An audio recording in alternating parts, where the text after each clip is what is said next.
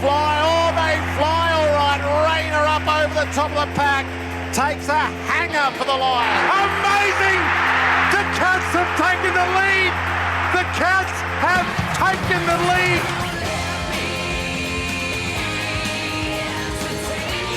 The 2025 Toyota AFL Final Series. It's a thumping drop punt, and as if written by the gods, Nick Dacos kicks the opening goal of the game. Gunston good, swings onto the left, kicks another one. Amazing! The Cats have taken the lead. The Cats have taken the lead. Left foot snap, no way! Yes, Wade!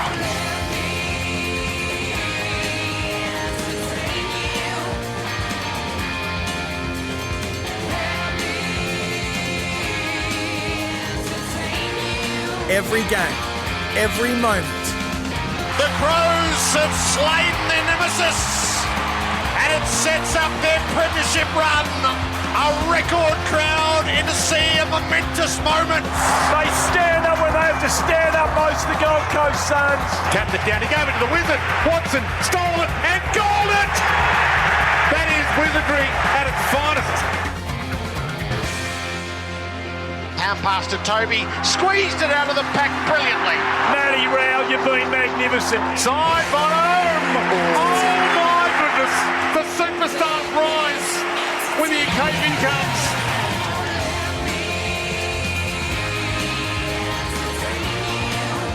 Welcome to AFL Nation for 4 and 20 Pies. And so here we are, the final series of 2025, a stacked 8. It's been a season of haves and have-nots, and just the haves are left to battle it out over the next 4 weeks for the premiership. It starts at Adelaide Oval, and you can depend on this atmosphere to send the footy soaring. And two increasingly bitter rivals, if not inside the fence, then certainly outside. The Collingwood Army has invaded the town to make their presence felt as Adelaide and Collingwood get things underway in the first qualifying final. Hello and welcome to AFL Nation for 4 and 20 Pies, Australia's original fan food. And Elders, have you heard? Elders offers finance solutions nationwide. Gerard Waitley with you. Dwayne Russell has spent the day here in Adelaide. Dwayne, hello. Gerard, sometimes I say, occasionally, maybe with a bit of sarcasm, where else in the world would you rather be? But right now, where else in the world would you rather be than here at the Adelaide Oval with finals about to start, a full house? It's crazy out in the streets. It's just a beautiful time to be alive. It is, and Collingwood fans filled the planes, the cars, the did. airwaves. I walked across North Terrace a little earlier and one of them started up the Collingwood drone. I thought, that's brave. Had to take a few steps away. I don't want to be associated with that. Yeah, it was nice to... So many Collingwood fans are really buoyant about their chances as well. And they've made the trip, as you mentioned, on planes, but also had a lot of calls today and yesterday of people in their cars. In fact, walking in, a couple of people that had called Midday Madness were walking in and were chatting about how good it was, the drive, how much they enjoyed the drive. I haven't done the drive for about 15 years. I don't remember it as enjoyable, but obviously they had a good time, most of those people who did it. Found a way to make it work. I'm absolutely thrilled to say our expert tonight is a member of the Australian Football Hall of Fame, and he is, at the moment, Adelaide's only premiership captain. Mark Bickley. Bix, great to see you. Gentlemen, how are you both? Now, Dwayne, I did hear you talking about what snacks they were going to have on the way across. It was great radio. But, yeah, look, I tell you what, when you said where else would you rather be, you look out. We are such privileged people to be overlooking this magnificent oval. It looks like a billiard table, as it always does, but the conditions are spectacular. There's hardly any wind, maybe a zephyr towards the old scoreboard end. Two really evenly matched teams who we both discussed throughout the week, who not really absolutely flying. Adelaide, I reckon, were flying about a month ago, and Collingwood perhaps a little bit longer than that before. But right now, it's the reset button's been pushed, and it's a whole new season that starts tonight, and that's what's so exciting. And Gerard, you know the Saka and the history going back to allow footy to come back here. Initially, they didn't want footy back here, but it really has made the town, in so many respects, having footy back here. And to go with drop-ins as well, you mentioned billiard table. There is still a couple of grounds around Australia, the Gabba and the SCG, who still have the pitch in the middle. it is nice to know that we've got the most pristine conditions possible, and they do have the opportunity to reset it for cricket when the cricket season does come along. It's good that we've got the technology that we can do that now, and it's nice to be that far advanced that we can do it.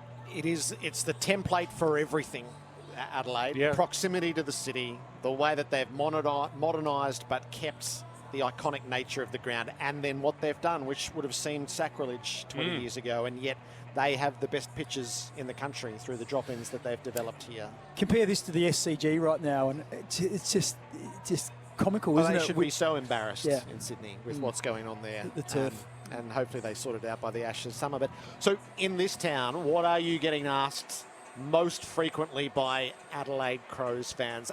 Is there a little trepidation? Is there raw excitement? What are you feeling? Well, a bit of both, I think. I think it's hard to be excited without having trepidation, but I think the biggest question is, unfortunately, has been around Isaac Rankin, and the question is, can Adelaide still win without him? I know they've got Josh Trishele, who's been injured, is probably a week at least away, maybe 2, but he's such a pivotal player for Adelaide because he's a bit like a Swiss Army knife. You can put him in the middle when you need a lift in there. He goes forward and he kicks goals himself. He brings other players into the game because he draws opposition defenders, maybe 1 or even 2 at times, and that frees other people up. And so that's been the big question mark, and has it been a distraction over the last 10 days? And we probably won't know until probably 3 hours' time. And then the pulsating game that we did see 3 weeks ago, it feels like it was a disputed decision. The Crows got what they needed out of the night, but it was open to interpretation as to what had happened and what it would mean and how it will influence the rematch. Well, and if it plays out similar to that, you think Collingwood win that game 9 out of 10 times. 71 entries to 37. They won clearance convincingly. They just had, the ball was camped inside their front half. They just couldn't find a way to score, and that's been a little bit of their last month. I think they've kicked 8, 6, 9 and 11. They really haven't had their good goal kickers in form at the moment right now. Can they turn that around? That's a big question. But Adelaide need to be better at, one, not getting bogged down. So whether they have to be a bit more bold with the way they move the ball. They've got some good ball users across half back, because what they have proven, once they get an inside forward 50, they are a force to be reckoned with. It's the question is, can they break even enough through the middle of the ground and at stoppage to create enough opportunities? Footy's on, and BWS has got the deals. Get your game day bevies sorted with great value. Head into BWS for savings today. T's and C's apply. Choose to drink wise. So we've got this in front of us, and we'll do the full preview as we go. Just sort of half a step back.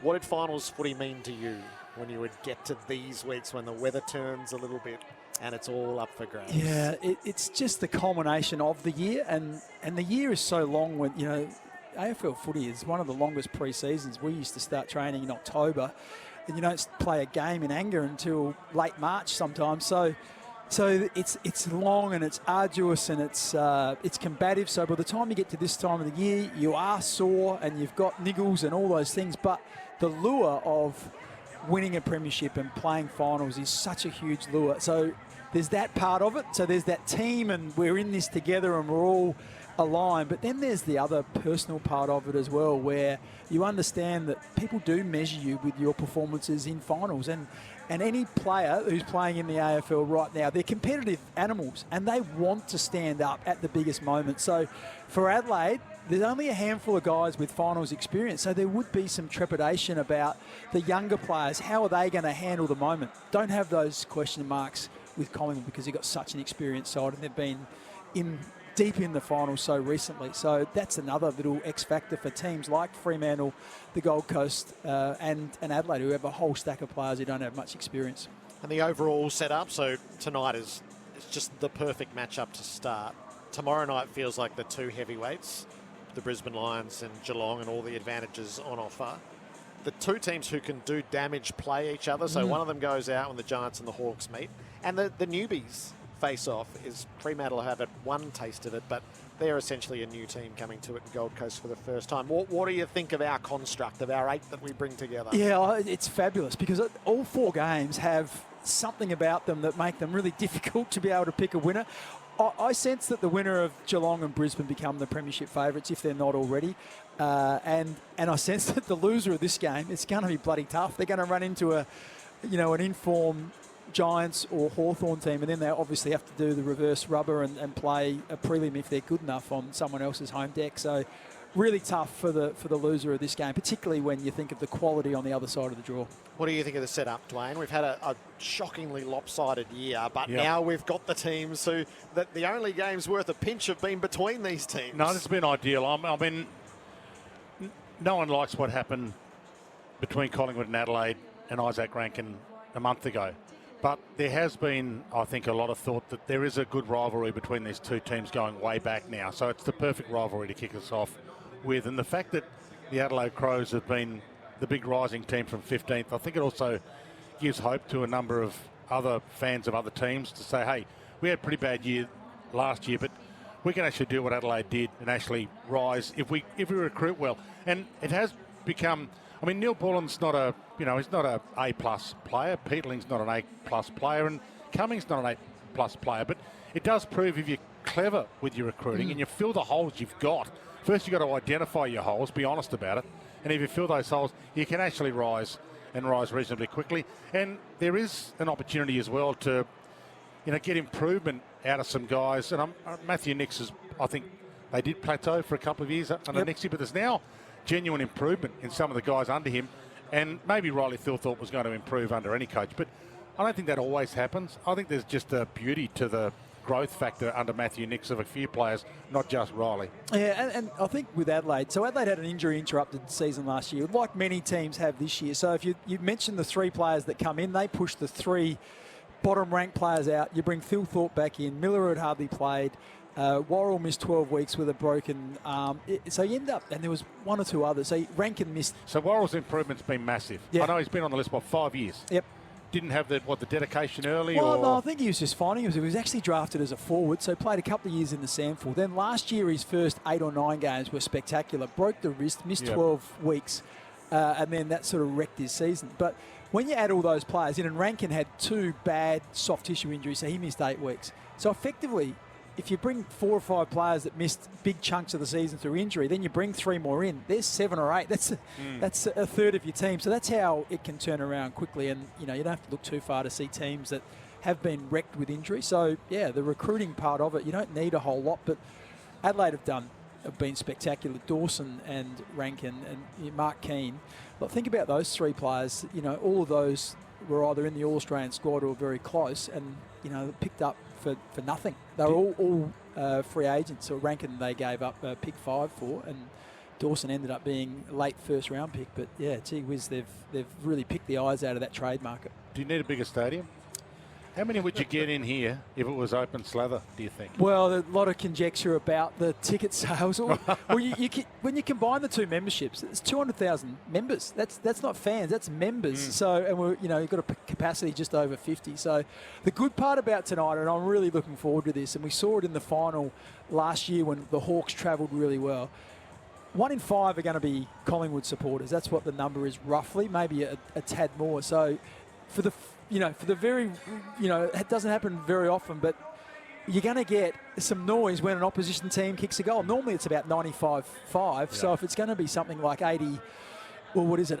80-20. They're still going to make some noise, and maybe even more because you've got some South Australian people that obviously barrack for Collingwood as well. So I'm looking forward to that part of the night as well. Yes, there's theatre to be had everywhere. Our travel partner is Signet AFL Club Power Banks, powering the SEN into finals. So don't leave home without your club power bank. The teams are as selected. The subs, Brodie Smith for the Crows and Rowan Steele for the Pies. AFL Nation, the pre-game show before every job. Search before you did it online every time. Warm-ups are finished, so the banners are out. We're not too far away from the full preview, and then we'll be into it. It's game on at Hyundai with offers like the dynamic Tucson from $39,990 drive away while stocks last. Our finals presenting partner is Eufy.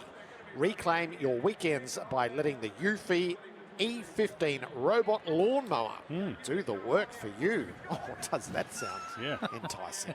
Righto, I've got back 22 acres. Could have just let it go, could it? We can only try. We can only try. More from Adelaide Oval next. You're listening to AFL Nation for Elders. Have you heard? Elders offers finance solutions nationwide and 4 and 20 pies. You can't have footy without a 4 and 20 pie.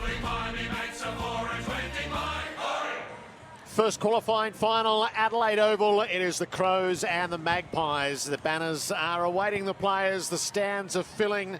I doubt we'll break the 54,000 record. I suspect that was over capacity, was a little bit of what was reported back. The AFL takes over the ticket sales. The boos will tell you that Collingwood has arrived on the scene. So they do have clear bays of black and white, but not enough to outweigh the local fans. Great theatre to start. It is the banner side by side in September. They've done it often recently, haven't they? So it's going to be interesting if they can recapture their best form their last 10 weeks. 5 and 5, 5 wins, 5 losses. AFL Nation is for 4 and 20 pies, Australia's original fan food, and Elders. Have you heard? Elders offers finance solutions nationwide. An extra boo as they break through that banner. I think they got family out there as well. Or it's just the Dacos family for Josh, maybe. Because I saw them giving hugs and kisses. 150 games? Yes, for Josh, maybe just the Dacos family, which is a nice touch as well. Both, the Pies are out. The Crows shortly to follow. The warm-ups for Ream Manufacturing in Australia for more than 80 years. Maybe a couple of minutes on Tex in game number 300. Bix, what he's meant to the Crows, what you've seen through the years. Yeah, he's been a colossus. In 300 games, it's an unbelievable effort to get there. It was really interesting. There's a turning point in his career when Phil Walsh came to the footy club. Tex was a bit of a larrikin. Dangerfield and Sloan were the two straighty 180s. They were the blokes who everyone thought were going to be captain, but Phil Walsh saw something in Taylor Walker. He saw that people followed him, that people were drawn to him. And so he spoke to him and said, there's two ways you can go. They can be drawn to you and you can be an idiot and you can upset them, or if you do the right thing, you can have such a positive influence on them. And fortunately for the Adelaide Footy Club and for Phil Walsh and everyone, he chose to really align himself with everything that was professional and good, and his footy was the talent was unquestionable. But since that moment and going forward, he's just been a great role model for all players. He's such a person who is empathetic and caring, and he nurtures young players. He's just been a great person for the footy club. Now the Crows make their way up the ramp. Our home, our crowd, our time is the boast on the banner. They've got the majority crowd. There's going to be some entertainment outside the fence. You can tell that already. The fireworks and the flamethrowers are out. The sense of occasion, it's a huge occasion. Biggest since the 2017 preliminary final. Yes, and that was a big game for Adelaide that night. They got over the top of Geelong, but they've got some work to do before they get back to that moment again, if they get back there. And you can hear the crowd as Taylor Walker leads them onto the ground. Game number 300 for Tex, so rare company in the club's history. And hoping that at the end, if this is close to the end, that there might still be a tilt at a premiership, which was elusive in 2017 when he was captain. They're Virgin finalists for the most part. How will they stack up? The environment is loaded for them. They've got to handle the pressure and plant their flag. They pause for Tex, who brings the family with him in his own sweet time. Teammates wait for him. Little guard of honour as he makes his way through the banner. And the locals are in full voice. Adelaide Oval. Our presenting partner is Mate Internet Mobile. $30 off, 6 months with Mate. 24 rounds of home and away footy. One interminably long week of waiting, and now the opening siren for the final series. At Adelaide Oval, it's heaving. It's the Crows and the Magpies, and you're with Dwayne Russell on AFL Nation. Great to have your company wherever you might be listening around the planet. It is a full house from the front row to the nosebleed section. They're packed in on the hill, and it'll be a clearance to Berry to start it for the Crows. Heads inside 50, Moore's under it. Philthorpe got a hand on it, might even crumb it. They get to him quickly. Neil Bullen squeezes a kick, but Maynard takes the saving mark. Gets a boo or two and gets a 50. That was a quick hair trigger 50 as well, so maybe a statement made by the umpires. He goes even quicker to Houston, can't mark it, knocked it down. Later, high-ish tackle on Berry. Neil Bullen pumps it back, but this time it's Frampton who takes the saving mark for Collingwood, and they play on quickly again. Off to Quain Orr, and around to Pendlebury, who brings it out the near side for Schultz. Collingwood in the white strip. White shorts to go with the white and black stripes tonight. Pendlebury kicks it around. It is final number 32 for the 37-year-old. Maynard now brings the ball to half forward. Cameron got his hands to it, couldn't haul it in. They fight for it underneath. Cummins stood up in the tackle of Crisp. It's a baller. It's interesting just looking at Braden Maynard. He's lined up on Darcy Fogarty, so Fogarty's going to have the weight and the height advantage, but just playing a bit shorter down back because of the absence of Jeremy Howe. Little Hush falls over the Adelaide Oval with a pause. Laird tackled by 3 Collingwood players, so there's an indication of their intensity. DeGoey, one of those 3. Darcy Cameron flung in the air, knocked down towards Nick Dacos. He was half held. Crisp, he buried his head into O'Brien. Adelaide Crows fans want a ball, didn't get it. The noise of affirmation was there of the umpire wanted to bite, but he says, no, not this time. In close confines early under our broadcast position. Ball spills out the back. Nick Dacos walks it over the boundary. So he getting a boo, Nick Well, Dacos. I wondered whether they were booing. It started off, it might have been Quaynor, then it was Frampton, then it was Maynard, now it's Dacos. I think it's anyone with a Collingwood Guernsey on. Makes little sense. Got to get into it early. Got to get a touch. Got to get a boo away. Cameron gets it to the back. Schultz hit by a couple. And we're going from stoppage to stoppage. It's how the previous game finished. A half played like this with no flow and no open space. O'Brien tried to find the open space. Nick Dacos is onto it. Turns one way, then the other. Gets his kick away. He placed that so well, off balance to Schultz. Left half forward. Schultz is going to wind it up. See what the marking targets are like deep. Elliott at the back. Fell off the back of the pack and takes the grab, tumbling to ground. Well, one of the things we discussed before the game was Michael-Annie going forward. Well, Michael-Annie's played on Elliott the last couple of times they've played against Collingwood, except the last game when he was out injured. He's got a great record. Hugh Bond has kept his spot in the side when Michael-Annie's come back. And he's an inexperienced player, less than 10 games, and he's on a bloke who's arguably playing in his best year of his career. By far and away the best year of his career, 52 goals. Jamie Elliott for the first of the qualifying final. And it's Collingwood fans who roar first. It's a good win in method. It's a good win on the board. The Host Plus scoreboard, that's a plus. Collingwood a goal. And once again, just a little bit of inexperience from Bond. I think he was ball watching. It looked like the 2 big men were going to fly for it, but maybe a little bit a zephyr of breeze. Not sure what we're booing for here, but a zephyr of wind just carried it over the back, and Bond was just standing next to Elliott, decided not to contest, and Elliott took a chest mark, almost uncontested. A little bit of a Collingwood chant ringing around the Adelaide Oval as well, so there's a battle between the crowd as well. But as the boys have mentioned, there's a large contingent of Collingwood fans here that have made the journey. Many Collingwood fans in South Australia as well. A bit of the fallout of Port Adelaide as well. Yep, no doubt. Magpies fans through and through. From the restart, O'Brien, Cameron. O'Brien's got a handball out to Soligo. He wobbles it towards half forward. Michael-Annie had a chance but dropped it. Ball falls to Perryman, kicks around his body. Dawson looks around to see if he's got some help. He waited for the bounce and collects it. It's a little bit of room to move. Goes back. Worrell kicks smothered and it ricochets across the boundary on the wing. And more boos ring around the Adelaide Oval. AFL Nation for 4 and 20 pies. And for Elders, contact Elders Finance today in this opening term for Host Plus. That's a plus. Both got a spare behind the ball. Yep. With a stoppage on the wing. So the same structure as last time they met. Laird pumps it forward for Adelaide. He kicked it over the top of all of them. He got a bounce at the goal front. Frampton, I don't know. Neil Bullett's flung a boot at it. He's claimed it. It's going to have to be checked. Knee, shin, boot, opponent's hand. Where was the line? It's all going to review. Well, Laird's kick took a violent off break. There's a hush goes around the ground.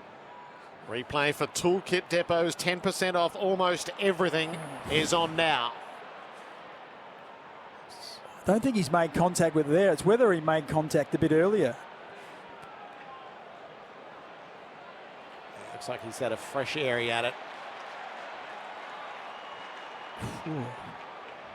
Or did he? Might have got a stud on it. We're onto our fourth camera angle, looking for some form of brush or deflection. Adelaide fans have convinced themselves they can see it. No, there's an angle there that shows there's a gap. Yeah. Oh, I'm not sure. No, that's the angle now we're seeing now. Yeah, that's definitely a gap there. Yeah. You're right, Dwayne. And lucky we've got 8 different replays for Toolkit Depot. So Toolkit Depot's 10% off. Almost everything Sailor's on now. So they went back further as well, and it came off just under his knee onto Billy Frampton's back and then through the points or the goals. But for a point, I suspect. Off the cushion, the whole thing. It's a behind. Yep. It's a rush behind Adelaide's first score. A goal to a behind on the Host Plus scoreboard. That's a plus. First boo of the Less than goal an inch in it, umpire. though. Yeah. First boo of the goal umpire. First boo of the guy upstairs, or girl upstairs. Wide ball from the kick in. Cox gets there, makes a contest. Josh Dacos feeds onto it, got it to McCreary. He runs the wing, got a little dainty kick towards side bottom. Overcooked it, Bond, side bottom. The old and the new. Ball knocked down towards Worrell. Caught to Millerer. Got it to Soligo. Chips it wide and they're out here. Murray looks around to see what he wants on the wing. He thumps it long. It's Thilthorpe's ball if he wants to jump at it. Thilthorpe or Tex. They both went for it and both dropped it. And Monarch crumbed it. Gave it to Pendlebury. Gave it to Quaynor. Chips it out wide. And Lipinski takes the mark on a half-back flank. That was a nervous attempt by Walker. In the end, that was an uncontested mark. He did all the work, got his man out, got 2 hands to it, and then just grasped it. Lipinski takes the long down the line. Beyond halfway, Elliott had a fly, jarred it clear, Membry underneath, good hand pass, Houston shot it out the side. Nick Dacos to Josh, right against the boundary. He hugs the line but doesn't quite make the contact that he wanted. Bond across the front, knocks it out of play. So, Jared, you mentioned that both teams have a spare. So, Michael Laney, who started at half forward, he's come up into the stoppage. He's trying to get to Josh Dacos, which gives the half back from Collingwood just the opportunity just to drop back and be that spare player. So Miller is the spare inside Adelaide's 50 with the ball in, 60 out from goal, from Collingwood's goal front. O'Brien down to the front. Josh Dacos hunts, but the ball is elusive. Back over. So Lipinski's the player who's the half forward pushing up into the stoppage at the end, which means that you've ended up with even numbers around the stoppage and 1 spare at each end, which is why we've seen a lot of repeat stoppages early. So Frampton's the spare for Collingwood at the moment. At the throw in. O'Brien down to the front, kicked it off the ground. Josh Dacos rounds the footy up, turns himself back Collingwood's side. Kicks up inside the 50. Membry and Elliott had a good fly, couldn't haul it in. Laird underneath, away to Curtin. Dump kick. Cameron's got it back for the Pies. He's on the wing, out of side. He wants to go back to go forward to Frampton. So he's a centre half back. He gets a boo, of course, because he's... Ex-Adelaide? Yes. Wide ball. Trying to pick our way through why they get the boos, trying to work it out with some of them. Perryman's got it. Adelaide didn't want him, and Collingwood did.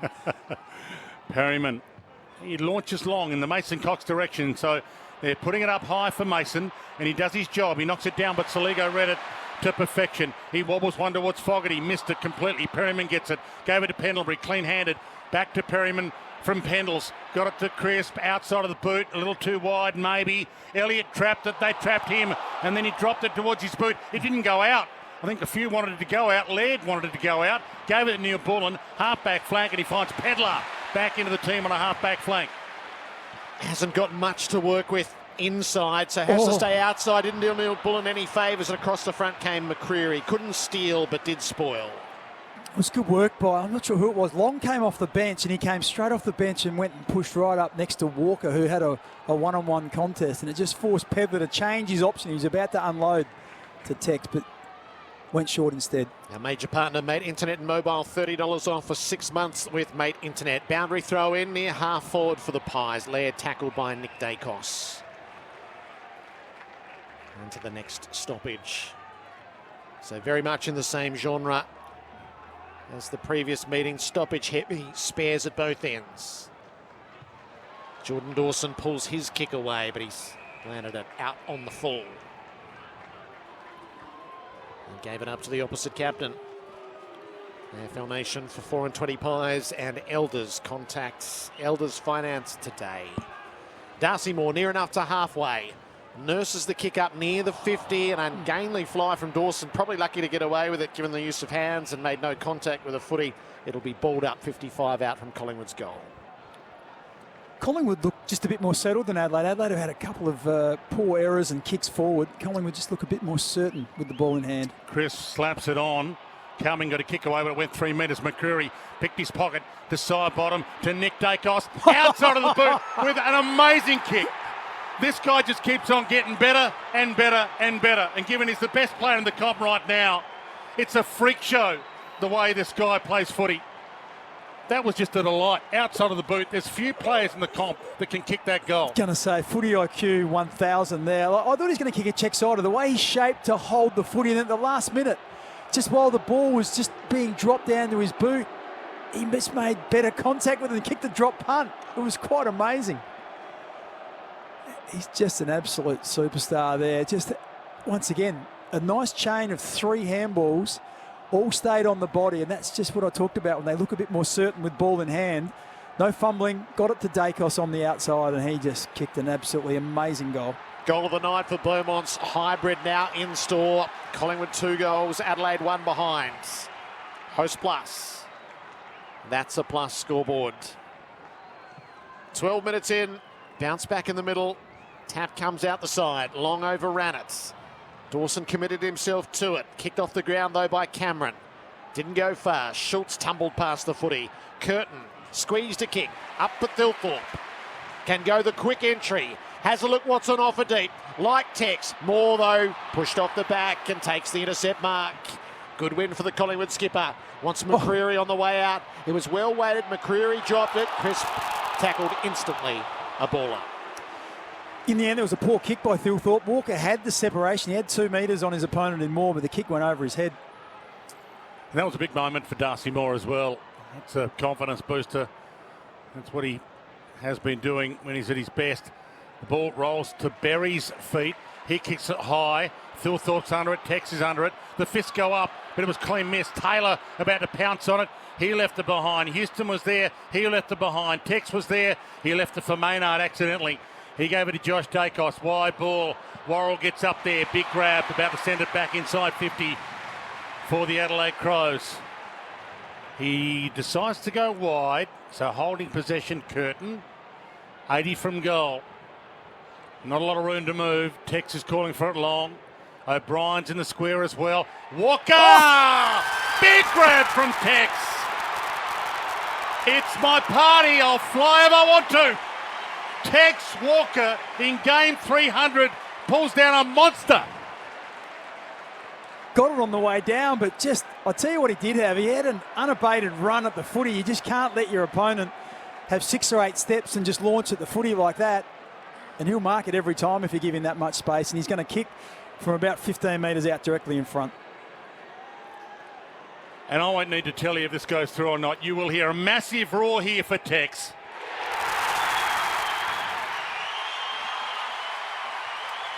Great to have your company on AFL Nation for 4 and 20 pies. Our score for Host Plus, the official superannuation partner of the AFL. That's a plus issued by Host Plus Proprietary Limited. Check the PDS and the TMD at hostplus.com.au. That score, by the way, with that goal added to it, 1-1-7 the Adelaide Crows, 2 straight 12 Collingwood. Here's a little bit more from our expert for MEGT, Australia's apprenticeship experts, Mark Bickley. Yeah, just looking at the replay then, it was interesting because Darcy Moore was the player that Walker ran and jumped on, and that's his direct opponent. So I've got a feeling Moore parks himself in front. He's probably relying on Darcy Cameron to compete strongly in the air, and when that didn't happen, Walker had that just ability to and the space to run and launch himself at it and took a great mark. The Nick Dacos kick, the Tex Walker mark. How's that for starters in September? McCreary forged a path clear. He's been hunted, had to give it away. Parker kicks from the wing. He's gone for Schultz. Hinge wore him close, made the spoil, found the boundary. McCreary adds something, doesn't he, in the centre square. He's so dynamic, and you just saw the pace and the burst speed out of that centre bounce clearance there. Really important. Over under the Jack Oatey stand. Approaching half forward for the Pies. Rucks nullified each other. Thilthorpe went and got the bouncing ball. Sends the Crows to half forward. Moore back with the flight. Looks terrific. Leaping for his marks and intercepted. Oh, he dropped the footy as he went to kick it. Gave it up. Fogarty away to the captain. Dawson, a roller, a skinner, a goaler. What about that? One captain's misfortune becomes the other's moment of genius.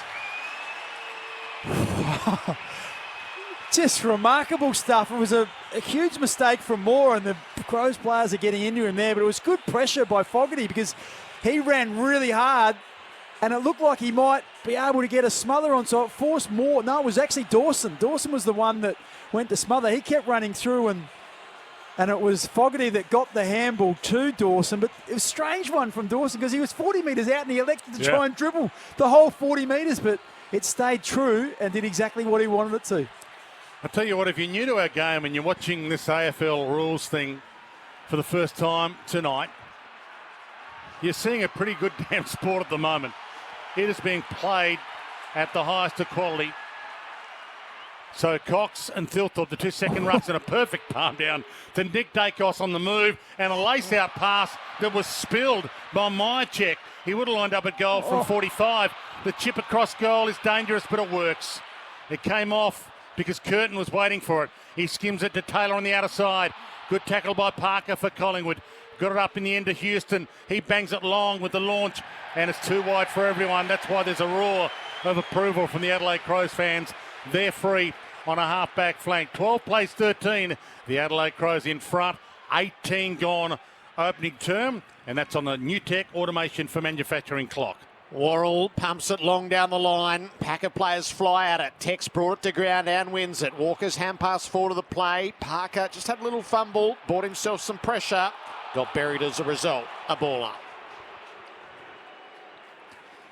Just gone up a little bit, hasn't it? There's a bit of feeling out. There's like a couple of boxes jabbing each other for the first 5 or so minutes, but this last 5 or 6 minutes has gone up a cog.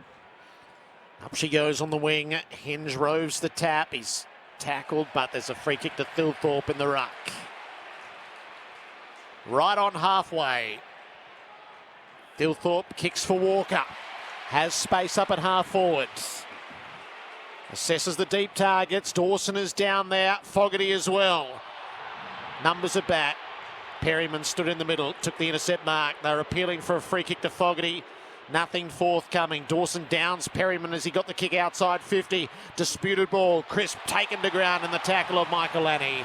It's a ball up, 60 out from the Adelaide goal.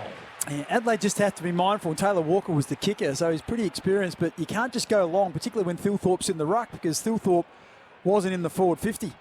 So Cox and Thilthorpe grappled for it. Ball down to Long. He got it to Crisp. Kick smothered. Ricochet rolls inside 50 for the Crows. Crisp gets it back. Back to Long. Around his body. Gets it outside. Defensive 50 for Collingwood. McCreary was doing a bit of holding. The umpire saw it, didn't like it. Free kick to Bond of Adelaide. About to send the Crows back inside 50. He sets it up in hope for the Leapers. Tex is down there. It almost went to him. Ball knocked down. Free kick is going to Fogarty. Or it's against Fogarty. Okay, or against Tex. Take your pick. The umpire was 4 metres away. He nearly got into that marking contest, so he couldn't have been any closer. Kick the Nick Dacos and he gets booed. Just signalling down the fields. Pulls his kick on the 45. Pendlebury's under pressure. Ball knocked away. Cox had to hold up and couldn't. Peatling fed it over the top. Michael Lanning had a little fumble. Was able to get a hand pass away, but not to advantage. Lipinski, Nick Dacos, Fogarty tackled him. Quick release though to Quaynor. Back to Lipinski. Kick to the outer wing. Houston takes the mark. Keeps on rolling. Schultz presents. Marks and gets pushed by Curtin, all in the same action. On the wraparound, Houston dabs inside 50. Elliott didn't mark. Pushed. Pushed by Worrell. Yeah, left hand in the back. Just watching the replay. Wasn't a whole lot in it, but just shifted him under the footy. And he's going to kick. He's going to kick from outside the playing field. The man standing the mark is about a metre off the intersection of the 50-metre line and the boundary line. Tough kick, but we've seen Jamie Elliott do this more than once. It's not beyond him. Jamie Elliott, it's the toughest kick on the field. Big deep breath. He pulls it to the hot spot. De Goey's waiting. Couldn't hang on. Berry got the fist in. They fight for it underneath. Lipinski fed it out. Or Josh Dacos hesitated. He was going to let McCreary go. And Neil Bullen just went and won the footy.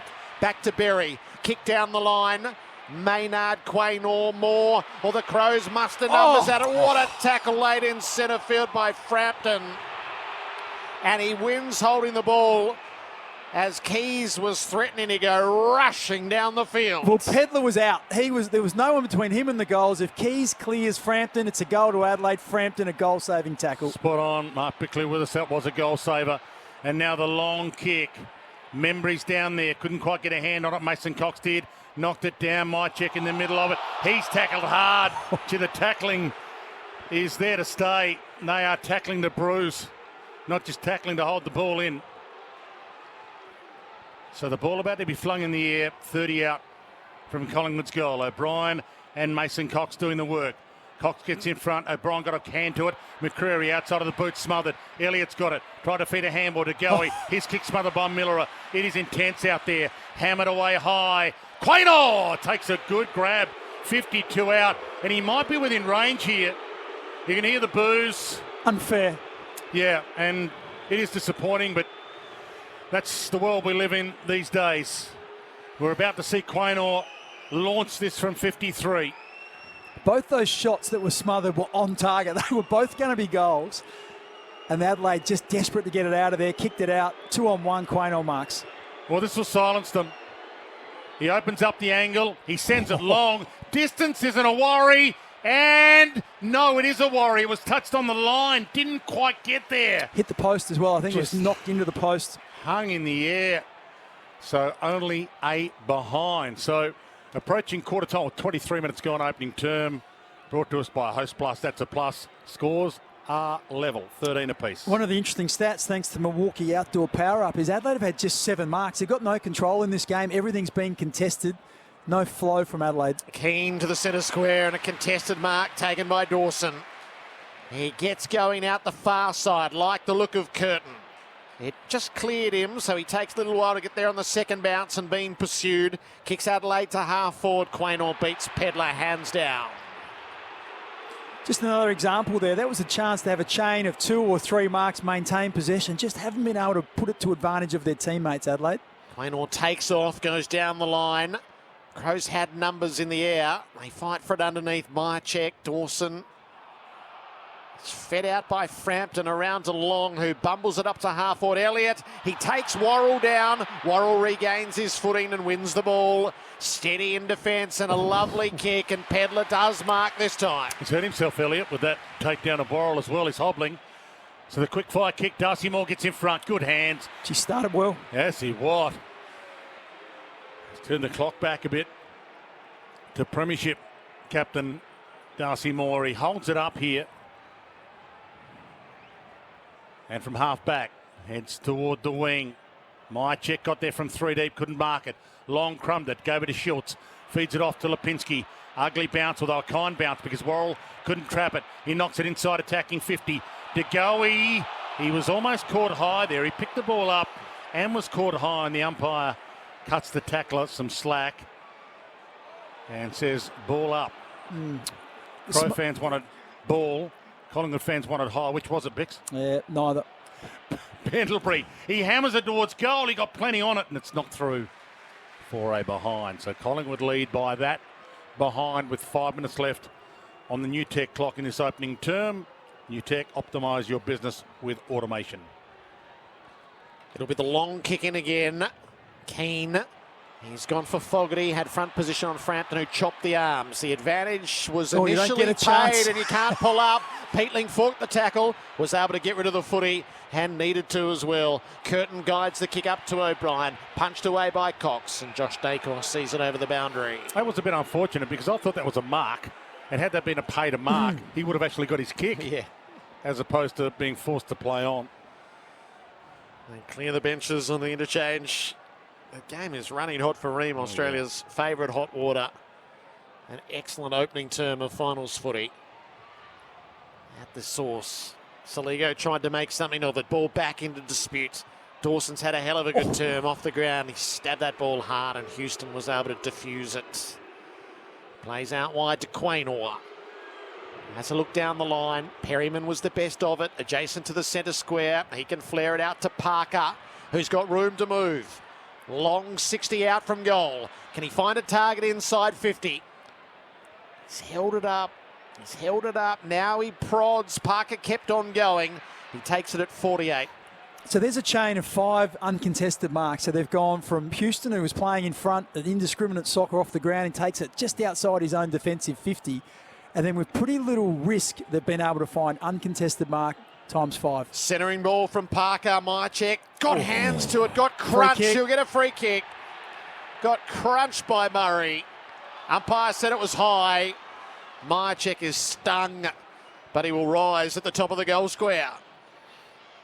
Yeah, don't think there's too much doubt about that. The big punch came. That was Curtin in the end, was it? Or no, it was Murray. Yeah, yep. And just the bicep took out the top of Myercheck's head, knocked him clean off his feet. So not too much doubt about that.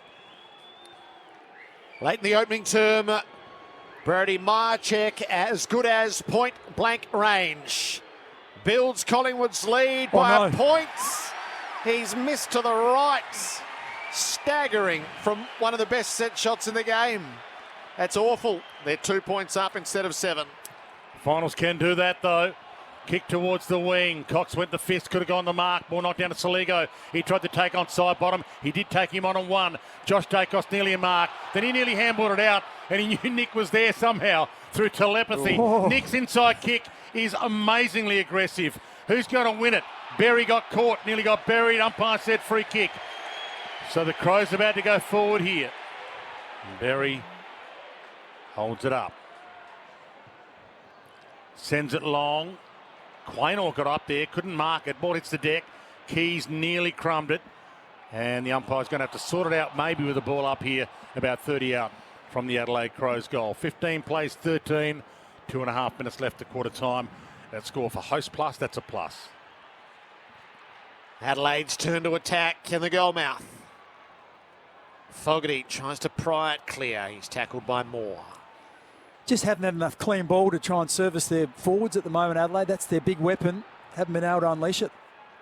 Cameron tapped out the back. Maynard with a clearing kick. It lands beyond the 50.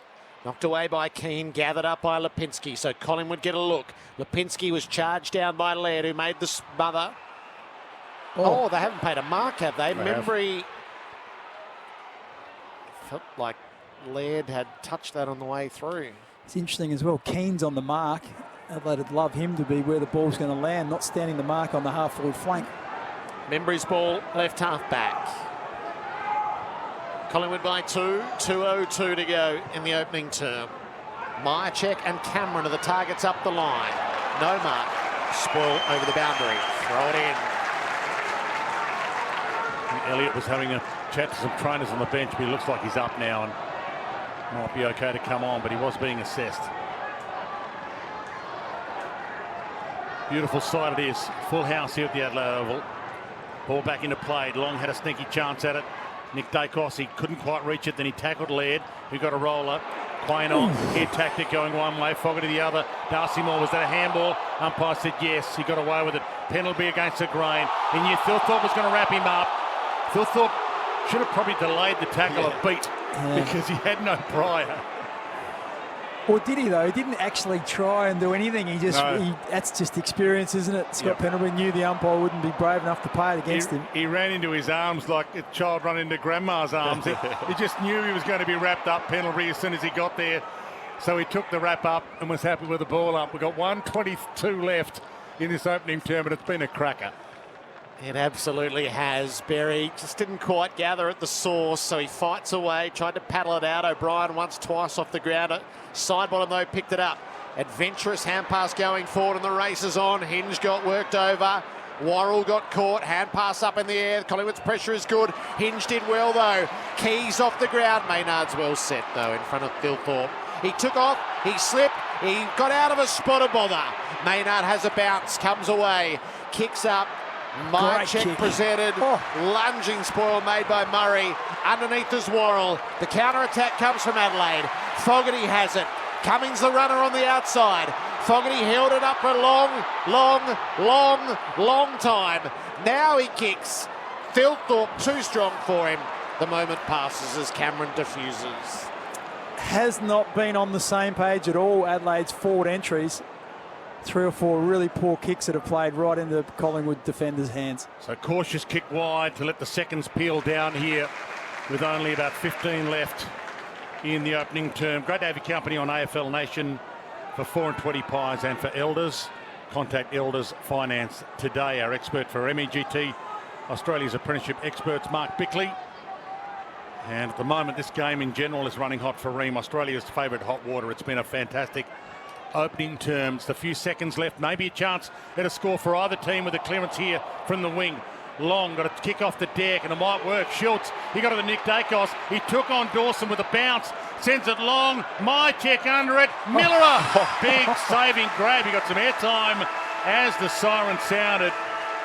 Quarter time, Adelaide Oval, full house, jammed in like sardines, and it's Collingwood by 2, 2-3-15 to Adelaide 2-1-13. Goal kickers Elliott and Nick Dacos for the Pies, Dawson and Walker for the Crows. This is AFL Nation for 4 and 20 pies and Elders. Contact Elders Finance today.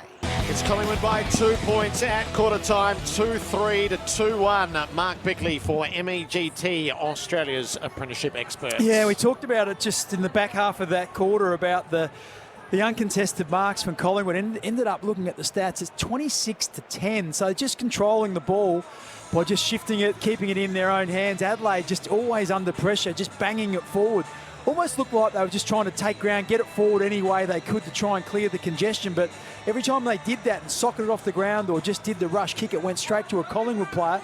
And the other one that jumped off the page was the marks from opposition kicks, or the intercept marks is the more common reference. And at the moment, it's the Pies who have taken 12 and Adelaide have taken just 2. And one of them was as the siren blew, which was Wayne Miller. And Darcy Moore's had 3. And it's just been one-way traffic in terms of that stat. Collingwood on top.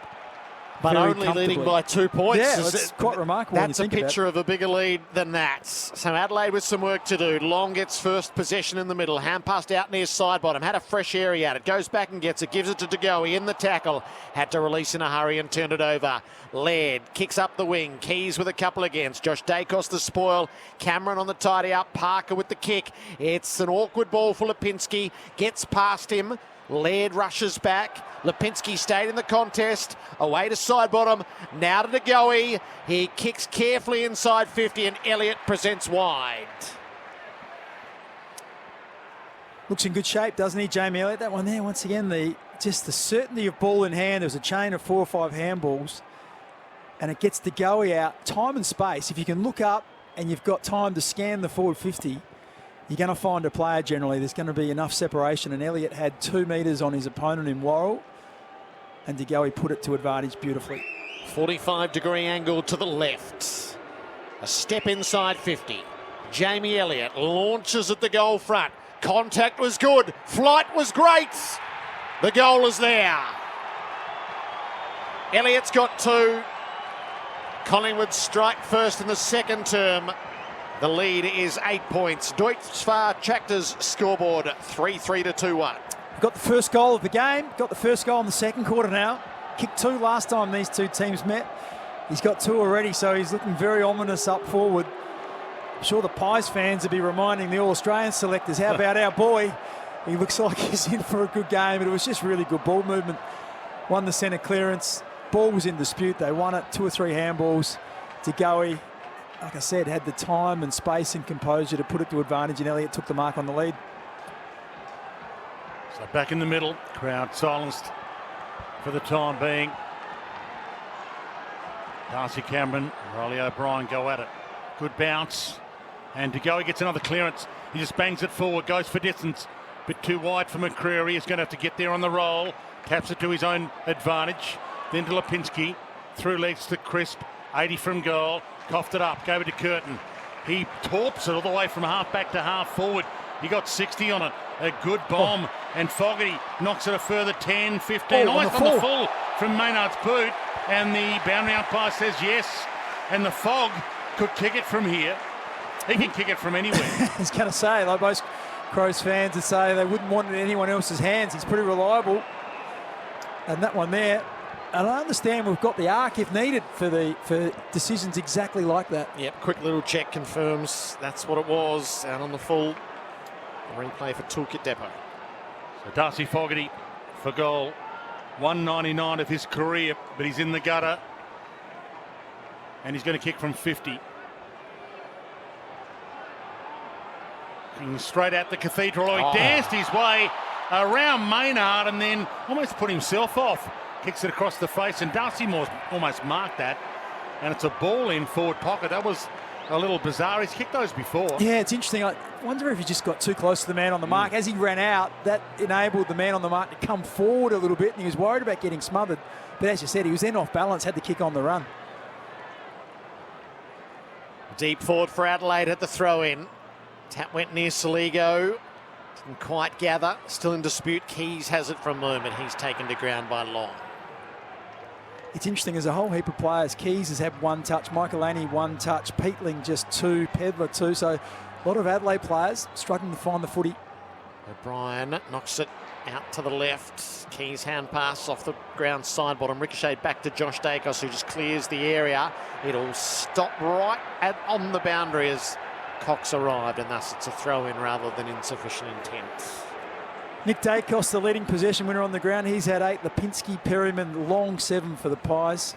Worrell and Curtin both with 7 for Adelaide. Stunts for Milwaukee's outdoor power-up is now on. Right half forward for Adelaide at the throw-in. Going to the Cathedral end in this second term. Laird fed it up and then got it back. There was high contact and a free kick, so Laird's allowed to put it up inside 50. Thilthorpe flew, didn't mark. Underneath Fogarty, missed the hand pass to Neil Bullen. It allowed Pendlebury to arrive. He released to Perryman, works it out to Long and over to side bottom. Collingwood clear the area pretty artfully. Bouncing ball long down the line. Keane slipped the tackle of Myercheck and he can set up for the Crows. Yeah, he chips it back nicely. Laird took a half netball step, wasn't called to go. He's on the wing. Yeah, so it looks like the instructions being we just can't blast away. They took 8 intercept marks inside their forward 50 in the first quarter, so they've just been a bit more circumspect entering this time. Well, Cumming does put it up, and Moore gobbles it up. Having a good evening at the office is the Collingwood captain. It was interesting looking at Jordan Dawson as well. He put the hands out to the sides, looking at his forward, saying, "What are you doing, boys?" And now Keane will get it on the way back. So from the wing, Keane will send the Adelaide Crows maybe back inside 50 if he wants. There was a switch to Worrell if he'd wanted it. He had a long look at it and decided no. So it's going to be a flat ball inside 50 straight to Perryman. I don't think that's going to please anybody. Brings it on the way out through Elliott. Collingwood at half back. Elliott gets motoring. Aggressive. Lipinski against 3, but they've got Crummers underneath. To go, he taps at goal side. Off the ground went Long. Cutting it off though, Michael Annie. He retrieves for the Crows, sets them up to Cumming, just out of his reach. Gets the ground ball though instead. Beautiful kick up to Tex. Hand passes over the top to Fogarty. He's got the dink on. O'Brien's in the pocket.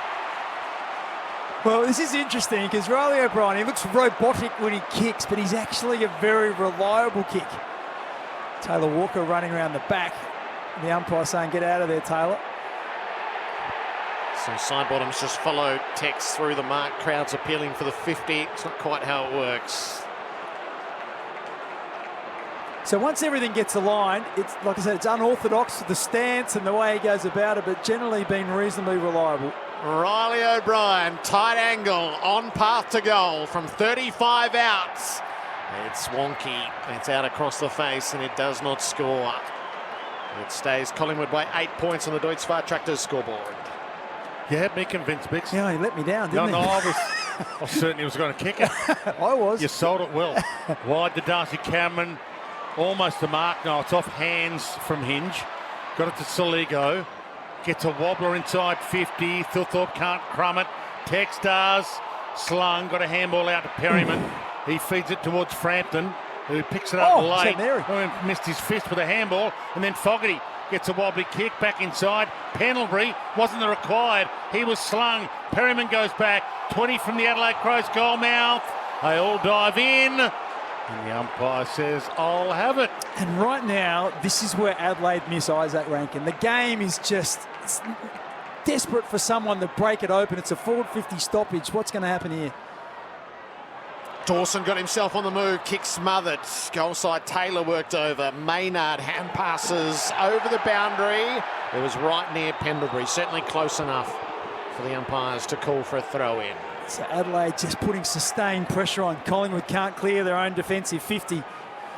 Just building and building. This is what Adelaide want to do. Keep it in this area and eventually something happens, whether it's a free kick or someone gets some separation. Collingwood by 8. Adelaide in attack. Shallow throw in. O'Brien tried. Cut off though by De Goey, who weaved a path through. Kicks for Elliott. Didn't take the marks. Got Bond to deal with. Got it to his boot. Trickled it up the wing. Side bottom one way. Coming the other. Cumming got knocked over by side bottom. Kept the footy though. Hand passed it out the back. Worrell works it around to Peatling. Then to Michael Lanny. Out the back to Laird. Further retreats. Kick will come. And a good one. Neil Bullen marks, takes off, kicks it in deep. Fogarty! No, Maynard launched himself for the full body spoil. And it's back inside Adelaide's 50 for another throw in. Well, sustained attack, but that's just outstanding by Maynard. He's outsized. He's up against Darcy Fogarty. He's probably got 5 or 6 kilos as well, but just was able to get a jump. Perfect spoil. So back into play. Darcy Cameron forward pocket, got hands on a Pendlebury, clean-handed to Parker outside of the boot. Bond might win this one-on-one. He almost did, but then he dropped it, put it to grass, and we'll get a ball up about 80 from the Adelaide Crows goal. If you join us late, it's 21-13 in favour of Collingwood, who led by 2 points at quarter time, and we're now 9 minutes into the second on the new tech clock automation for manufacturing. Darcy Cameron's second effort with his toe. Knocked it towards the boundary and Long lays the tackle, and the tackling has been intense. The umpire looks at the boundary umpire and says, is it out? You can toss it in, and we'll reset. Full house. It's a sight to behold, and the score for Deutz Far Tractors, by the way. Umpire said it's a ball up, not a boundary throw-in.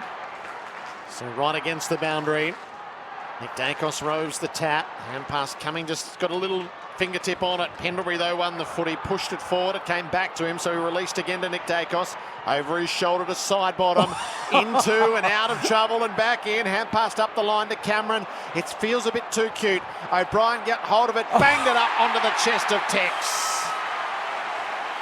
I was about to marvel at still side bottom, the way he sort of danced inside one and got past another and then tried to handball to himself. It was probably third time. Generally a charm, but not that time. Adelaide turned it over and went just back straight at Collingwood, and it was an indiscriminate kick, but Walker's in front and marks 35 metres out on about a 60-degree angle. Because have dialed the pressure right up. These are the sorts of kicks that Tex landed against Hawthorn in the decisive final term. Walker for his second. He's got it. Shaped it. He's a beautiful set shot and has been through his 300 games.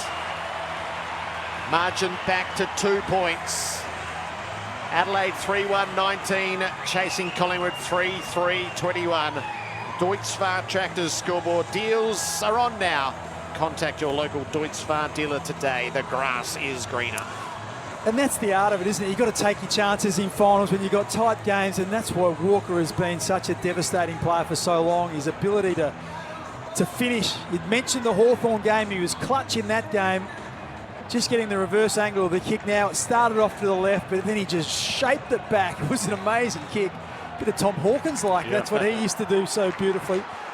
But that's just that sustained pressure for Adelaide. 8 inside 50s this quarter to 1 to Collingwood. So they've dialed it up, not unlike last time they played. And at the moment, the inside 50s, 21-13 in Adelaide's favour. So O'Brien and Cameron go at it again. De Goey went on with a toe off the deck, and then he got it back again. Nick Dacos falls into it, and then he falls on it. And luckily rolled it off his chest into the congestion for a ball up. Not sure if he fell or deliberately went to ground, but he rarely deliberately goes to ground, Nick Dacos. From the ball up, it's congested now. Crisp is immediately tackled the moment he got it. And we'll get another ball up. So 13 minutes gone on the new tech clock automation for Manufacturing in the second term. Ball sloped down to Pendlebury. He feeds the handball straight on, but found it Miller. He gave it off to Worrell. From half back to half forward, a big bomb. Frampton didn't get much of a fist on it. Maybe skinned his knuckles to Moore. He gave it to Josh Dacos. Feeds it further on to Houston. He's got some room to move. Gets a bill or two. Thumps it long. He's got Mycheck wide. Keane went to ground. And did Mycheck push him? Umpire says yes. Keane free half back for Adelaide. Didn't take a lot, did it? He did collapse a little bit like a pack of cards, actually. He used to build those little houses, just breathed on him and he went down. It was enough for the umpire to be convinced. Back to Worrell, up to Miller. Michael Annie near centre half back. He's got a couple on the near side. Bond given right of way. Works his kick up the line to Neil Bullen. So this was what there was none of from the Crows in the opening term. Hand pass to Curtin. Took him on. Had to evasive action. Back to Neil Bullen. Caressed the kick beautifully for Pedlar. We talked about that at quarter time, didn't we, around Adelaide not being able to find any marks. I think they had 8 marks in the first quarter. They just had a chain of 5 just there. Just being able to change the direction of play, get it on the open side, then create the overlap. And then that was a deft little kick from Alex Neil-Bourne. Great composure. Finds Pedlar at 50. 7 games, 9 goals this season. Comes back for September. Luke Pedlar winds it up from 50. Oh, that's pure. What a glorious kick to put Adelaide back in front. 4-1-25 to Collingwood 3-3-21. The purest of strikes from outside 50. And that's why Adelaide like Pedlar. He's a very high draft pick. He was picked number 10 in the draft, but he just hasn't been able to get his body right. Coming back from a 2-week hamstring. And he's got explosive power, so he's got burst speed off the mark, but he's also got that thumping left foot. And we saw him just move off the mark, arc out a little bit to the left, but as you said, Jared, he hit it pure. Kicked it from 50 and cleared the fence. Could not have struck that any better. 1 metre inside the left-hand goalpost. Make a certainty of your goal for DLF Seeds. Innovative forages for farmers, delivering certainty through science. And our flexible player for Flexalt, the only flexible oral lice treatment for sheep. Riley Thilthorpe into the ruck now for the Adelaide Crows against Mason Cox, who's just off the bench. And Thilthorpe rips it out of the air. Cox had him. That's a throw. He one-handed handballed it, and the umpire said he was already being held on and 50 against Mason. So it was a one-handed handball, but the umpire deemed that Mason Cox had his hand first. So it was holding the man, and then Mason Cox looked at the umpire and said, "What are you kidding me?" And that's 50. Well, here we go, watching the replay. Yeah, so what the umpire's saying is he was juggling it, Thilthorpe. He hadn't taken control of it, but Cox had grabbed him by the arm, and then he made the fatal error of arguing while he was holding the foot. He should have given the ball back first and then pleaded his case.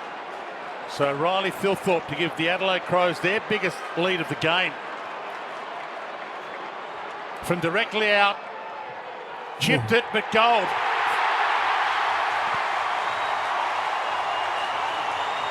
So Big Filthy gives the Adelaide Crows their biggest margin of the game at the 16-minute mark of this second term.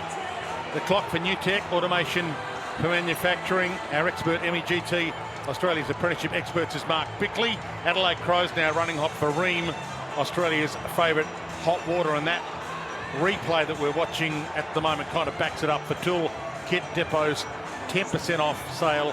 Almost everything is on sale right now. Adelaide Crows 5-1.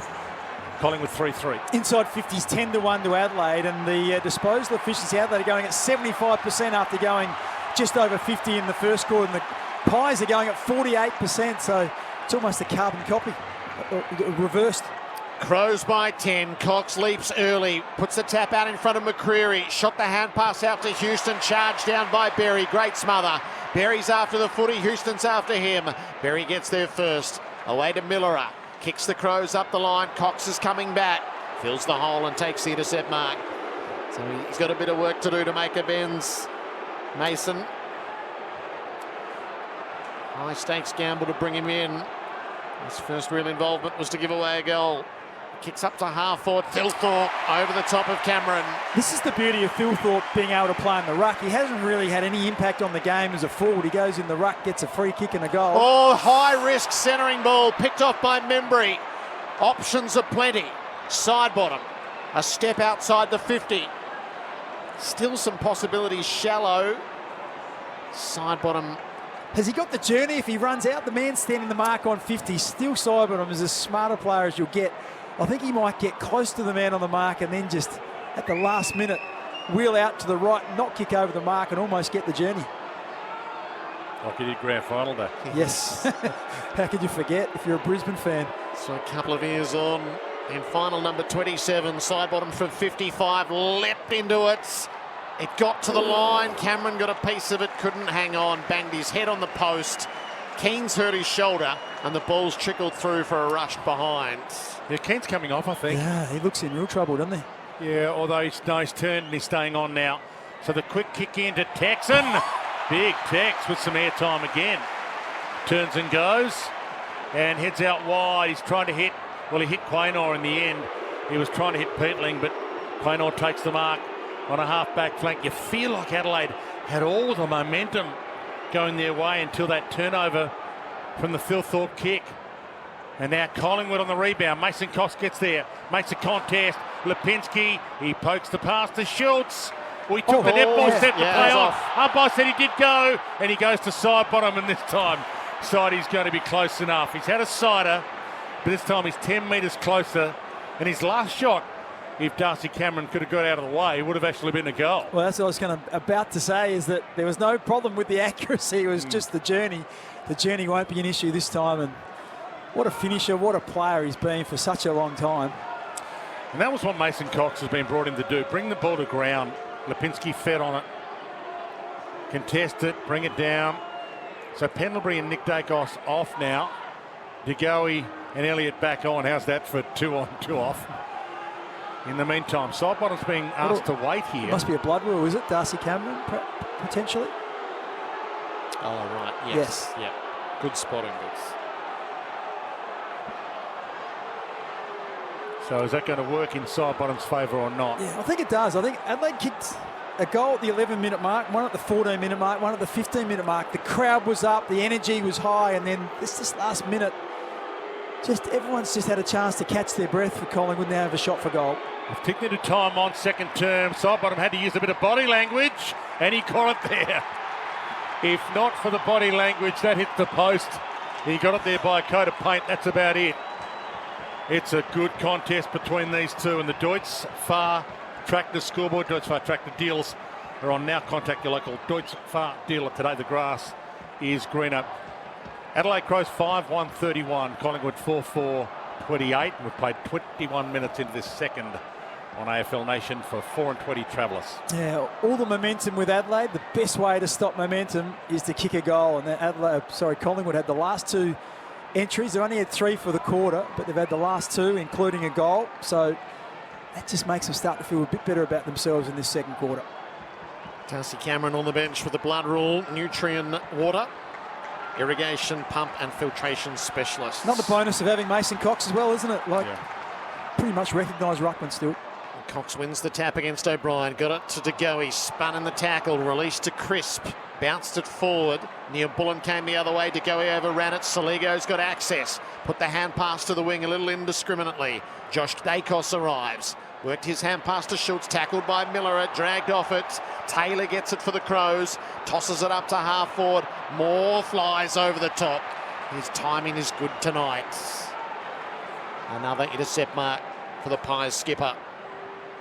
Doctor's been out to Keane and giving him the all clear. And Myercheck just had a bit of work from the physio and from the doctor down on the bench as well before returning to this contest. Knocked away by Murray. He ended up with 4 against him in the air, Myercheck. Over the boundary for a throw-in. When Darcy Moore and Collingwood can get the pressure up the ground and just force that indiscriminate kick, he's such a force to be reckoned with. It's when the pressure isn't there and teams are able to have time and space, that's when he gets caught out. But tonight he's been exceptional. Crows by 3. O'Brien clear tap. De Goey, though, wins the footy out the front.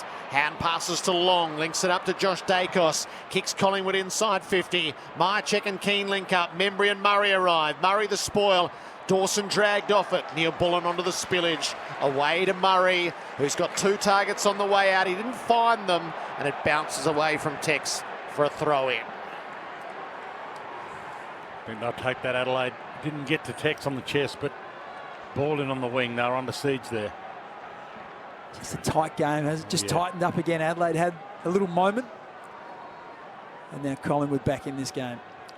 3-point game. Short throw in. O'Brien got there. Cox got there late. Both got a piece of it. Ball to Soligo. He handballed it towards the boundary, and the umpire Going to pay it. says insufficient intent. Wasn't any noise of affirmation, but the umpire was convinced. De Goey. He pulls the kick late.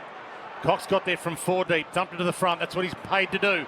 Houston got the crumb, but his kick was smothered from the ricochet. Schultz off the deck. Got it to Myercheck inside 50. Somehow got a kick away to Elliott. It would be a miracle from there, but it's not a goal. It's just across the face for a behind. But they're pressing here late in the quarter. Collingwood 23.5 gone in the second for New Tech Automation for Manufacturing. Worrell meanders into play. Short kick for Dawson at the 50. Skipper was immense in the opening term. De Goey's just inserted himself into this game. He's gone on the ball. He's had 2 clearances and had 4 touches in about 3 minutes. Long up the line. Moore launched himself, didn't take the mark. Taylor underneath, off to Walker, up to Pedlar. Hemmed in on the boundary as he gathered. Found a way through, got caught at the last, onto his boot. The kick works for Keys. Play on. No, play on is the call. No, one said a mark, one said touched. So they're going to bounce it. Yep, so the touched overrules. I think he said not far enough. Oh, okay. So it's a ball up, 45 out from the Adelaide goal. Takes a Collingwood turn. Josh Dacos stabs the ball up the line. Almost Membry, didn't quite take the mark. Wins the ground ball, feeds it up the side. But got collected by Keane. No whistle. That's quite remarkable that you wouldn't blow the whistle. And the Crows have it.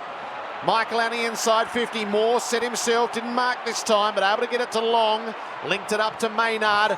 Blasts it into the centre square. Elliott set himself, got to the back, slapped it on. Myercheck to get it back to Elliott. Being pursued from every angle. Didn't get the footy initially. Crows muster numbers back. Millerer and Worrell hold up. It was pretty sticky. No good on the way out. Houston to reset. So Sidebottom said to Keane, I've got your mate. I've got your name, mate. Or whether he was saying to Keane, you're about to get reported for that. Chip kick inside 50 to Crisp is delightful. Keane's been reported about 4 or 5 times for tripping. Right.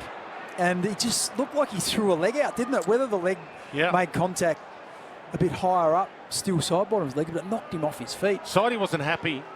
He didn't actually go at him physically, but he went at him with a finger in his face. He got an elbow to the head, and we all saw it. I thought he threw a leg out as well. He might have everything going, but the elbow to the head was pretty obvious. So this kick from Crisp for the lead in the shadows of half-time.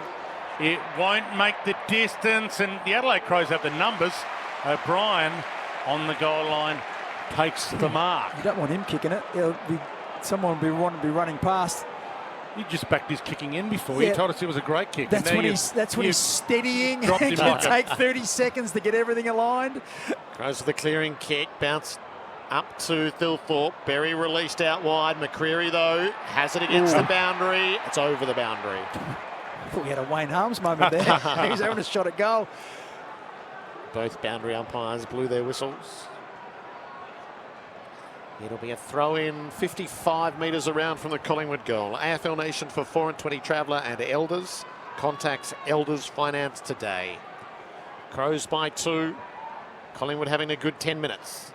Throw-in was short. And no one could do anything with it, so it's a ball up.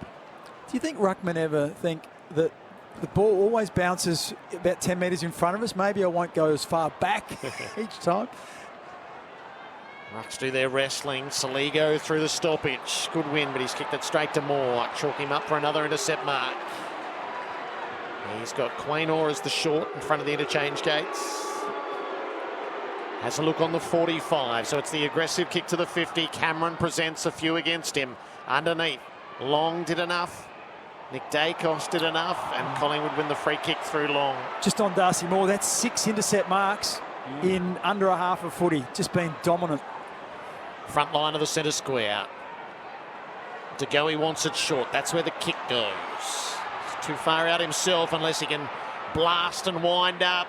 Right to the square. Membry got hands to it, couldn't hang on. Berry, hack kick. Good mark, Thilthorpe, because De Goey had a mind for it. So Thilthorpe holds it up. Oh, and he gets 50 against Nick Dacos, maybe. So Filthy about to send the Adelaide Crows to where he'd like to be. 2.5 minutes on the clock. So he chips it to Dawson. Oh, he took the step and he played on and he almost got Soligo on the wobbly kick. Quaynor gets it on the way back, and here go Collingwood. Quaynor to Schultz, who's torped it to Darcy Cameron out the back. A roller. Cameron got a kick on it. That is awesome.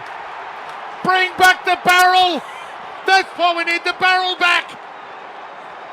Unbelievable. But he summed it up perfectly because he had nothing ahead of him. But all he noticed was that Darcy Cameron was goal side of his opponent. He knew if he could get it over Cameron's head and he got the right bounce, that it would work for him, and that's what happened. And Cameron, he knew that if he took possession, he was probably going to get tackled. So he had to reach out and volley it out of midair at the top of the goal square, which he did perfectly and got it through for a goal. Once again, footy IQ 100 out of 100 for both Collingwood players in Schultz and Darcy Cameron. Goal of the day for Beaumont's hybrids, now in store. It's the most underutilised weapon in the game, the torpedo. From the defensive side of the centre circles to set up a goal. And Collingwood lead again. 4 points in it. Tap came to the side. Nick Dacos committed himself. Cumming came up with the footy. Gave it up though to Josh.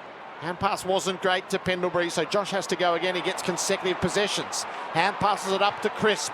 Kicks Collingwood inside the 50. Myercheck and Membry. Myercheck has it. Stabs the ball goal side and hit the posts. He just needed a bounce in the square and it slid on into the padding.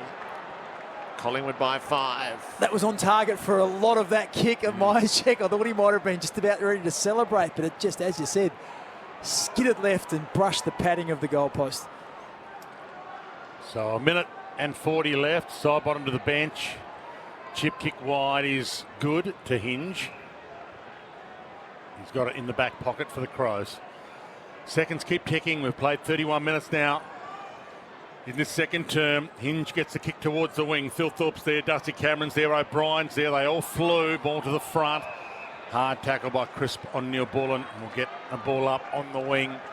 Time enough for a score for either team here. Flung in the air to take some momentum in at half time. Almost a free kick. Umpire put the whistle away. Said keep playing. Thilthorpe got there late. Couldn't mark it, couldn't crumb it. Long picks it up, clean-handed. To Pendlebury, clean-handed. To Josh Dacos, who's playing some sort of game. Weaves his way past the couple. Floats a handball past De Goey. Had to go and get it. Ball knocked away from him by Keane. The cavalry arrives for Collingwood though. Houston left it behind. Seconds keep ticking. Parker got it in front. Knocked it to McCreary. Handballs it out wide to Crisp. Gets inside 50 by a metre. And the mark to Myercheck.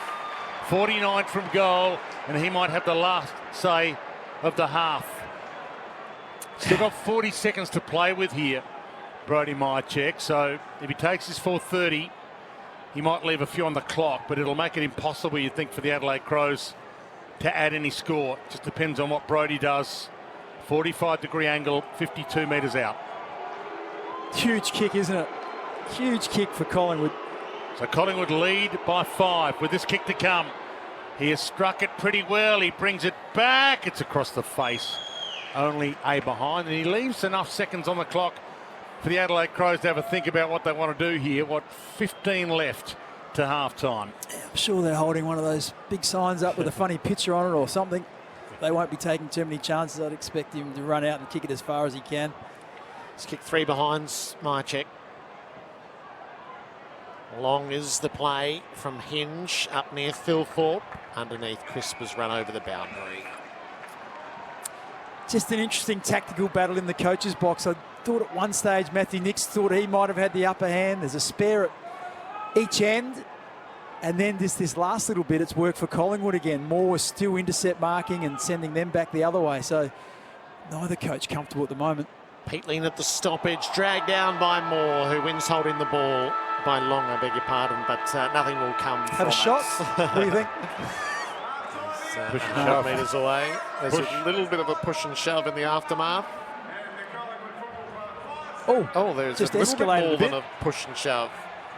Just out of interest, who kicked the ball sideways to the umpire rather than giving it to Long notionally? Sure. Still they fight. It's not full-blooded. Maynard and Pedler, I reckon, are two instigators of this. Should we be surprised? They're all Both fiery characters. still right at the core of it. Calmer heads are about to prevail. It's Collingwood by 6 points at the main break. Five. Hang on. It's still on. McCreary and Thilthorpe. Oh, yeah, Maynard doesn't want to finish it just yet. I reckon Michael Lanning lost his Guernsey as well. He's had that ripped off his back and it's going again. Yeah, Frampton and Keane. So seconds has become thirds now. Well, now they're running. They were running to the race. Now they're running back to the middle of the ground. They should hold these Little League kids off here for a second. Do you know what? There's a bit going on. They're pointing to Keane going, 2 weeks, mate. Yeah. 2 weeks. You're getting 2 weeks. Well, he might only get one. Depends on whether Andrew steps in, of course.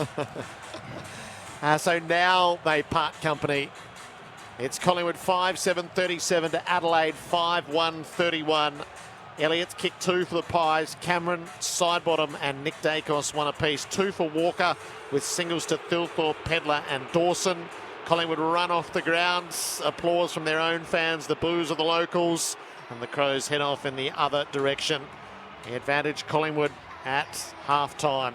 Terrific high pressure, high skill final in amongst it as well. Pies by 6. We'll get the thoughts of Mark Bickley shortly for MEGT, Australia's apprenticeship experts. This is AFL Nation for the 4 and 20 Traveller and for Elders. Contact Elders Finance today.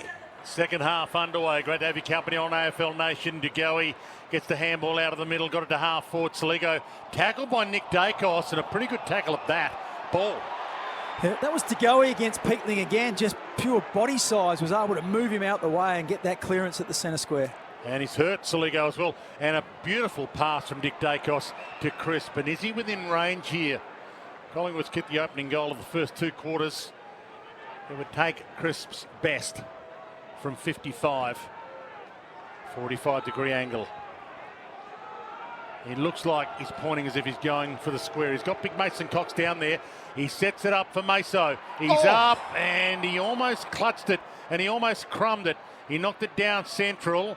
Elliott goes and gets it. They go and get him. And the umpire will ball it up 35 directly out from Collingwood's goal. AFL Nation for the 4 and 20 sausage roll. And for Elders, contact Elders Finance today. Here's Gerald Waitley on AFL Nation. Ball up, 30 out from the Collingwood goal. Nick Dacos received, shot the hand pass to Schultz, squeezed the kick near full forward. Cox reached up almost. He's so close to grabbing one of these. Murray tackled to ground by Nick Dacos. Umpire's going to pay. Ball up. You know, when they wait and pause and blow, you go, I reckon he's going to do it. No, he's not doing it. Thought he spread the legs as well. I thought he was going to get down low and pay that. Bounced off the head of O'Brien. Long to Sidebottom. Floats it for goal. Remarkable. And again, Collingwood get the first of the term. The lead goes to 12. That's a hit out you'll want to see the replay of. It just bumped off the head of Riley O'Brien. They were too busy wrestling, and in the end, just sort of channeling, still fighting with Keane at the moment. They're not happy with what went on in the second quarter, but Sidebottom's had the last laugh because he received a handball from Long and just, as still Sidebottom does, he turned onto his left foot. He didn't hit it perfectly, but he hit it straight. That's all that matters, and it just floated for about 30 metres, and you can hear the Collingwood chant go up around Adelaide Oval. Yeah, he can get some distance in his kick sidey from a standing start. So back in the middle, and there is some tension out there. They're not happy with Mark Keane, a few of the Collingwood players. Darcy Cameron in the ruck against O'Brien. Saligo side by side with DeGoey, who's having a good night. Wobbly ball up Darcy Cameron got his own ball and he was tackled, then he dropped it. Could have been ball. He got a handball away. And now Ned Long is away. Arched it back. Got a couple of metres and dumps one long. Myercheck in the pack. Can't mark it. Elliott in the pack. Couldn't mark it. Hits the deck. 3, 4, 5 players around it. Bond is over it. Big Mason Cox almost lifted him up with one hand like a handbag. And it's a ball up in the end.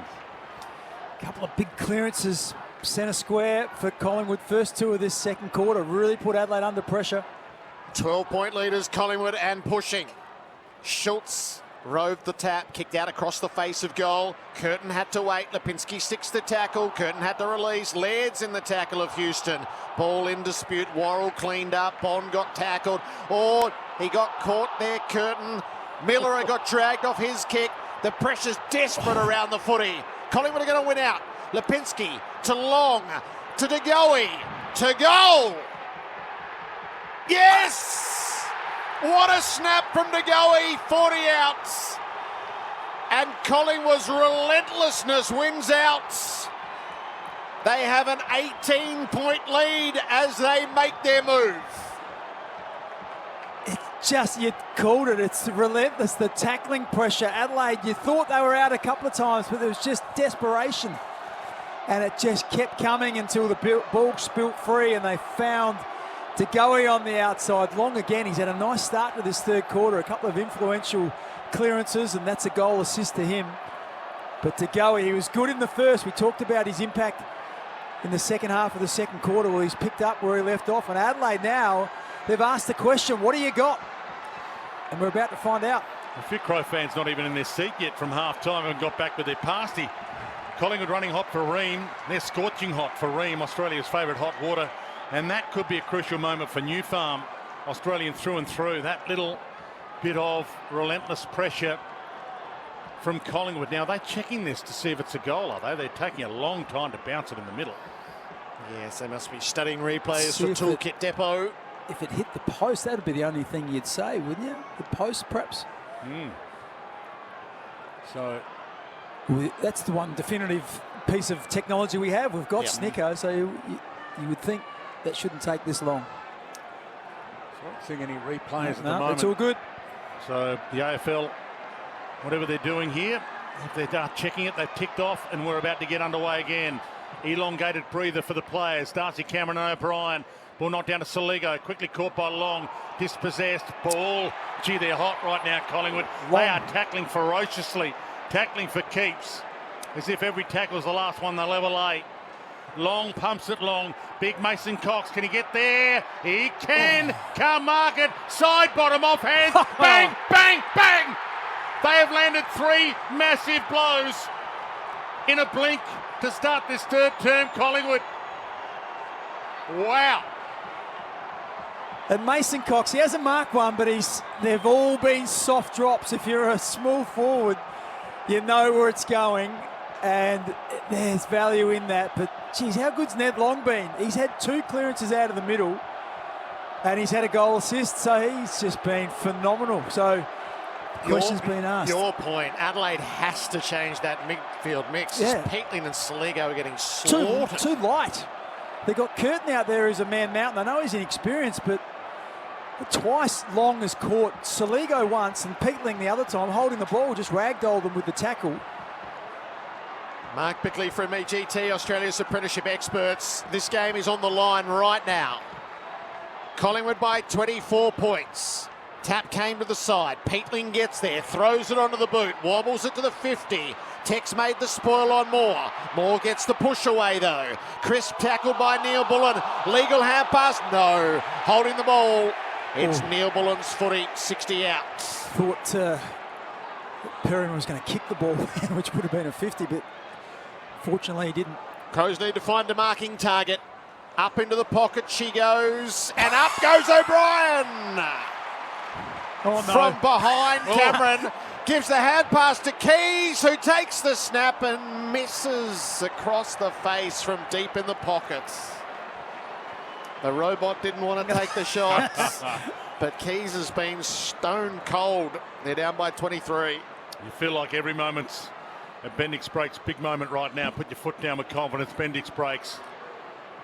So Maynard hammers the ball towards the wing. Darcy Cameron and Big Cox. Mason Cox got there. Handballs it to Crisp. Handball to long ball towards Tagoe, who's been brilliant. Oh, he's about to get caught. He shrugged the tackle. Got it to Crisp. Got it to Nick Dacos. Dainty kick to Quaynor. They can smell blood here, Collingwood. Quaynor's got it on the wing. Next 5 minutes are critical for Adelaide and for Collingwood. Quaynor's got the short to Nick Dacos. He can run and go. And who does he want? He pulls the kick late and he's turned it over. Peatling takes the saving mark for Adelaide inside defensive 50. Sideways with the kick to Laird. He's only 25 from defensive goal. Full switch to the outer side for Bond. And he'll link it up to Worrell. Looking for a target up the line. Presenting is Taylor. Zach Taylor, left half back. Just watching Jordan Dawson now. He's the man. Every time they've been challenged throughout this year, he's the one that steps up. Can he have an impact? Kick up the line, roved by Neil Bullen, kicks inside 50, Thilthorpe and Maynard grapple, Maynard the spoil. Frampton waits underneath, gets the clearing kick, straight back to Curtin though, who's set on the wing, brings it inboard to Hinge. How's the power of Maynard just against Thilthorpe, who's a mountain of a man, still was able to shift him. Hinge to Worrell, high inside 50, Walker! The big Tex planted himself and takes the mark.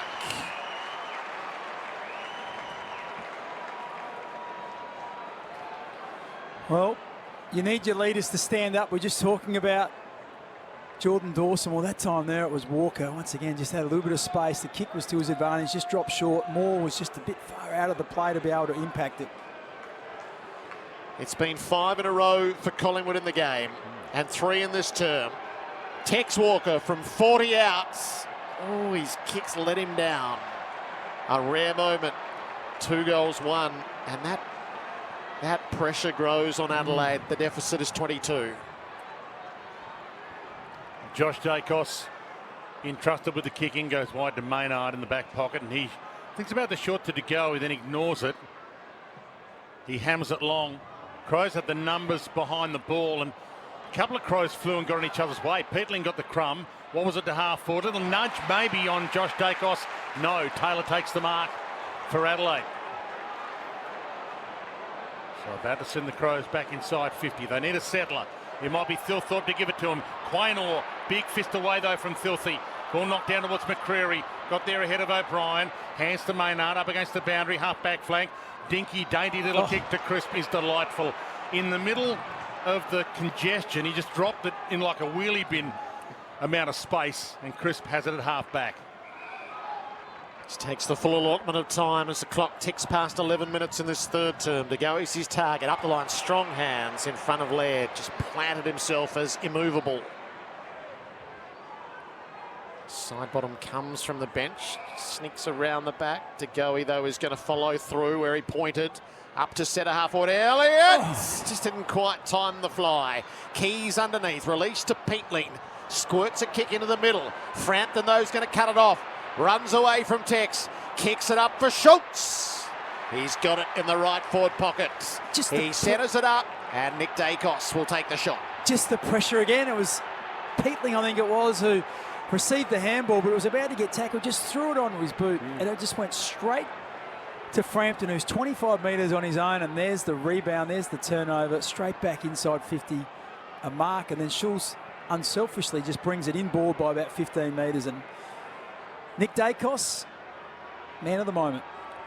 He kicked a goal on the run in the final term to this end when last they met. This is the set shot. 45-degree angle to the right. Every bit of 49 from goal. Nick Dacos hoiks it up at the goal front. It's across the face. And I imagine it's through for a behind. It looked like a behind from here, Jared, I reckon. I'm not sure why the goal umpire couldn't have made this decision.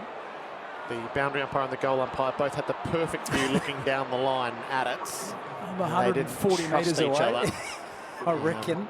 It is a behind. We'll see that on the replay for Toolkit Depot. I suppose an abundance of caution, but really, it's once you're in a final, you've got to be able to make those calls. 23-point leaders, Collingwood. That does help Collingwood set up. their defensive structure here for the kick in because it's delayed Adelaide's chances of bringing it in quickly. Bring back David Roden. Didn't get a game this round, we're told. Good kick in to Curtin, though. Brilliant pass, lace out Curtin on the boundary where the 50 meets the boundary line, out of side half-back flank. Chips it up. He's going to go for it. Frampton did from 3 deep, couldn't mark it. Ball to the front. Houston got a handball back towards Quaynor, couldn't collect it. Keys does. Gave it to Berry, and now the Crows are out. They need a settler. Short to Thilthorpe, couldn't mark it. Maynard crumbs it. He goes inside aggressively to Lipinski. He scoops it to Quaynor, and they are out here, Collingwood. McCreary, it's a goal for the begging here. If they can just think their way through it. He goes long to Schultz. Marked it, dropped it. He put it down. It was theirs. Elliott lays a tackle. And Bond comes up with it. Gee, they dodge a bullet there. The Adelaide Crows. Frampton thumps it back, though. Nick Dacos, a rare fumble. He couldn't collect it. Bang, leg cut in half. Huge tackle. Nick Dacos inside to Elliott. His touch is so beautiful to watch. Nick Dacos. If you look at the origin of every Collingwood goal, though, it's just on the back of their pressure. That one there again. Yeah. Ball's in the hands of Laird. All of a sudden, big tackle comes from Josh Dacos. Nick Dacos picks it up and just pivots. You've mentioned netball a few times. He spun on his on his pivot foot and just directed that 20 metres inboard to Jamie Elliott. So can he finish it, though, to keep the Adelaide Crows against the ropes? In he struts. Oh, does he like it? Oh, he does like it. Act like you've done it before. That's what he did there. He's kicked 3 for the game, Jamie Elliott, and he casually walked over to his teammates and said, "Did you expect anything else?" Critical time of this game now. So on the new tech clock, automation for manufacturing, we've played 14 minutes into this third term, and Collingwood have pushed this out to the best part of a 30-point lead. It's 29 points, 9-8-62 to Adelaide 5-3-33. Here's a little bit more of Mark Bickley on AFL Nation for the 4-20 sausage roll. Yeah, just looking at the third quarter stats in isolation. 3-1 out of the middle in Collingwood's favour. The inside 50s are 8-4. And just everything's coming up roses. 41 possessions to 31. So they've had 25% more touches, or actually 30% more touches, 10 more. And just look more assured, and their pressure, more importantly, is through the roof. 4-1 to 2 behinds in this term. Collingwood by 29. Thilthorpe wins the tap. Berry was after it. Laird got it, so a change of mix. Keys, Laird and Berry went into the middle. Still Collingwood are going to win out, though. Nick Dacos, McCreary forward. Lipinski's onto it. He pulls his kick. Elliott's his target. Spoil was made against him by Bond. Elliott kept going. Lipinski's followed all the way down, and he'll kick the goal. The surge is on. The Magpies proving unstoppable. 35-point leaders, 7 in a row. Deutz Far Tractors scoreboard, 10-8-62. Make it 10-8-68 to 5-3-33. And it was the bullocking work in the centre square again. Adelaide had first hands on the ball, but the pressure, the tackle, the ball spills free. It just goes forward. Lipinski did really well. He was part of it, I guess 55 metres out. He got it forward and then just kept going, and the ball just was fed back in front of him, picked the ball up and ran to the goal square and kicked the goal, and they are electric at the moment. Not sure what the champion data pressure rating would be for Collingwood in this quarter, but just to the eye, it looks like the most pressurised quarter of football we've seen from any team this year. Yeah, I'd agree. So from the restart, Thilthorpe, Cameron, ball slapped down towards Keys in there to try and stop the rot. He couldn't do something with it. McCreary got a handball out of the middle, got it to half forward, and he hunts it back again. Berry the other way, got the handball to Keys, got the Laird, but it's a hurry kick, a rush kick. It might work. Walker scoops it up beautifully, handed it back to Keys. He feeds it further on. Big moment this. Taylor, he ran the full arc, goes long. They need a hero. Pedler could be it. Pedler on his bike goals. That is a massive reply. He's got a couple, and the Crows have their hope back. Well, didn't they need that? That breaks the run of 7 goals, and it was just, well, it wasn't through method, was it? It was just a rush kick again forward, but this time it went to the advantage of Taylor Walker, and he was just clean. clean below his knees. He picks it up, got it on to Keys running through the middle of the ground. It started the chain of handballs. In the end, there was a really intelligent kick by Taylor. Kicked it over the head of Maynard. He turned him round. He was running back without being able to look at the footy. And Pedler was able to take a good mark. And then when Maynard went to ground, he just walked in and dribbled it through from about 1.5 metres. So can Adelaide now throw a punch back in the other direction? They need to. Precious 230 Collingwood in this term. 230. Dwayne, stats for Milwaukee, outdoor power up.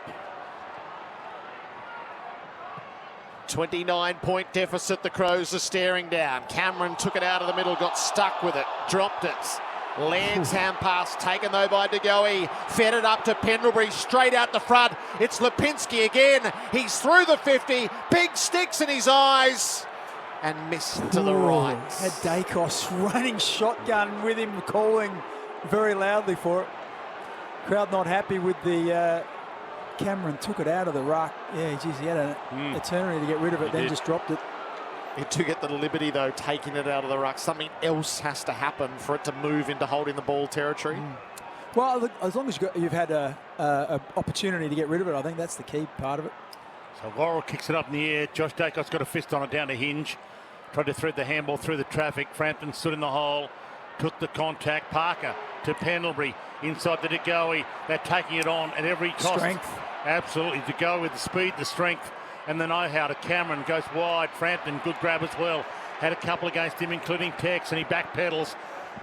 Huge couple of minutes coming up here. 19 gone, 8 left in this third.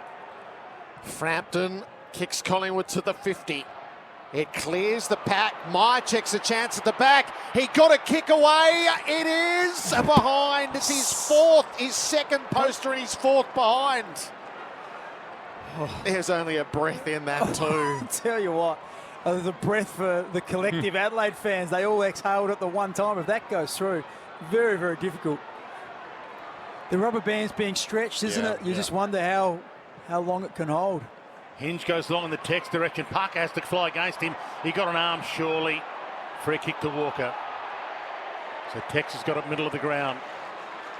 Fogarty hasn't seen a lot of it. There's a few Crows that haven't seen much of it. Tex took a half step. The flying attempt at a smother by Schultz was good. Pressurised the kick. Moore got there with a huge fist. He knocked it 30. He knocked it all the way back to Tex, who was the initial kicker. Shrugs the tackle. Got the handball to Taylor. Floats it wide. So the mark is taken by Curtin. He's 80 from goal. He feeds it off. Chip kick from Dawson to Fogarty in the pocket. And Moore's marked that. He got the fist on it, and then he took the secondary grab. It's remarkable. Another intercept mark. There was about 3 seconds in between. That was the thing that fooled me. Replay for Toolkit Depot. Moore clears on the way out to a big pack, and Cox takes a mark. Yeah, well, if there was any doubt that so far, if you had to make a judgment right now, it's been a really good move by Collingwood. Off to Josh Dacos, who hangs it up down the line for Membry. Membry's got long on the 45. He goes a bit deeper than that. Set to go up underneath the footy. Long followed it down. He's got it. He softens the snap. Meyer checks his target. Brought it to ground. Needs help. Oh, kicked off the ground by King. Straight to Crisp. And Crisp is within range this time.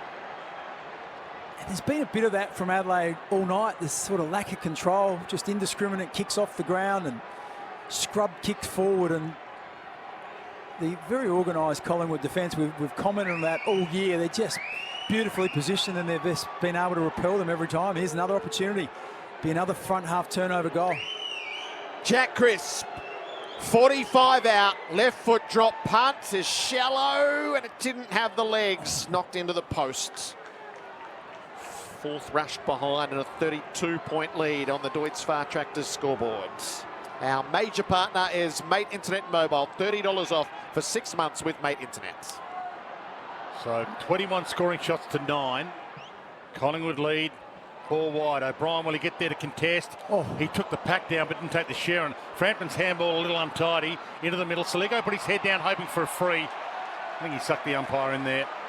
Hand off to Michael Lanny. He runs the wing. He pulls it short. Frampton, can he get back? Tex. He takes off Tex. This would be massive. Oh. And he just misses. It was Tex time. It was set up perfectly for that big Taylor Walker moment, but it hasn't quite gone to plan this third term for Adelaide. Yeah, Taylor Walker's had 2 opportunities. He had a set shot, 40 out directly in front, pushed it right in that one there. I was waiting for the draw on the kick, but it just held its line and missed by half a metre. 5:45 left on the new tech clock. Automation for manufacturing. Kick in is a long one. Michael Annie had a fly. Didn't mark. Neil Bullen underneath. Hooks it back inside 50. Maynard made the spoil. Ground ball to be won. Quaynor fed it up to Long. Released the hand pass. Maynard tried to get it away from Neil Bullen and succeeded. Hand pass came the way of Cameron. Maynard crisp. They ran out of room and then opened the field back up. Hand passed inboard. De Goey has it on over the top to Long. He's hot. He releases to Quaynor, keeps it going for Crisp, almost kept it going for Nick Dacos, just enough interference the other way. Saligo up to Fogarty. It was a big stop for Adelaide there. Pedler is moving and he's got it in the pocket. Oh, and almost 50, you would have thought. But anyway, Adelaide, they're just trying to find a way, and it was a big stop in the middle of the ground. Just watching the replay, Toolkit Depot replay. Frampton just made him earn it. I guess that's wasn't late, but he gets a chance on the right side for a left footer. He's got 2. He has answered the call once in this term. He must do so again. Luke Pedler from a tight angle. It's a good line. Through she goes. And Adelaide begin the haul back. The deficit is 25 points. Well, it's an interesting move by Matty Nix. He's put him as the deepest forward, Pedler, and I guess that's the reason why. When Fogarty marked it, he looked up. It was 3-1, so there was a lot of Collingwood players guarding space, and what Pedler had was movement. He is explosive, we know that. And he went hard into space. The kick was good from Fogarty, and he took a good mark. But even more impressive was the kick. He thought the line might have been a little bit narrow, but it was able to go from right to left. That's difficult for a left footer to do, but he got it through the big sticks, which is what Adelaide needed. So back in the middle. Score for Deutsche Fahrt Tractors, 46-71. Collingwood lead, but there is an eternity left in this. A quarter and 5 minutes from the knockdown. De Goey's got it, gave it to Cameron. And he wobbles it towards half forward. Getting there is Elliott, and he took the mark. Good grab, a long way from home though. Good 80 from goal. Looks around to see what he's got on offer. And he heads wide, interesting option. It's almost a push in the back to Houston there. Umpire says toss it in. So maybe just take a bit of heat out of this game. Collingwood going wide and not aggressive forward for a ball in. I think they just noticed that all the Adelaide players had collapsed back around Cox, trying to help out there, and they're just trying to spread the defence. So Cameron and O'Brien from the ball in, 50 from Collingwood's goal. Through the hands of Houston. Not through the hands, yes, it is through the hands of Nick Dacos. A wobbly kick out of that congestion. The Flyers go up. Peatling couldn't mark it. Houston about to pounce on it. Getting there ahead of time, though, Berry. And here go the Crows. We had a bounce. Maynard! Amazing double tackle by Maynard. Paid a throw He again. is phenomenal. Yeah. That was superb. Oh, big moment in the game too. Been some great acts, haven't there? Kick for De Goey. Nobody standing the mark. Front line of the centre square. Backs away to soak the time up. Kicks it to Parker. Collingwood are happy with the slow play entry. And now the kick goes deep. Cox has got to make the contest. It comes up shallow. Membry lunged in, made it. Crisp fights against the boundary. Worked back by Neil Bullen. It's a throw in. Adelaide Crows about to bring their sub on. Hinge subbed out. Yeah, okay, so Brodie Smith gets some penetration with his strong leg. Bit of run in the legs as well. He's on the move inside defensive 50 for this stoppage. 25-point lead to Collingwood at the throw in. Tap came the way of Worrell. Hand pass a bit indiscriminate outside 50, but it did take good territory. Thilthorpe ran into Maynard, Frampton and Fogarty. Thilthorpe ended up with it. Caressed the ball up the line, and Keys taken to ground by Josh Dacos. Has to be 50. Yeah. That's almost within range, I think. It's right next to the interchange gates. The umpire backpedaling still inside 50 now. He's still going. He's going to go to 46. Yep, so the way you've called it is right. The kick will be from the logo on the 50. Hasn't had a big night, Ben Keys, has he, by any stretch of the imagination? He's had a good quarter, though. Ben Keys winds it up, gives it the absolute lot. Touched on the line. And, in fact, it didn't get over. And bowled over was Perryman, able to release legally. Quaynor got clipped high. And Pendlebury was clever enough to stop the advantage. And it was silly by O'Brien because he bumped him rather than tackled him. If he had tackled him, there was a strong chance he could have been holding the ball. But instead he just bumped him, knocked the ball out of his hand. So Quaynor in the back pocket for Collingwood. 2 minutes left to three-quarter time. Adelaide are pressing late in this third term. Collingwood own the first half of the quarter. Long ball. Big Mason almost got that. I'd pay it. I'd pay that to Mason. I think Umpire there says was no. a hand in between the two juggles, I think. Okay. So Big Mason looks at the umpire and says, I'll have it. So Cameron takes it out of the air. Kick half smothered. Little knock on. Worrell through the traffic. DeGoey smothered his ball. Is it a paid mark or touched? Peatling's been paid the mark. And is he within range here? Mason Peatling. He hands it off to Jordan Dawson, who has hammered at Goldwood. No, bring it back. Okay, so the mark won't count in the goal square. James Peatling, clearly by the fact that he handballed that, doesn't think that he can get the journey. Right. The time got off the clock there. So Peatling's about to load up from just outside the arc. Now he goes off to Murray, and he smacks it long. He's got it long and strong, and it's been marked on the goal line by Darcy Cameron. Unbelievable. Oh, dear. They've protected the goal line twice in a row. What are they checking here now? I'm not sure. I mean, come on. He marked that a metre in. Well, once again, we're 200 metres away. We can see it. Shouldn't be doing this because this materially impacts the flow of the game. That ball is a mile inside the field of play. If you can't make that call, you can't be on duty in September. I'm sorry, but go and sit. Bring someone in who can make that call. Cameron has every right to be off and gone if he wants to be, and instead we have a meaningless and stupid score review. Hand pass to Pendlebury, who clears the area. Cox with a big bounce, knocked away by Murray. Worrell underneath, tackled to ground by Long. A ball up. It got to 35, it's back to 25. There's a minute 24 left on the New Tech clock, automation for manufacturing. Adelaide having a much better 10 minutes than what happened at the start of the term. Laird turned it over to Crisp, got dispossessed in the tackle, long into the next tackle, worked over the boundary, throw in. DeGoey and Neil Bullen go at it. Darcy Cameron's been good. He just continues to use his body. He's been grabbing the ball out of the ruck, just kicking it forward. Right half forward for the Crows at the throw in. Time enough for either team. On the move, Dawson hand passes to Worrell. Kicks it up inside 50. Dilthorpe! It was a big 86 seconds, wasn't it? Or 84 seconds, you called it, a minute 24. Adelaide will be feeling a whole lot better about themselves if they go in 18 points down rather than 24. And the All-Australian full forward has the opportunity to do it.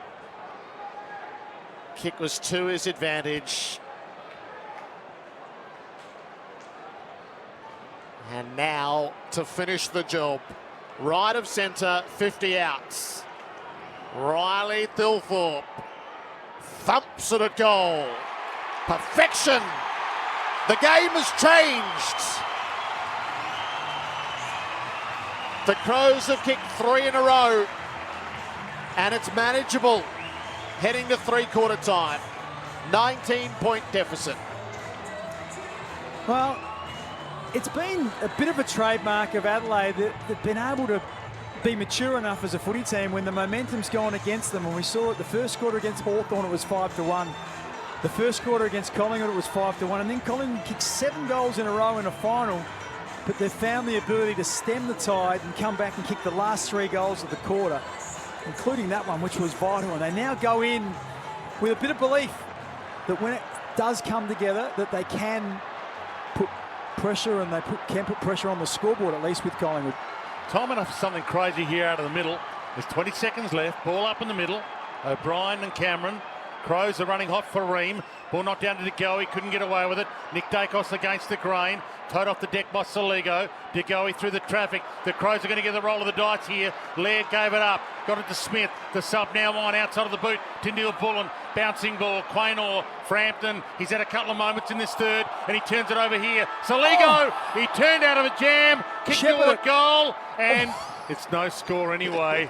That would have been an interesting check as to whether he got the kick away before or after the siren, but it is on. Three-quarter time, and you're still probably no closer to knowing who's going to win this game. The Adelaide Crows are going to have to come from behind, but at least they've edged closer after it was 35 points the margin. 10-11-71 Collingwood, 8-4-52 Adelaide, 3 each to Elliott and Sidebottom, 3 to Pedlar, 2 to Thilthorpe and 2 to Tex Walker, the multiple goal kickers. This is AFL Nation for 4 and 20 Sausage Roll and Elders. Contact Elders Finance today. Collingwood by 19 points. Final term pending. Mark Bickley from EGT, Australia's apprenticeship experts. Yeah, Adelaide evened up the numbers behind the footy. They stemmed the intercept marks. It was 3 apiece in that third quarter, but they still got smashed in the centre square, 7-2. From the centre square, and it was the big bodies of Long and De Goey that did the damage, and Dawson's back in there for Adelaide now. He spent a bit of time outside of the centre square, so see if he can make a difference to Skipper. Adelaide are coming from a long way back. It got as far as 35. It's 19 in Collingwood's favour as we enter the final term at Adelaide Oval. O'Brien the tap, led the footy, gave it to Soligo. Crows get first look. Knocked away from Tex by Frampton. The race onto the boundary. The ball rolls end over end and out of play. Stats are all for Milwaukee's outdoor power-up is now on. They've got to square the middle in this term, don't they, Bix? Yeah, do they ever. And they've started the right way. They got one out there, but there's one-way traffic in the third. Cameron and O'Brien set themselves. Tap came down underneath. It's hard to win. Laird ended up on top of it. Josh Dacos on top of him. So that's the other move. Like, so Laird is around the footy now. He's industrious. He hunts the footy. So they've gone back to the experienced players. Adelaide to the cathedral end. Taylor was on the move. Laird coming through. Hand pass to Soligo. Squirts to full forward. The foot out from Tex kept more off it. Thilthorpe as a result onto it. Back to Walker. Found a way. No, got dispossessed at the last. Parker with the clearing kick for Collingwood. Coming Rhodes, the tackle on Schultz. The moment he got hold of the footy, a ball up. Just look at Darcy Moore just checking the spring marks on his leg from the boot of Walker. Yeah, it's an interesting one, that. Toby Green has had a few cases to answer with one of those. It was not even deemed a free kick in this instance. Ball flicked in the Pendlebury Keys direction. Good tackle by Pendlebury, good kick by Keys. As he was tackled, Tex turns inside. Missed his handball opportunity. Keys gets it back. Caught, dumped. Dispossessed. Lipinski on hands and knees to De Goey. Flicks it out to Parker. Flicks it out to Nick Dacos. He basketball dribbled it to himself. Then he was caught. Dumped. Crowd want ball. Soligo wobbles it back inside 50. Huge moment here for Adelaide. Can they pounce? Houston, he kicked it 30 off the deck and almost found Elliott. He marked it. He put it down last second. Third grab. Myercheck jumps in. Lipinski gets there. He's got Membry. Gave it to him. 60 from goal. Heads toward the goal square. Elliott in the one-on-one. Bounce. Keane. Elliott. Elliott. Keane. Keane's got it. Last line of defence and chips it wide to Curtin. Curtin clears the defensive 50. Dawson takes the mark. Keane held up well as the Waters rushed at him.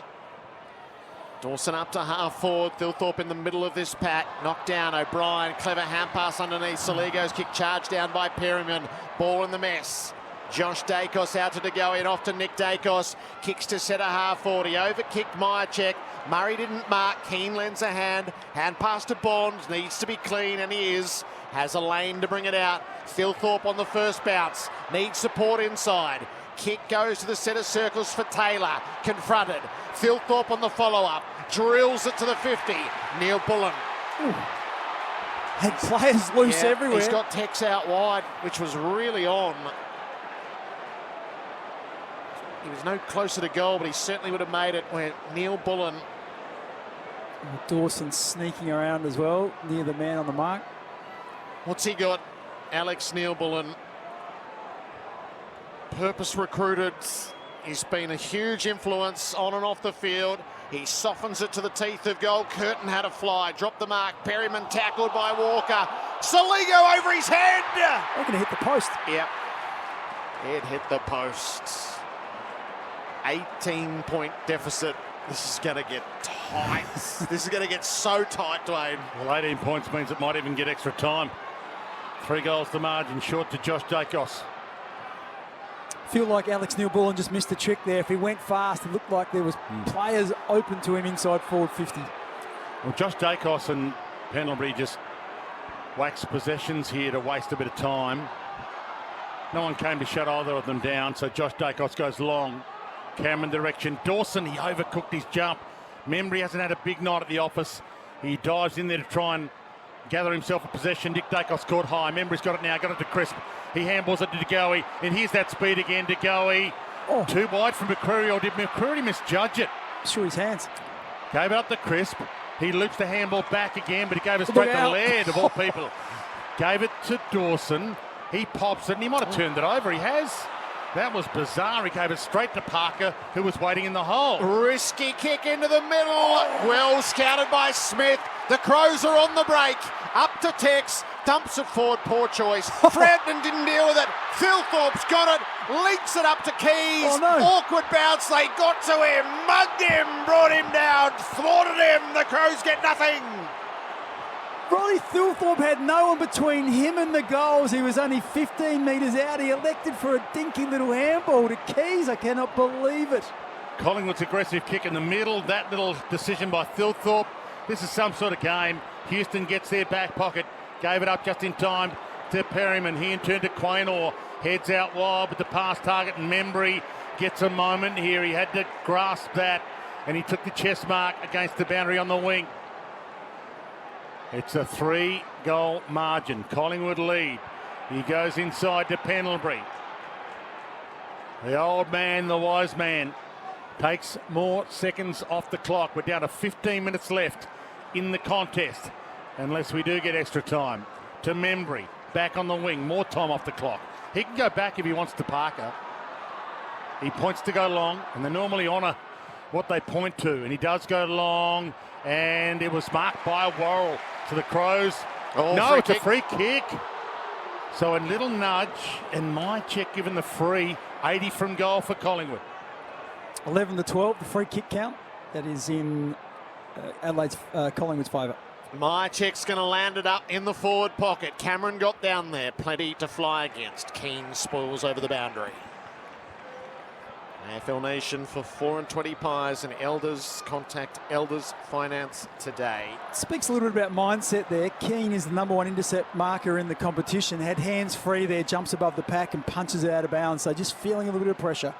Cameron planted himself, knocked it down to the front. Onto it is Berry though. Clears the area for Adelaide. Walker's got a couple against. Frampton closed and made the kill. Been solid again, Frampton on Philthorpe. Philthorpe got free and kicked that one late in the third quarter. But by and large, he's been pretty much under control. Collingwood by 18. Their fans offering the encouragement, trying to be drowned out by the locals. The contest's in and outside the fence. Schultz at the stoppage. Feeds it out the back. Pendlebury back to Schultz. Kicks it up to full forward. 4-man pack. Elliott underneath. Taken down by Murray. A ball up. So much consequences in there now. An error, a bit of spectacular play that can lead to a score, can give a team all the momentum. 8 goalless minutes in this term so far. Schultz on the move, fed it around. Elliott didn't take it. Bond with a clearing kick. Parker's got first access. Tackled by Pedler. So it'll be a ball up now near centre half forward. Once again, Collingwood have manufactured Darcy Moore spare behind the play. That suits them perfectly. Adelaide have to try and even up these numbers. Nick Dacos and the umpire bump. Nick Dacos held Berry. Umpire saw it and free kicked the Adelaide Crows. And he hands it off. Dawson hunted down from behind. got a long ball. Frampton edged out. Quaynor got a fist on it, knocked it down to Parker. Stolen by Laird. He gave it to Walker. 80 from goal. He spears it to Pedlar. He's been the man, and he can cut it back to a 2-goal margin with an eternity left. We talked about the move and how it just changed the complexion of it. Pedlar going forward, what it did is it forced Darcy Moore not to be the deepest defender. That time there he was, but with the speed and explosiveness of Pedlar, just doesn't really suit Moore as his matchup. So he's got a chance to shoot for his 4th goal. So from a 45-degree angle, from 48 metres out, to cut it to a 2-goal game, he heads toward goal and it looks offline. It's a behind. So they're now 3 goals from the lead with 13 minutes left in the contest. This term, the 4th quarter, brought to you by Tyre Power and the Power Up sale and the clock for Newtech Automation for Manufacturing. 9 goalless minutes in it, and Pendlebury is taking the kick in. He finds Cameron beyond the defensive 50 out near the boundary. So the Pendlebury move to the kick in worked in that desperate scramble against Melbourne in the last home and away game. Cameron plonks it down the line. O'Brien is there. Cox arrives, brought it to ground. Crisp found a way through. Incisive hand pass to Lipinski. Tried to get it to Pendlebury out the back and did. Crisp on the follow-up. He's the kicker inside 50. Just didn't get it where he wanted, and Worrell across the front of Membry. What a big mark. He's been pretty solid again tonight, Worrell. Yep, great Australian back pocket. Oh, that's right. Didn't make the team. Oh, has he hit Murray there? It's on the full. Oh, my goodness. Oh, can they go to the upstairs? This is what it was. I don't think they can for that, can they? For an out on the full off the boot? Yeah, they can. They can. Yep, they could quickly check. Would have been worth a check. You wouldn't be able to see, though. What if McCreery plays on quickly here? Can they bring it back? No, Right. That's it. McCreery plays on quickly. Top of the goal square. Thilthorpe gets up, got a fist, and he knocked it to the back to the boundary and will get a ball in. Just for what it's worth, Jordan Dawson came hobbling off the ground towards us just in the last minute for nutrient water, irrigation pump and filtration specialist. I'm sure he's not out of the game, but he's feeling it. And speaking of which, Collingwood haven't jumped with their sub yet. Rowan Steele yet to come on. Deep forward for the Pies. Thilthorpe knocks it out the back. Laird pushed away the tackle, so had to get rid of the footy. Schultz underneath to De Goey, kicked it straight into Cox. The ricochet could go anywhere. Lipinski spins into 2 tackles. It'll be a ball up. Yeah, it'd be a hard game to come on now as the sub, wouldn't it? Try and pick up the speed, Well, the it's all right if intensity. he played 150 games, but he's only played 3. Yeah. Rucks go to work, 40 out from goal. Marchek feeds it goal side. McCreery trying to get onto it. Has company, kept it alive. Has it now in the tackle of Murray. He's a slippery fellow, McCreery. Yeah, he's like a jack in the box. It is now 15 out for the Collingwood goal. They lead by 17 points. Cox out the side. Nobody really there for it. And Curtin slides it out over the boundary. Everyone takes a breath while they can. Halfway through this final term, 11 gone, 11 left. And the Newtech Automation for Manufacturing clock. Full house, Adelaide Oval, back into play. Thilthorpe knocks it down. Big Mason Cox, he got it up to Nick Dacos. He could have gone for goal. He spins one way, then the other, and he chips it to Membry. Well, he ran a little arc, one way and the other. He probably just ran about 12, but the umpire allowed him to go. We'll count the steps here. 1, 2, 3, 4, 5, 6, 7, 8, 9. Yep, okay. So Membry, this is maybe the biggest kick of his Collingwood life. He can settle things down here. It's 10-11 to 8-6. He can make a 3-goal game, a 4-goal game with 10 minutes left. In he struts. It's heading goalward. Has it got the carry? Hasn't got the accuracy. And it keeps Adelaide well and truly alive. It's interesting. Adelaide are playing 6 forwards ahead of the ball, but Collingwood have put a 7th down there, so they want to keep manufacturing the spare. Keane brings it in, kicked it for Pedlar. Spoil made underneath, taken high. Schultz, his free kick. Worrell went the bump. Got him on the chin. Schultz is limping. He's going to give it to Houston, who's going to unload across his boot. Kane Peatling Pedler on the ricochet. Peatling hasn't got it. Houston does, but he's giving ground as they all reset. Frampton called to play on, confronted by Walker, brings it inboard to Cox, needs to mark and does. So back on the wing, Collingwood, to set it all up again. Jordan Dawson's back on the field. He's had an ankle tended to that got stuck underneath in a tackle. He'll run the game out. Josh Dacos, Darcy Moore in centre fields. Near side for Maynard. Every player on the field ahead of him.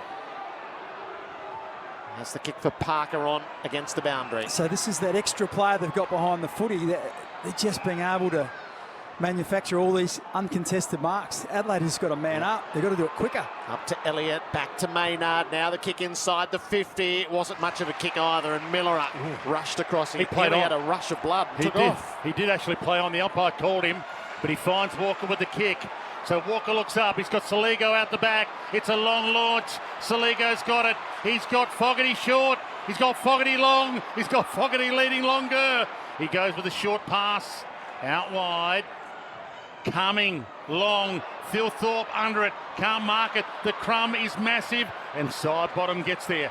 Back pocket for Collingwood. Not a lot to go to. Hester McCreary. It's a wide ball. He'll take the boundary. McCreary couldn't quite get it there. But Taylor assists it out. So it's a 3-goal margin. 72-54. Final term for tyre power. Collingwood lead. Tyre Power, Australia's biggest independent tyre retailer, keeping you safe on the roads. Tyrepower.com.au. And we've still got plenty of time left for the Adelaide Miracle. Yeah, 52,187 is the crowd tonight, just been announced. Crows at half forward at the throw-in. Phil Thorpe down in front. Nick Dacos had it stolen. Neil Bullen releases Peatling. Screws it back into the channel. Side bottom set himself in defence. Houston got the tackle, got the hand pass away to Degoe. That'll be worth a review. Perryman out the far side. Smith made the spoil. Kept it away from Schultz. It's over the boundary for a throw-in. Collingwood still owed a couple. Exactly. I think that might be the even up from 3 weeks ago when Mark Keane just did a little rugby pass. These are crucial moments for New Farm, Australian through and through. Just get the sense the game, like for Adelaide, they're a goal away from getting this crowd really excited and into the game. They just cannot get that goal. And they're probably 4 minutes away from just devil may care and everything goes into it. Phil Thorpe up to half forward. Well planted. Josh Dacos takes a lovely mark. He's been really good again tonight. Josh Dacos, 21 disposals, 13 kicks, 8 handballs. So he can go backwards if he wants to Frampton because no one's manning him up, but he keeps moving forward. Heads out wide. It's a long bomb. Mason Cox gets there for the spill. Got it up to Mychek. Caught. Looked like a throw from here. It's a throw from there. So free kick, Adelaide half-back flank. Yeah, you're right. If they had the Ferrari, the boxing glove, whatever sign you hold up that says, let's go, I reckon Adelaide are just about to play it. So Brodie Smith, who can launch a long ball, goes back. All the way back to Keane. He chips it to Michaelani, who's at half-back, and he goes to Worrell, who's on the wing. And he goes short to Neil Bullen, also on the wing. Umpire told him to play on. He turned inside. And he gets it with the outside of the boot.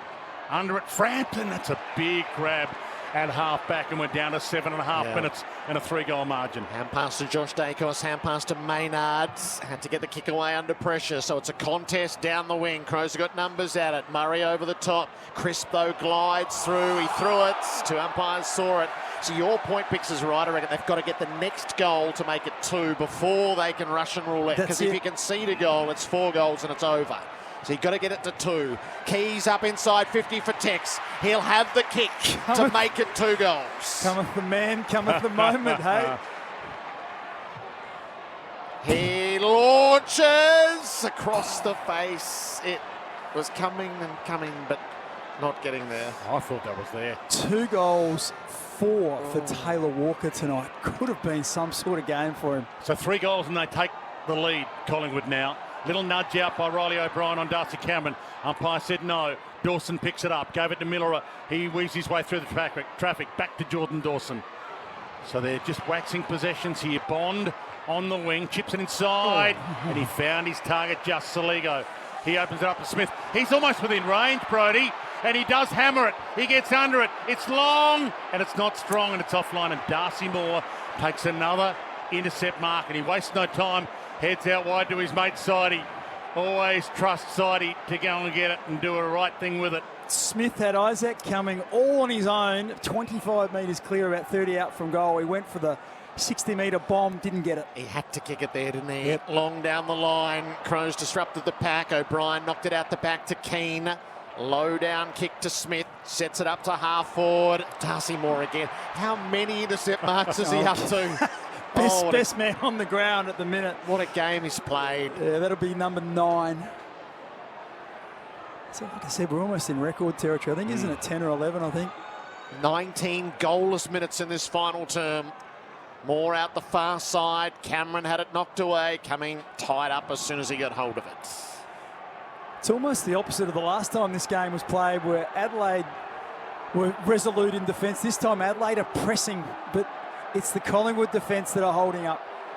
Collingwood by 17. Ball up on the outer side. Berry on the move. Had trouble getting it. Goes in again. Disputed.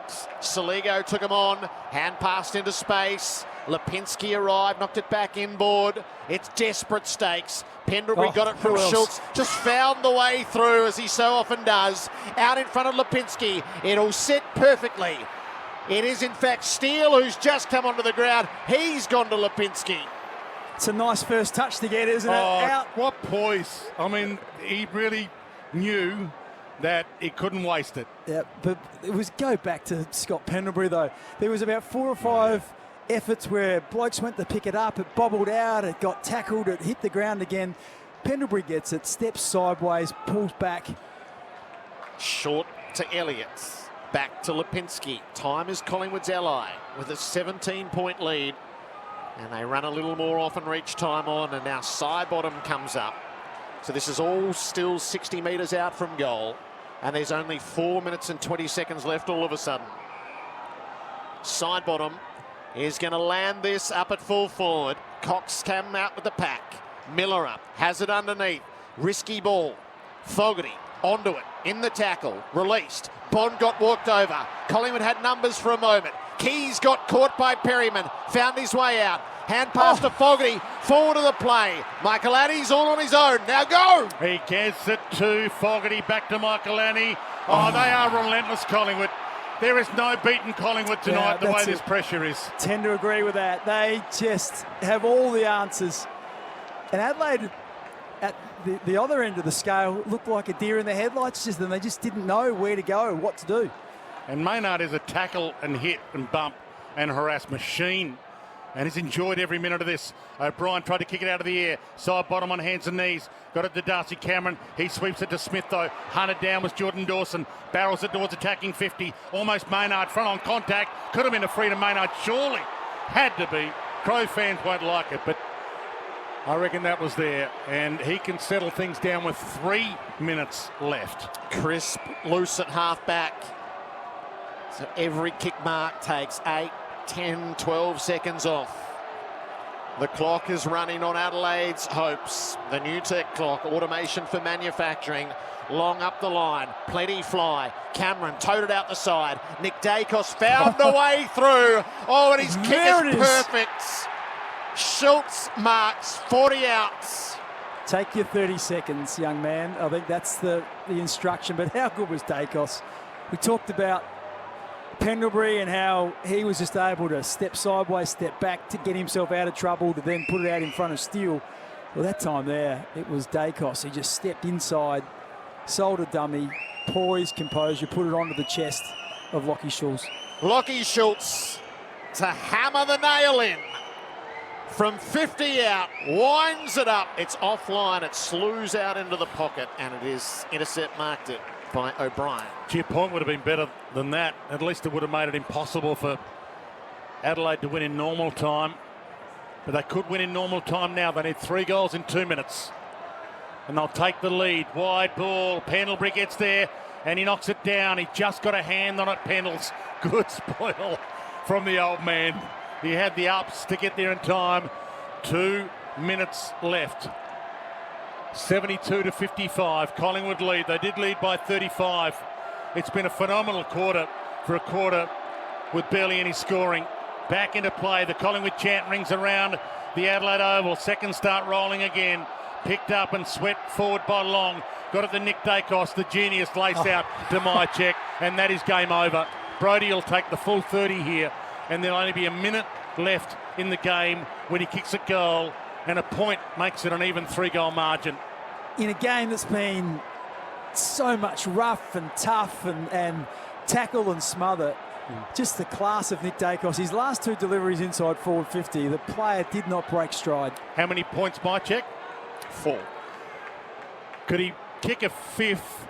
He does kick a 5th point, but that's good enough. It's a 3-goal margin with 1:16 left. So it has to be straight into the middle, long and strong from Murray, who loads it up. Thilthorpe and O'Brien. Thilthorpe takes the mark. Backs away. The runners get going. He plays it out near the wing. Neil Bullen cuts back inboard. Kicks inside the 50. Keys and more. Up they go. Quaynor underneath. Knocked it to Crisp. Back to Quaynor. Hand pass to Pendlebury. He just let him come at him. Sidestepped them. Gave it away to Crisp. His kick wasn't great. Miller got a hand in, but the Pies will still win out. Maynard to McCreary. Gives it off to Nick Dacos. Trundling up the wing. Back to McCreary. Full throttle late in the game. Has a bounce. Ran his full measure. Sets it up for Elliott. Couldn't get there. He'll kick it off the ground. And that's the winner. She's all over now. Magnificent from Collingwood. The last goal of the game with 20 seconds remaining. Their first of the final term. Jubilation on the faces of their fans. They've travelled for hours, some of them, and boy, it's worth every second of that. And Elliott's had a great game. He's been phenomenal. He's recaptured some form. There was the discussion around 5 goals in 6 weeks. Well, this evening it's been 4 goals, 1 to Elliott. He's been absolutely fantastic. That is the game sealer for Loctite. Fast, strong and reliable adhesives that go beyond the bond. So the Collingwood chant rings around the Adelaide Oval. AFL Nation for 4 and 20 Pies, and for Elders, contact Elders Finance today. The bounce with a matter of seconds left. Take us home, Jared. Laird has it for the Crows. He steadies his kick. Quaynor flies in, makes the spoil. Curtin dispossessed under the pressure. Quaynor's kick ricochets up in the air. Pendlebury's on the scene. Ball spits Adelaide's way. Maynard, spearing tackle. The final act is a brutal one. Steele kicks out for Elliott. It's another heroic chapter in Collingwood's storied history of finals wins deep in enemy territory. The Magpies down the Crows by 4 goals and book a home preliminary final. Adelaide's return to finals footy is a misstep on home soil.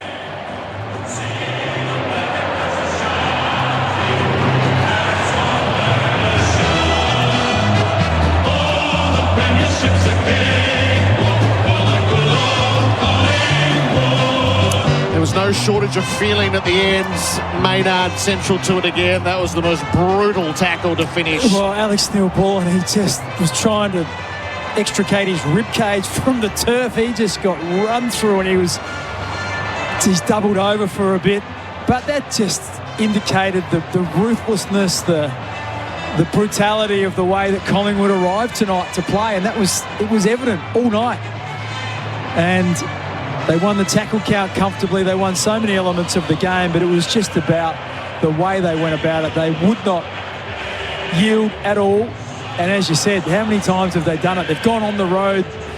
Very few people, or when I say very few, they started as the underdogs. People wondered about their back season form. They were 5-5 from their last 10 games. And as Craig McRae said, a new season starts, and they've started it absolutely perfectly. They gathered, and did they make a stand? They led by 2 points at quarter time, 6 at half time, 19 at 3/4 time, and 24 at the close.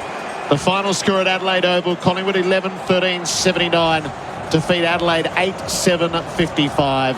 For the winners, Elliott booted 4, side bottom 3 with singles to Lipinski, De Goey, Cameron and Nick Dacos. For Adelaide, 3 to Pedler, 2 to Thilthorpe and Walker, and 1 to Dawson. 52,187 saw it. Collingwood into an MCG preliminary final. It's in their DNA. It's ingrained in their psyche. You can circle the wagons, get on the road, and win in enemy territory. Well, if you think there's some jubilation here with Collingwood fans, I'm looking at, there's about 3 bays that surround the race that Collingwood are about to exit the oval from. They're all black and white. They're the fans that have travelled, but I can just hear the cheering and the reverberation of noise back in Victoria. How many? There's 120,000 members. There's probably 500,000 supporters around the country. And they would be standing up at the moment and applauding their team because they were great tonight. They would not be denied. And Adelaide had some chances, but they just weren't able to take them. I think at Thilthorpe running into an open goal, he chose to handball. That would have made it, would have been 4 goals in a row for Adelaide, and it would have got it to within 11 or 12 points, but instead he tried to handball. And from that moment on, I just felt like Collingwood hardly looked troubled in a real sense, because Adelaide could put no scoreboard pressure on them. They'll head down to form the guard of honour for Taylor Walker at the end of game 300. So that's bigger than what's just happened, but what's just happened flavours it all. It's the long way round for the Crows. They'll host another final here, but matters just got immeasurably more difficult. It's just a small thing. I'm just watching Josh Dacos, Nick Dacos and Darcy Moore. They were doing television interviews and they were at the other end of the ground. They sprinted to get into the guard of honour. They didn't want to miss or appear to be disrespectful. So well done to those 3 blokes as Taylor Walker is chaired off. He's a great of the footy club. 300 games. That's the one. That's the marker of longevity and excellence. Takes every bit of that. The gratitude that he expresses to the Collingwood players. And one of his sons Louis, he's got the Nick Dacos jumper on. Well, he started off with the Crows Guernsey tonight, and he's finished with the Nick Dacos Guernsey, but chaired off by Darcy Fogarty and Isaac Cumming. Of course, Isaac Cumming from Broken Hill, just like Taylor, so they're good friends, but not the way he would have liked to finish his 300th game. But I guess they get a double chance. They get a chance to regroup. But boy, it's a long road now, and I can hear some people saying, well, there is one positive. If Adelaide are good enough to go through, Isaac Rankin will be available if good enough, if they can get through to the grand final. I'm not sure if that's good, bad or indifferent, how you view that, but I'm sure people are thinking that. There's a lot to take in, isn't there? But it's just the admiration you have for Collingwood. Yeah, their relentless aggression, their tackling. I'm not sure what the numbers will say, but I'm not sure I've seen a team as aggressive, relentless for 4 quarters like Collingwood was tonight. And they've got the skilled players as well. Yeah, they've got the brilliant ball users, but Adelaide got no time and space. Nah, at all. And then the referred pressure, when they did have time and space, they just weren't able to make the most of them. But I was just about to say, the power of Maynard and Quaynor, the speed they get at the opposition, that was breathtaking. If you're, the footy purists will love it, because it's an art form as well, to be able to put the pressure on. And the amount of times that Adelaide just scrubbed the ball forward because they were under so much pressure. And the organisation of Collingwood to set themselves up, set the ground up the way they want. They had the spare for most of the night. Even when Adelaide tried to even the numbers up and have 6 forwards, Collingwood just threw another one down. And they said, well, we'll play with 7. And you can keep doing that. You can keep evening up and we'll keep loading up. So good night for Craig McRae in the coach's box. Not so good for Matthew Nicks. And, they've got a time now to try and regroup. They'll sit back and they'll watch, I think it's the Hawthorn GWS game. They'll play the winner of that game. So they'll get an extra day to recover and prepare. But both those sides are very capable as well, aren't they? It's no easy game going into that. And you're not dropping Mason Cox on what you've seen tonight, are you? No, that was an inspired move. And I guess a lot of people like yourself, Dwayne, have been calling for it for a little while now. I kept getting texts from Eddie during the show. Keep this going.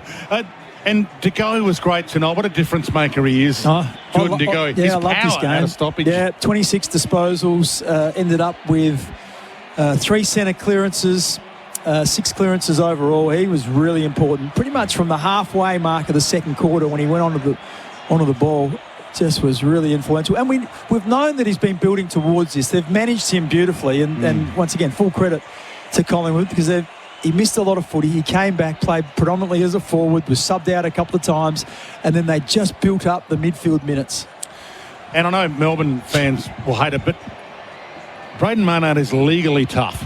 Like in a modern game in 2025, he is as tough as any player plays the game. It's a beautiful watch. And there were some chases tonight from Collingwood players. You could see they weren't going to get there. They knew they weren't going to get there. But they still gave it everything they had just in case, just because of that referred pressure you mentioned, Bix, just in case there's a little spill or an accidental fumble or a double grab and they were there. Yeah, it was an amazing watch tonight. The biggest story of the night, I think, is Darcy Moore. Yep. Yeah. He was phenomenal. Right from his first intercept mark, he had the one false moment which cost a goal. The rest of it, he was restored. On Tex for half the night and then on Pedler for part of it? Yeah, I'm not sure he ended up on... Maybe Pedler in the last quarter, but in the third quarter, when Pedler went deep, I think he ended up pushing up and playing on the taller players up the ground, and Pedler... I'm not sure who Pedler ended up on, but it wasn't Darcy Moore. But then they reset that again in the last and just made him the pivot or the anchor, the deepest defender. And he just reads it so well. He organises everyone so well.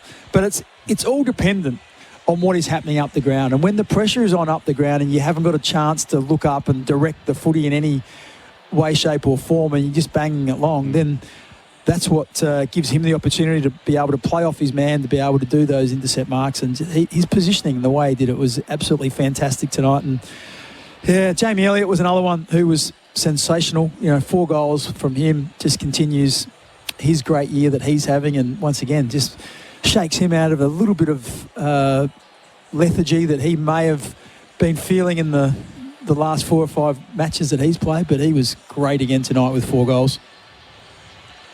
So they gather in the rooms, and these are the best ones in enemy territory. It's just your group. They do travel well. I know there's people that'll say they don't travel much, but they do travel well as a group. They're still side bottom, front and centre. 3 goals from side bottom. Pendlebury, fantastic in the last. They're too old, they say. They're not too old at all. Needed the breather, and now they get another breather. There's 2 games potentially left in their season. Both will be at the MCG. And I think Craig McRae's calling every member of the Collingwood player and staff and entourage into the circle. An oversized, giant circle. The room's not big enough for that. I know this room.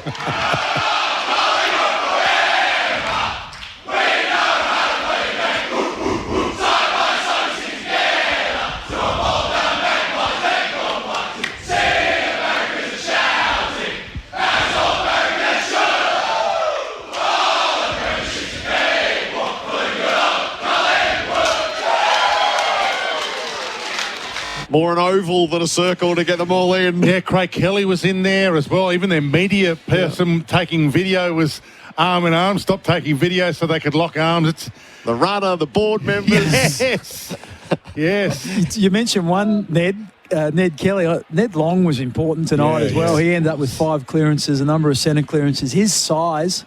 there was a couple of weeks ago... They bring their sub on at all. Yeah. They did. Oh, yeah, got that touch there. Last touch. Late, But there was that period in the second and third quarter where it was DeGoey and it was Long and their bigger bodies. It was really telling. And, at different stages, he's had some detractors. When Mitchell came back in, you wondered, could they both play on the one side and who was going to go out? Well, he's well and truly just thrust his name back into the middle of the ball. He's not going anywhere, I wouldn't think, for the rest of this year. Frampton was good too. Frampton was pretty solid. They won't make Roan Steele come out and run laps, will they, after that? Well, he might just jog to the airport. What is it, about 22K? From here to the airport? 22K is the whole of Adelaide. It's probably about 6 or 7. Oh, dear. Well, I'll tell you what, the only people left in this iconic ground are Collingwood fans at the moment, and there are smiles like split watermelons everywhere. They are just so happy. It's going to be a wild few hours in the town, I reckon. Oh, wow, look out. Absolutely. Straight to your hotel, lock the door. Don might go out. Hoteliers will be loving it. Collingwood by 24 points over Adelaide, 11-13-79 to 8-7-55.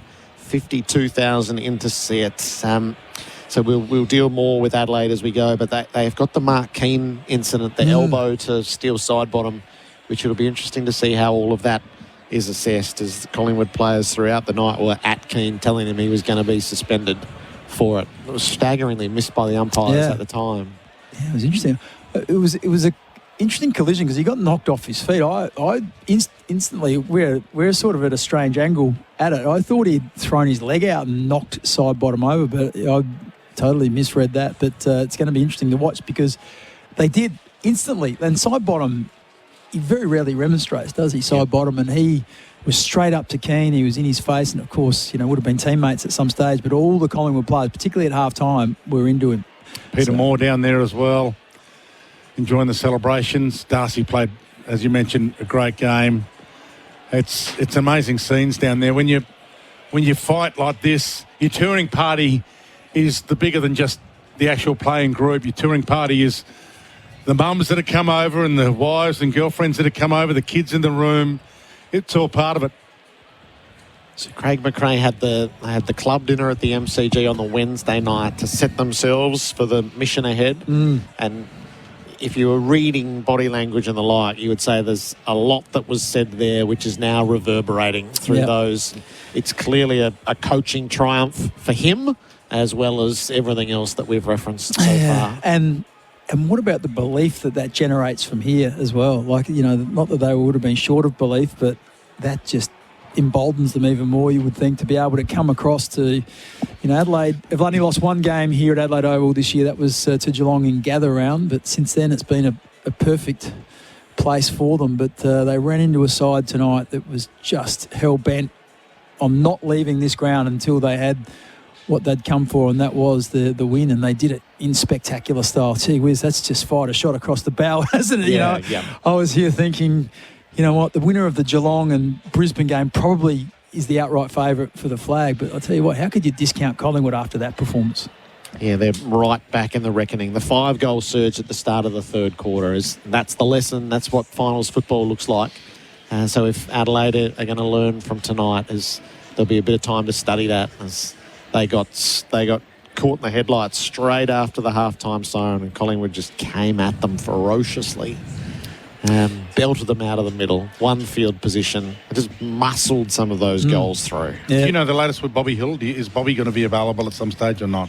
You think it's too late now to leave your run at this late? Yeah, it's one of those things you shouldn't pretend to know. But on Craig McRae's words, the answer was no. They're trying to keep him viable and keep him dialed in, but he misses once a week, and it's not about footy and fitness, is it? That was what Craig McRae told us. So Rowan Steele won't have played. Can he play in the twos tomorrow? So will he get is there a twos game tomorrow for him to play in? Do they make finals? I'm not sure, but that's the other thing. So they've got a week off now. So they just had a week off. They've got a week off now. He's just played 8 minutes. Do they consider bringing McStay back in as a sub, or maybe playing Ed Allen or someone like that as a sub instead of Rowan Steele? It would be harsh on Rowan Steele. Steele's no worse off than Allen, is he? No. Whatever they do, they'll do together. Unless there's a twos game that Allen plays in, that's all.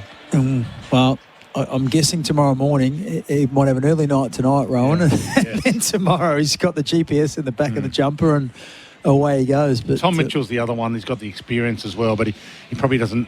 Well, he's still got the ball-winning ability, but does he have the speed that they want to bring on as well? But look, this is Collingwood round 10, round 8 from this year. This is Collingwood of a couple of years ago. Collingwood we saw tonight. This isn't the Collingwood we saw in the last 7 weeks of the season. This is the Collingwood that fought back after opening round when they were demolished by the Giants, and everyone wrote them off. And now they get the dream run, home prelim final at the MCG, where they're going to be really tough to beat, and regardless of who they play, they get a home ground grand final. Yeah, interesting as well. We've spoken a lot about Collingwood. When you think about Adelaide, there's just some players that didn't really show up. Isaac Cumming, I don't really remember calling him all that much. He had 7 touches for the night. Peatling, up until half-time, hadn't had a kick. He ended up with 9 disposals as well. He generally averages, between 16 and 20 possessions per game. Hinge was subbed out. Fogarty didn't really impact. He kicked, didn't even kick any score, so he was disappointing. Keys ended up with 15 disposals, but had no real impact on the game at all. And Dawson ended up with 19. And one stage, sort of early in the last quarter, he'd had 12 disposals. This is a guy who's been so dominant throughout the year, but he just wasn't able to really get himself into the game, and even finished with 19. And he went at 53%, so didn't really have the impact that he has been having throughout the year. Who was your better Dacos tonight? Oh, well, geez, Nick finished really strongly, didn't he? He did those two amazing kicks, and he did some other nice stuff. I probably think, look, you're splitting hairs. I think Moore was the best player. I actually think DeGoey was probably the second best player on the ground. I just loved the way he went about it. Then as the, Maynard, some of his footy work was magnificent, but just, I tend to agree with you. He sets a tone, a certain tone that is so powerful and important for his teammates. So he was great as well. The two Dacos boys were excellent. We mentioned Long was good as well. Elliott with 4 goals in a team that kicks 11. If you kick 4, that's not bad, is it? And I love the Schultz. He attempts to smother like Superman. Like, he doesn't give up. Some guys, it's only a half-hearted smother. They're not prepared to cop the ball in the face. But Schultz is prepared to cop that ball in the face if it means to smother. The other thing as well, Schultz is acting a bit like a conduit between the sort of middle of the ground, and he's the one often that's getting it between 50 and 70 and entering it in. And often what you don't want to be kicking from the wing and landing it, a shallow inside 50. So Schultz is just presenting up all the time. So he's always giving you that option. If you want to go short, you can get it into that launch zone, and he's either having a shot or he's kicking it deep inside forward 50 and allowing his teammates to get set up behind the footy. So he definitely plays a really important role. Collingwood, not in the VFL. They got knocked out in the wild card stage. So just the seniors going. So whatever they're doing for extra work, they're all doing together. That will be it. Celebrations in the rooms for Tobin Brothers Funerals, celebrating lives every day of the year. Isaac Quaynor is going to join us in a few moments' time to mark this Collingwood victory at Adelaide Oval. What did the intercept marks finish at? Let's just had a look before. I know Darcy Moore ended with 9. It ended up 28-11, so it was 20-3 at halftime. So it ended up 8 apiece in the second half. So Adelaide improved marginally, but boy oh boy, in the that second quarter, they just were dominant. It was 10-1 at quarter time, 20-3 at halftime. Got that all wrong. Now, some of it was, we talked about the pressure, but Adelaide, their ball use early on was poor. I remember Phil Thorpe kicking the ball into Walker, where Walker had some separation, but just overcooked the kick and kicked it straight to Darcy Moore. But, his ability to read it and then, once again, obviously mark it. But he had 9, Quaynor had 3, Cameron had 3. There was some others that had a bit of it as well. So, Maynard had 2 as well. So that whole defensive unit were very, very good tonight. Walker was the one that probably would feel a little bit flat with his inability to finish. He ended up with, I think he ended up with 6 shots on goal. And we know that he's generally a clutch player. In the third quarter, he missed 2 shots.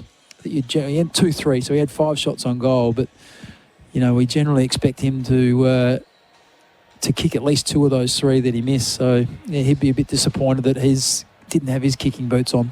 He kicked his first 2 and then missed his next 3, I reckon. And there were just those moments that late in the third quarter when they were getting back into the game. He had the long-range shot, which he would normally shape in, and it just wouldn't shape for him. No, that's right. And then he had the set shot 30 or 40 out directly in front, which is generally his pet distance, because the further out he gets, the more he kicks through the ball, and generally it's that suits him. But that one there just poked out a little bit and pushed it out to the right. So had some opportunities, Adelaide, but geez, if they'd have won tonight, they would have stolen it. In the end, the scoring shots tell a really good story. It was 11-13, so 24 shots to 15. That's probably where the game sat in my eyes anyway, and Collingwood absolutely deserved to take the spoils tonight. Those 9 intercept marks are the most taken by a player in a final. There you go. So, yeah, the home and away record's higher, but in a final, Darcy Moore has set a new mark.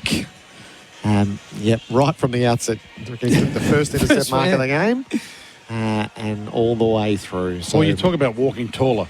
If you know your players, if you know Darcy Moore's on with that kind of form, you probably do feel more confident in your back line. In fact, we've got one of their superstars in the back line on the line now, probably listening to this. The Temper Sleep Well Player of the Night, a great night's sleep night after night after night. That is the difference. The difference is Temper. Isaac Quainer, congratulations. Great to have you on AFL Nation.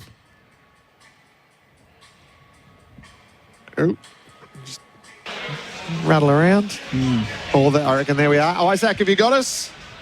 I got you guys. How are you? Congratulations. Wow, what a win. Incredible win. The rooms are absolutely electric. Families buzzing. Unbelievable scenes. So we've spent the last 20 minutes going to the how. How did you do it? What? Give us your hot take. I'm going to say it was based off of our defense. I just thought the way we were able to defend behind the ball, and then we were able to just play freely. I thought our big boys in Darcy Moore, Bill Frampton just controlled the air back there, and our forwards fought all day. So it was just honestly an incredible all-round team effort. Yeah, you left Braden Maynard out. We were just talking about the brutality of some of his attacks on the ball and body. We just set the tone, and it was just fantastic. Might have gone a bit quiet there. We lost him for a second. Yeah, just be patient. There's a lot going on down there at the moment. There's a lot of competing lines and phones, and she's a pretty great room. So we just started Braden Maynard. What do you think of his game? Yeah, he's just a warrior, isn't he? He's just someone that kind of drives the standards in physicality and effort, and then has so much polish that kind of gets thrown under the table a little bit. I reckon he's an unbelievable player, and I thought it was one of his better games tonight for sure. Isaac, you talked about the defensive part of it. Your pressure at one stage, the pressure meter was 230. It was sustained. It was just amazing. And when your midfielder doing that and not allowing Adelaide to be able to direct the ball when they're going inside forward 50, you must be licking your lips as a defender. 100%. Yeah, the way the boys were hunting in that midfield was incredible. I mean, for exactly what you said, for us as defenders, it just makes our job a lot easier because all those entries are a lot more pressured. So it gives us an opportunity to kind of play to our strengths and be interceptors, which is what a lot of us are. So, a big hats off to always in the engine room tonight. So through the generations, this is what Collingwood does so well, is go on the road as a band, and in these big games in heightened environments. How did you set yourself for this one? I thought it was a good question, Jeff. Just be patient. It'll come back. It'll come back. You'll hear it just buzz in the background and come back. That's a little bit frustrating, isn't it? It was just awesome to be able to kind of come together and get that dub. Sorry, Isaac, you dropped out. Could you just give us the start of that answer again? How did you set yourselves for it?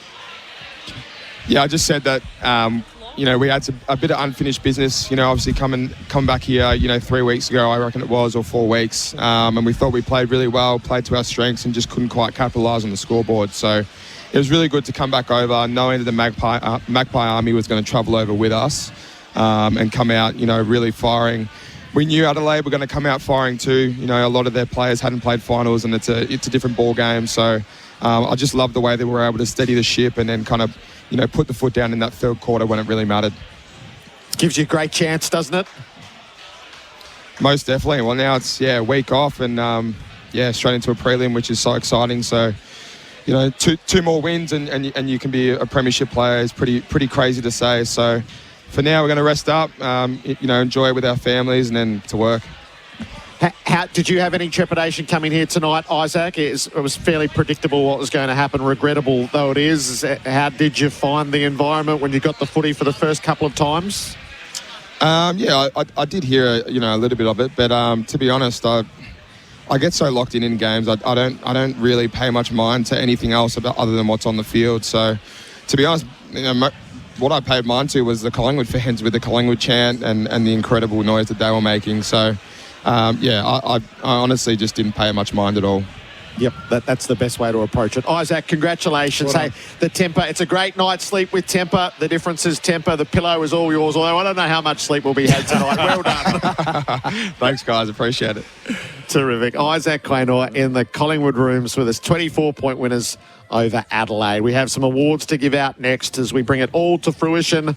The AFL Nation post-game, 4 and 20 pies and Elders. Contact Elders Finance today.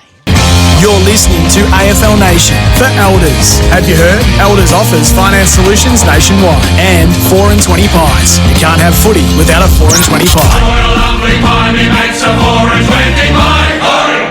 Collingwood has booked its place in the home preliminary final, defeating Adelaide by 22 points, 11-13-79 to the Crows, 8-7-55. Mark Bickley, we have awards to give out here. Hey, what do you reckon the key stats were for Milwaukee Outdoor Power Up?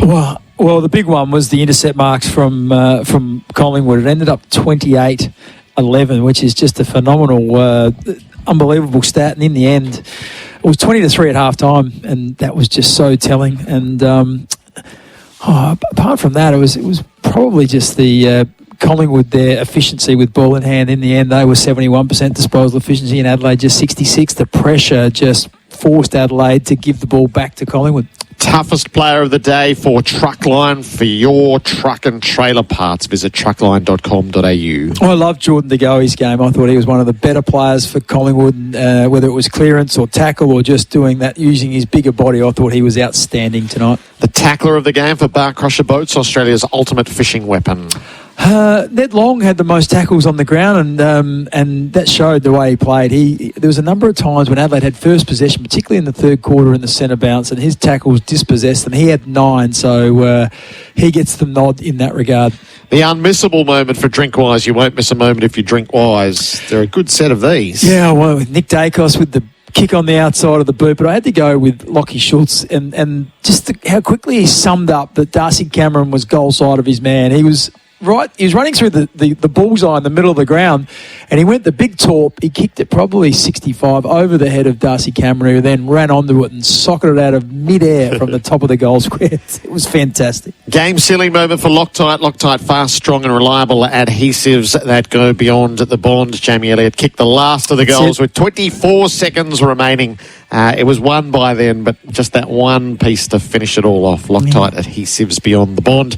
Power play rankings. Red Energy for 100% Australian electricity and gas. It was interesting because Riley Thilthorpe was the highest ranked player on the ground. He took a number of contested marks and also kicked 2 goals. He had 119 points, but it was Braden Maynard 115, Ned Long 114, along with Jordan De Goey, Nick Dacos. So you can see with the amount of Collingwood players up there, they had many good players across the night. Switch to Red Energy. What was the key matchup today for Seek for the best job matches? Download the Seek app. I actually love what Craig McRae did with Josh Dacos. He was pegged down at half-back. Last time they played, he was easy to nullify his influence. They put him through the middle of the ground, and he ended up with 24 disposals, 4 clearances. He had a stack of inside 50s as well. So I just love the way that they just are able to make some changes. Haven't seen it a whole lot. We saw it late in the game against Gold Coast if you go back there, but you always knew at some stage Craig McRae might be going to play that ace, and he played it beautifully tonight. The forever young player of the day for Tobin Brothers Funerals, celebrating lives every day of the year. Well, it would have been easy to give it to Scott Pendlebury, but I just decided still side-bottom shaded him. 3 goals tonight. It was absolutely fantastic. In that really important part of the game when Collingwood got on the roll, it was side-bottom early in the third quarter, kicked 2 goals in the first 5 minutes and really put Adelaide to the sword. Who ran the most kilometres for OMF? Sleep deeper, recover faster, perform stronger, wake up refreshed, energised and ready to dominate every day. Alex Neil-Bullen ran 15.2 Ks. The breakout player tonight for Australian Outdoor Living, bringing backyard dreams to life. We've spoken about him a little bit tonight. Ned Long, I thought he was fantastic. 23 disposals. He had a stack of clearances as well. He had 5, and importantly, in that third quarter when things were happening for Collingwood, he was one of the prime movers and really consolidated his position for the rest of this final series. Australian Outdoor Living. And the defender of the game for Athena Home Loans, kick even more goals at Athena Home Loans. Well, it had to be Darcy Moore. He had a record amount of intercept marks in a final, 9, which was absolutely outstanding, and just his poise, composure, positioning, everything. He was just fantastic. Played the perfect captain's game. And so do the votes for the player of the night for Aviso Group. Don't drop the ball on insurance. Contact Aviso Group. Well, I went one vote to Braden Maynard. I just thought that the attitude that he brings, he's almost like the barometer. When he's up and about and he sets the example, he was just absolutely phenomenal. That's one part of the game. But the other part was he had 20 disposals. He played on Darcy Fogarty for large parts of the game, who really had much impact on the result of the match. So I just thought he was fantastic. 2 votes to Jordan De Goey, who was great for Collingwood. All started pretty much in the back half of the second quarter when Collingwood got on the roll. They kicked the last 2 goals of the quarter, and De Goey was involved in both of them. And then in the second half, spent predominantly all of that through the middle of the ground and was really impactful, both with his size and his power and his strength. And it was a great return to form for him in, just at the right time in a big game. And 3 votes to the skipper, Darcy Moore. Like I said, 9 intercept marks, led from the front. He was the general back there. He was positioning. He was telling players where to go. And you just get this sense of when he's in control of his game, Collingwood look like they're in control of their game. 3 to Moore, 2 to De Goey, and 1 to Maynard for Aviso Group, trusted insurance brokers. Collingwood by 24 points over Adelaide. Our finals presenting partner is Eufy. Reclaim your weekends by letting the Eufy E15 robot lawnmower do the work for you. Dwayne, you'll have some happy travellers on Midday Madness tomorrow as they work their way back across the border. I think a few might have to delay their drive, given that they're going to get home really late tonight. Might be starting at midday. It might be, or Sunday. Biggs, talk to you on crunch time. Yeah, love it. Thank you. Pies have done it again. You're listening to AFL Nation for Elders. Have you heard? Elders offers finance solutions nationwide and 4 and 20 pies. You can't have footy without a 4 and 20 pie. Need to move? Whether it's people, places, product, or anything, you can count on Avis for great rates, reliability, and experience. They make moving easy.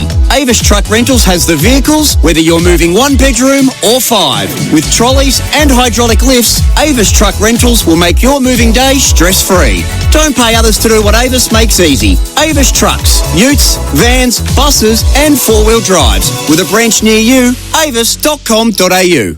This weekend, don't just take a punt, bet with confidence thanks to Tipper. Tipper is the real-time marketplace for punters and tipsters, bringing you expert tips on demand. They're flipping tipping on its head. There's no gimmicks and no subscriptions. Just flip an expert tip when you want one and never pay for a losing tip again. Tipper, the tipping marketplace. Download the Tipper app. That's TIPR. Chances are you're about to lose. For free and confidential support, visit gamblinghelponline.org.au. This is the biggest crane in the Southern Hemisphere, and it's just hoisted a 5-ton beam 40 metres above the city centre. Sounds dramatic, but it's not, because at Pertec, we supply the hoses in cranes like this. They're designed and tested to handle all kinds of pressure. No drama. Pertec, drama resistant since 1980. You have 300 new messages.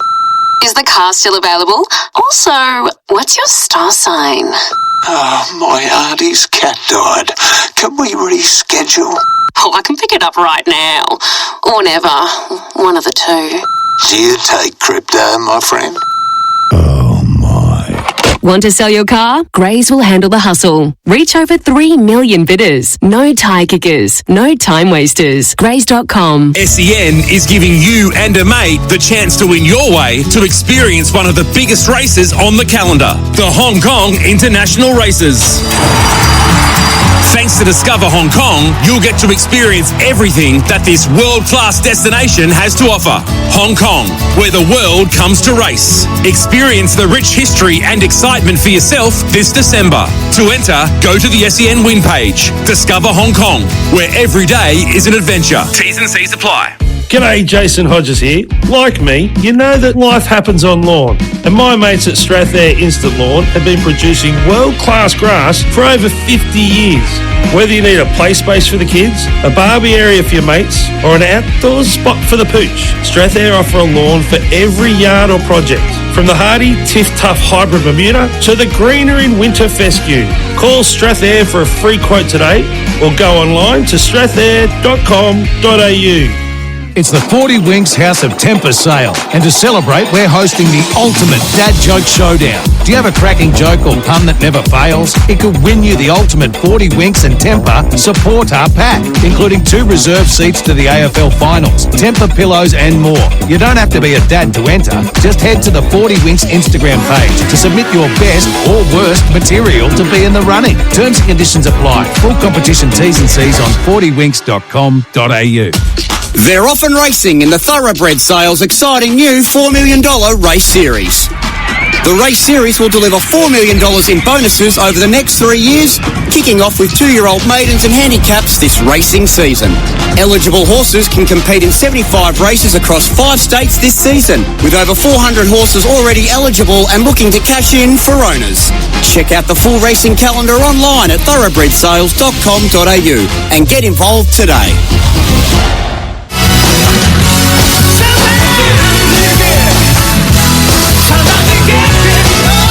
Come into Alamance Kia Footscray to test drive the all-new Tasman Ute. It's unbelievable. Finey's Final Siren on SEN. Magnificent, menacing, mighty Magpies. Collingwood show exactly what it takes to win a final. Brutal without the ball, brilliant defensively in the air, and with that polish, the brilliance of Dacos around the ground, record a fantastic victory over the Adelaide Crows on a night where Collingwood once again put their hands up, as they had done for the first part of the season, as a genuine premiership threat. What a great night for the Collingwood Football Club. They started the pressure gauge at boiling point and it never went down. Absolutely magnificent tonight, Collingwood. And as for the Adelaide Crows, well, there's a fair bit of soul-searching to be done before they play the winner of GWS versus Hawthorn.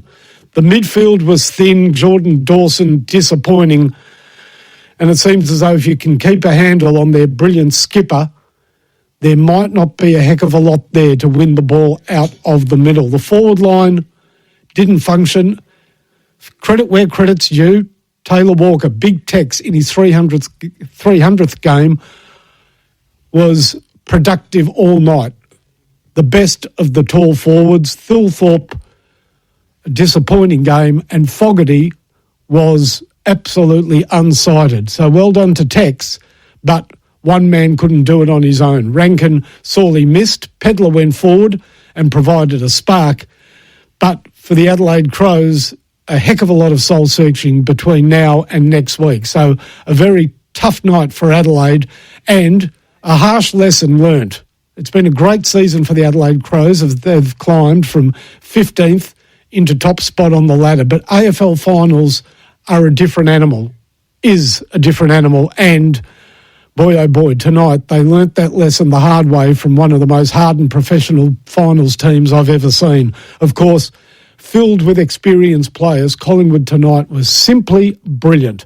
1300 736 736 on this special edition of the Final Siren. A great night for Collingwood supporters. I'm hoping to hear from plenty of you, hoping to hear from Adelaide supporters, and then supporters of all clubs. Your analysis, your take on what was a magnificent game of football orchestrated by Collingwood. I mean, it was superb. The way they handled that last quarter with assuredness, confidence and ferocity made it impossible for Adelaide to mount any sort of challenge, get their home crowd excited and build up any momentum in the last quarter. Brilliantly snuffed out by Collingwood, brilliantly set up in the third quarter and made tough for Adelaide from the first bounce. If you want to send a text in, that's also an option. 0433 98 11 16. Now, Stephen J. Peake is not in the studio tonight, but the bit part player is being replaced by the principal actor. I'll have Phil Mance, great sponsor of this program from Allen's Mance Motors, in the studio. He loves his football, and we love him because without him there is no Finey's Final Siren, so it'll be fantastic to have him in the studio. He'll be joining me shortly. But a couple of texts and then on with the program. Finey, go Pies. Random thoughts. Awesome tackling pressure. You bet, sir. 1% stuff was awesome. It was. Those tackles were body crunching. They were. From the word go to woe. I think of that tackle in the dying minutes by Braden Maynard on Alex Neil-Bullen. Wowzer. That big tackle by Billy Frampton during the second quarter. These were telling moments in the game. A great tackle by Lachie Schultz. And as I mentioned those two players, a huge thumbs up to those two men. Billy Frampton was great in defence tonight, spoiling, marking and tackling. A great night for Billy Frampton, one of the unsung heroes. But Collingwood supporters know how important he is. And I thought Lachie Schultz was utterly brilliant tonight. Whether he was tackling, whether he was up on the lead or kicking that amazing torpedo that was finished off by Darcy Cameron with a kick off the ground just out the goal square. It was a great night for Lachie Schultz, and the time and money invested in him. Sure, his first season from Fremantle didn't hit the heights, but this year he's been invaluable, and tonight showed exactly how important he is and what a great finals footballer he can be, because all of those elements of the Lachie Schultz game absolutely reek finals football. So great effort by that player. Also off the text tonight, I've got to absolutely give a thumbs up to this one. Isaac Quaynor was absolutely fantastic tonight, despite the crowd, stuck it right up him. The Adelaide crowd lack some sort of intelligence or nous or finesse.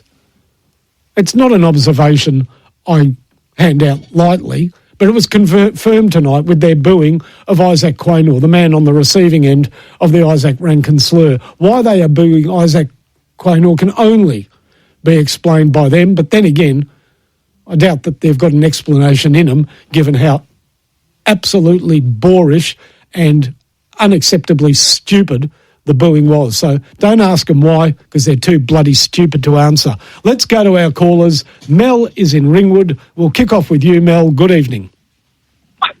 Hey, Finey. I'm actually walking from the ground as we speak, and what a game. Finey, what a game. Perfect. A perfect game of finals football. I'll say this. If Collingwood can bring that pressure from the first bounce for the next 2 weeks of finals football, you will be celebrating another premiership. It's not always easy to do, but they were absolutely unbeatable tonight given the pressure they applied. I mean, Adelaide wilted, but what team wouldn't under that pressure? It must have been fantastic to watch, because as a supporter, there's nothing we love more than the rousing tackle, the smother, the desperation, and you got that for the full 100 minutes. I've been to most of the games the last 6 weeks, and I saw them lose the confidence. But then the last 2 weeks with Melbourne and whoever we played, I saw some signs, and I thought there's three things that if we get right tonight, we'll win. One was team defence, one was Geordie off the leash, just let him off the leash, and one was Billy Frampton. If he could just nullify Riley by 50%, we'll win.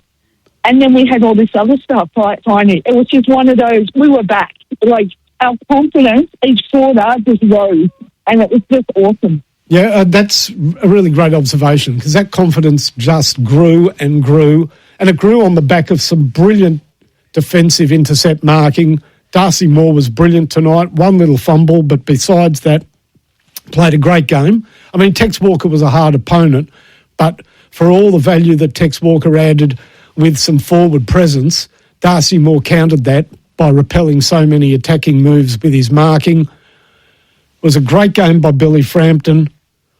Dan Houston had a much better night tonight. That's why they got him to the club.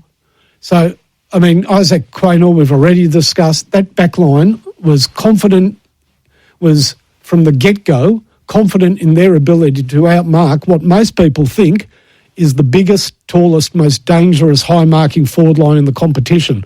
Credit to Collingwood. They took them on at their own game in the air and beat them. And we didn't go away, and that's what I think Adelaide was expecting, and that's what I think their crowd was expecting.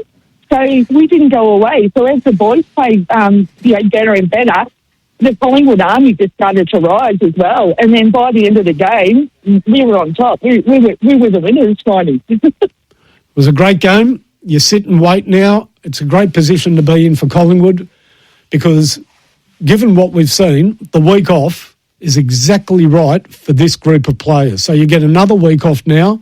That'll be appreciated again. They'll be cherry ripe to come out like raging bulls in that preliminary final. You're from Melbourne, so enjoy the night in Adelaide, enjoy the trip back and enjoy the rest of the final series, Mel. Thanks for the call. Let's head to Sam in Adelaide. Good evening, Sam. G'day, Finey. How are you, mate? Very well, thanks. Hey, I'm a North Melbourne supporter first and foremost, so growing up in Adelaide, the way you just conversed about the crowd is burnt into my mind about how they used to treat Carey in his prime. And as a young fella, when I would be there, we were the 2% of the crowd, and you'd cop it, and it was demonstrative and aggressive. And I haven't seen that for a long time, but geez, it came out tonight. It was spicy. Ironic that he would end up going on to play for Adelaide. Shows you've got to be careful who you boo. But, yeah, they did themselves no good service tonight by booing Quaynor. I mean, it's an embarrassment, absolutely embarrassing. And I just can't believe it took hold and continued right throughout the game. Incredible. Yeah. It wasn't just Quaynor, though. Maynard copped it. They were throwing it out left, right, centre. But I'm going to be real with you because I'm hiding down the shed because my partner's 8 months pregnant and she's a mad crowd supporter. I couldn't do this from upstairs because I wanted to want to shake the natives. But Nick's got out coached tonight. You know, you look at that there. They started McElhaney as a forward. He's their best small defender. He should have gone to Elliott. He played on Paul Curtis earlier in the year and just blanketed him. And they started Bond on Elliott, and he got off the leash early, got space. Did a few things that just put pressure on him in that back half. Hinge being sub for Smith. They chose 9 defenders tonight. That's a lock for life. It didn't change any structure. Probably should have subbed Fog off to get a bit of a different mix, but he got out coached. He didn't give that squad the opportunity to play to their strength, and they got smacked for it. Yeah, I don't know whether they were allowed to play to their strength. I mean, the coach will have a look at a number of aspects of what happened tonight and certainly look to get some more run through the midfield. I actually thought when Brodie Smith came on, he provided something that they didn't have, which was more daring out of the backline. So I'd be very surprised if Brodie Smith doesn't start next week against GWS or Hawthorn.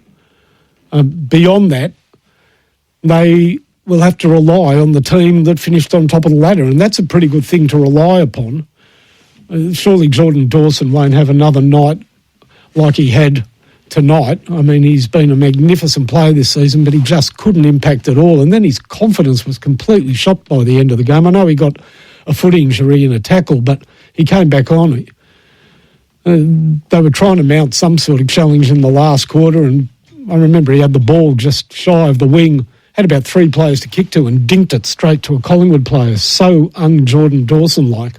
But yeah, he won't hit the panic button, that's for sure. They've had a system throughout the year that has been mainly reliant on those big marking forwards. I mean, Isaac Rankin plays a huge role because when you have forwards that either mark the ball or bring it to ground, you need the right people at the drop of the ball to provide you with some sort of alternative to high marking, and Rankin's been absolutely brilliant at that. So, unfortunately, they go without Rankin again next week, but Pedler was good, so I'm sure he'll have a position starting up forward. And, yeah, you're right, McElhenney will return to the back line, one would imagine, and they'll start, I'm assuming, with that small forward setup that has, as we said, sorry, I've just forgotten his name. Who's number 19 for Adelaide? Zach Taylor. Yeah, Taylor. So they'll be the small forwards, Taylor and Pedler, and that's what they're going to have to go with, and we'll see whether or not that can provide something a little bit more impactful than we had tonight. As I said, Pedler was good, but I don't know, Collingwood just didn't let him play their game, Sam. Thanks a lot for the call. A couple more off the text. Schultz, Frampton and Cox have copped it from Pies and Oppo supporters, but I believed in them and they were rewarded with a great victory. Off the text machine. Interesting. Are you kidding, Finey? It was a terrible game and the crowd can boo whoever they want. Well, it wasn't a terrible game. It was actually a great game of football. High-pressure game of football and a real lesson in how to do it by Collingwood. As for you can boo who you want, sure you can boo who you want, but you'll be judged accordingly. And Adelaide supporters will be judged accordingly tonight and it wouldn't have been all of them. Of course it's not all of them, but it was certainly some of them, enough of them to be heard by television viewers around the country, and they'll be judged for exactly what they were, a large collective group of dickheads. A break, and when we come back, more of your calls.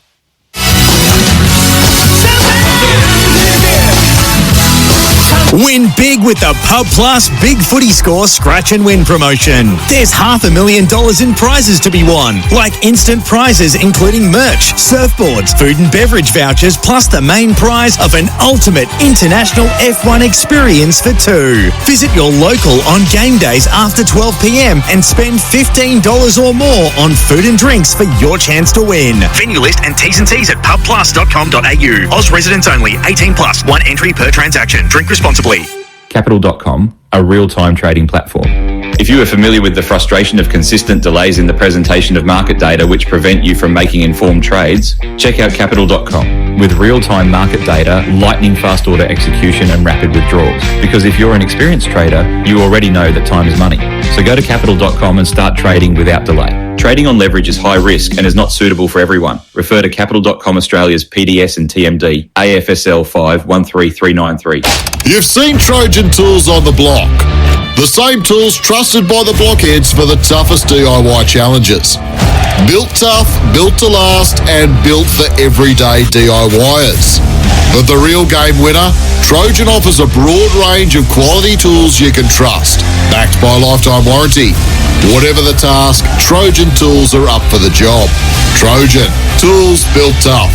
Available in store or online at Bunnings Warehouse. Need truck parts? Get expert service from the team that knows their stuff at Truckline. Whether you've got a Japanese, North American or European truck or trailer, we've got the parts to get you back on the road in no time. From hoses to transmissions and everything in between, we'll get you sorted fast. Truckline keeps Australia's trucks moving. Find your local store at truckline.com.au. Living with diabetes? Ditch finger pricks with Freestyle Libre. Freestyle Libre is a small wearable sensor that monitors your glucose levels and trends and bangs them straight to your phone. Instant up-to-date feedback. No finger pricks. How good is that? And you can trial Freestyle Libre for only $15. Just head to freestylelibre.com.au to find out how. T's and C's apply. Follow directions for use. Read warnings before purchase. Free yourself from finger pricks with Freestyle Libre. Turn over a new leaf with OMF Spring Sale. Buy any base bed frame or bedding and get great deals on selected mattresses. Get the Revivify Support mattress for under $800 or the Mornington mattress for under $1,300. This week, get 2 bonus pillows when you buy any modern, family or signature mattress. And get up to 20% off selected bedroom furniture. Spring's the season for fresh deals. Upgrade your bedroom today. End soon at OMF, the home of mattress, bedroom, bedding and furniture. So just what backyard sports does your family excel at? Cricket, footy, classic catches in the pool? Is your grandstand, we mean outdoor living area, up to scratch? Speak to Louver House and transform your outdoor area with an Australian-made opening and closing roof. Louver House do everything. Planning, design, council approvals, manufacturing and installation. Get your home ready for next summer now with a free design, measure and quote. Bring your outdoor area to life and see the light with Louver House. louverhouse.com.au. At Brighton Homes, they're letting life in with standout homes. No matter if you're new to the game or looking to upgrade, Brighton Homes has the perfect home for you. Where every front porch is a front row seat to the good stuff life throws at you. So come and find the home you've been dreaming about. Drop into a display home today and discover how better begins with Brighton.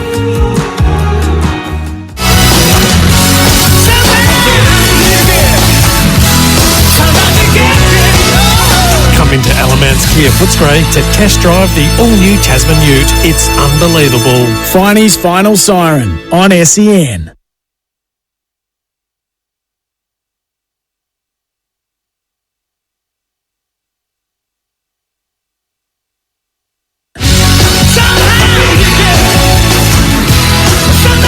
Welcome back to the program. The final siren in full swing on a night when Collingwood booked a spot in the preliminary final.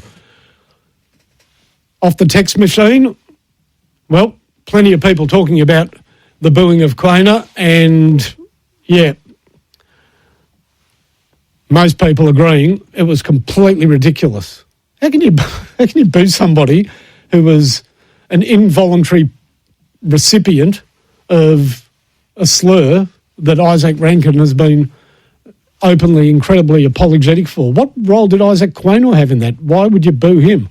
Makes no logical sense to me. And as for the person who says, you are part of the woke media ruining the enjoyment of the game for everybody, well, yeah, go and enjoy the game however you want. And you're allowed to boo who you want at the football, but you'll be judged accordingly. And booing Quaynor was simply idiotic.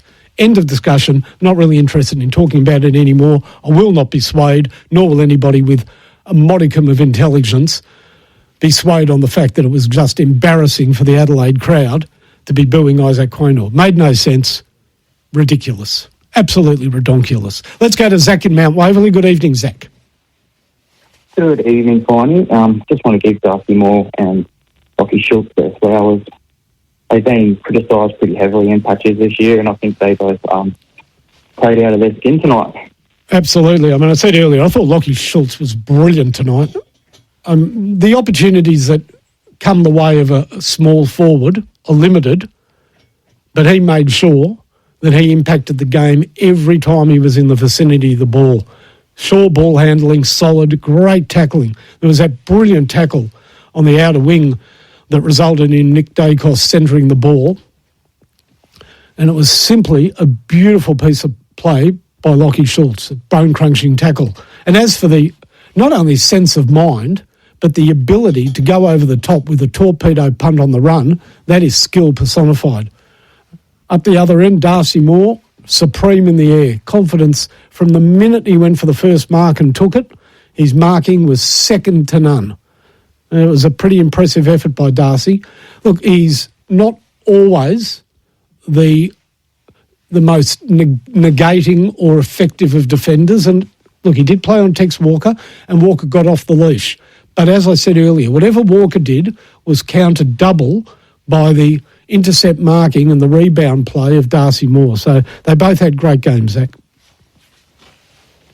Yeah, I feel like Shooter can be a bit of an easy whipping boy, and he's really starting to show why we made the moves to get him across. And Darcy Moore led from the front tonight, and I couldn't be prouder of him. It was unbelievable. Yep, great stuff, and thanks for the call. Let's go to John in Berwick. Good evening, John. Good evening, Mark. What an absolute sensational performance by the boys. But I think it needs to be called out. The All-Australian selectors, how disgraceful their decisions were to not put the best small forward in the comp, who absolutely showed them up tonight.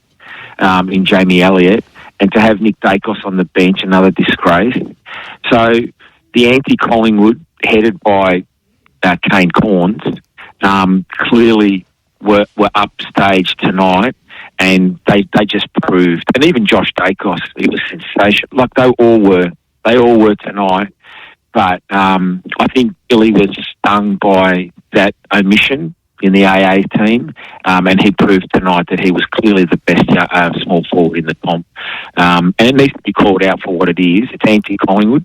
It's as simple as that. The best defence in the competition for the entire year, and kept the best forward line to 55 points in a final in their own home deck. Did not even get a mention, any of them. We led the competition for 14 weeks out of 24. Yeah, I think it would have 14 been, out of 24. to be fair, John, I think it would have been difficult to put any of your defenders in the All-Australian team. You've certainly got some good defenders, and they gelled tonight brilliantly. But there's not a defender that missed out on an All-Australian spot. But Jamie Elliott certainly missed out on a spot. I am completely on board with you. Jamie Elliott should have been in the All-Australian team. Now, interestingly, I heard Kane Corns last night rate the top 10 players in the final series. And the players he expected to have the biggest impact, who were the 10 best players in the final series. And he ranked Nick Dacos as number one. He was then asked, if he's number one, why did he not make the starting 18 for the All-Australian team? And he said, well, because he's not really a midfielder, so he's not part of the best midfield. Now, I know it's a modern game of football. Another excuse is it doesn't matter if you're named on the bench, you're still part of the team, and they all rotate and they all play as much as each other. But there's no doubt that there's more prestige being named in a starting position. This team doesn't play anybody, so there's more prestige being named as a starter in the 18 in a starting position than there is being named on the interchange bench. And the player that will, in all likelihood, win the Brownlow medal, the player he ranked number one in the final series, he can rationalise, doesn't deserve to be in the starting 18. Well, the reality is you pick an 18 and you start with Nick Dacos, and then you pick the other 17. So I give you a tick on both of your observations there, John. Thanks for the call.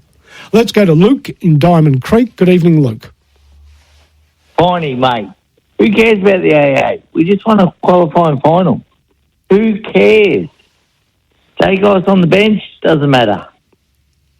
No defence in the AA, doesn't matter. All good. Yeah, it was all about what we're going for is a premiership. Of course. It's small. It's a minor matter, but still they named the All-Australian team, and I'm sure some Collingwood supporters' noses were out of joint. That's what he was saying, and I'm sure he'd also agree with you that all of that doesn't amount to a hill of beans if Collingwood can win the flag. Who cares? Who cares whether you've got a player named in the top 100 at the end of the year? The main thing is winning the premiership, and now you're in pole position. The first team through the preliminary final will have another one tomorrow night, but you are there waiting for an opponent in the preliminary final. So, yeah. The boys will be stoked more than an AA to be in a prelim for a chance to win a premiership. Yeah, of course. Of course, that's all that matters. All that matters. Thanks a lot for the call, Luke. Now, we've had some texts from overseas, which is fantastic. Finally, Matt from Seattle. Good evening or good morning to you, Matt. Bobby Hill will be back. Icing on the cake at the G. Any chance Hal gets up for the preliminary final? Go Pies. I wouldn't be betting on Bobby Hill playing football this season. Collingwood have certainly moved on from that tonight. And whilst, of course, he was the superstar of the premiership a couple of years ago, it would be a big move to play a player. Well, we'll see what he can do, whether he can get on the track consistently in the next couple of weeks and really put his hand up for a position in that side. It'll be an interesting selection dilemma. And as for Jeremy Howe, he'll be doing everything he can to get fit for the preliminary final. But given that his recent comeback was cut very short by injury, they will be taking absolutely no risks. from what we saw of Collingwood tonight, there would have to be a very pressing reason to change that team. Now, Will Parker played a position down back. He's not exactly the player Jeremy Howe is, of course. He's a smaller defender, but one would imagine that that's the spot Jeremy Howe would take because there aren't any other spots available. And he would have to be... What happens during final series tends to be players will be given an absolutely rigorous 100% test during training sessions to see whether they are up to it. So that will be all ahead for Jeremy Howe. He's fighting the clock, but he certainly is a chance. Now, here is a message from Vietnam, from John Young. Don't know John Young. I remember Johnny Young. He used to have the young talent time. Collingwood's got the old talent time. It's a different team altogether, isn't it? But he was listening or watching in Vietnam, should I say, without the volume on, and was asking about the booing of Quaynor. Well, I've sort of explained it, but yeah, it was, to say the least, unseemly. Let's just call it that. Okay, let's go to Matthew in South Melbourne. Good evening to you, Matthew. G'day, Finey. G'day to you. G'day, I'm actually in South Australia. I'm just driving up to Crafers in the Adelaide Hills after that win, and by golly, am I absolutely proud and pleased as punch that I made the trip out, because just willing the guys over the line tonight, the sound of the Magpie Army was just tremendous. There was a convoy of cars on the freeway here this morning, and I'm so proud of all the boys. They stood up so well, all the veterans. Pendles was sublime. Steele Sidebottom kicked 3, which he was sort of due for, I feel. And Ned Long, he's really come into his own. I was so happy with his role. DeGoey, he's hungry, and he's a finals machine. And just looking up into the stands was my first time ever in Adelaide. I've never been to an interstate game, never been to a final. It was fantastic to see the silence from the stands after all the booing. And thank you, Finey, for being very forthright with your criticism of that. And it's been a wonderful show so far. Thanks very much. Thanks a lot for the call, Matthew. Before you do hang up, are you still there, Matt? I'm still here. I haven't actually spoken about DeGoey or Long, so I'm really glad that you bring both of them up, because when the game was there to be won, there was a point, of course, in the second quarter where Adelaide had gained the momentum and were 10 points up, and it was all about whether or not Collingwood could turn that around during the quarter, or we're going to have to sort of withstand the storm and head into the sheds at half-time, managing some sort of deficit. And I really thought the player that stood up first and foremost was Ned Long. Really tough in that second half of the second quarter, tackling, standing up in a couple of crunching tackles himself, still able to get the ball away. And it, to me, made a huge difference having him not being, turned the tide back the other way. And as for Jordan DeGoey, we saw signs last week or the week before, the last home and away game of the season, and everybody was saying, you know what, DeGoey might come alive in the finals. He's made for finals. He was tough. He got 26 touches. So they were two very important games of football, because Adelaide got trounced in the middle of the ground, and those two guys were central to that trouncing. Exactly, and the tackle pressure, it was a joy to watch, and all the way, let's go Pies. 2 more, we got it again. Okay, can I ask you a question? You may. Because it's been asked a couple of times off the text machine, and that is there a role for Hoskin Elliott? One person suggesting he might be a better choice as sub, the other one just asking, is there a spot in the team for Will Hoskin Elliott? I think so. The McStay absence is felt, and he is the Swiss Army knife, but I actually quite liked the choice of Cox tonight. I thought that was a nice little stroke of genius. He always plays his role well. I am a believer in Cox. And Willie Hoskin Elliott, that would just be the icing on the cake of of a pretty undersung, underrated, but tremendous career. He should be really proud of himself regardless. And the rest of the team. Go the Pies. Good on you, mate. Safe driving up to the hills in Adelaide and bask in the glory, because it was a glorious night for the Pies. We are going to take a break. When we come back, Aaron is calling from New Delhi in India. Big Pies fan, and we want to have a chat with him after this.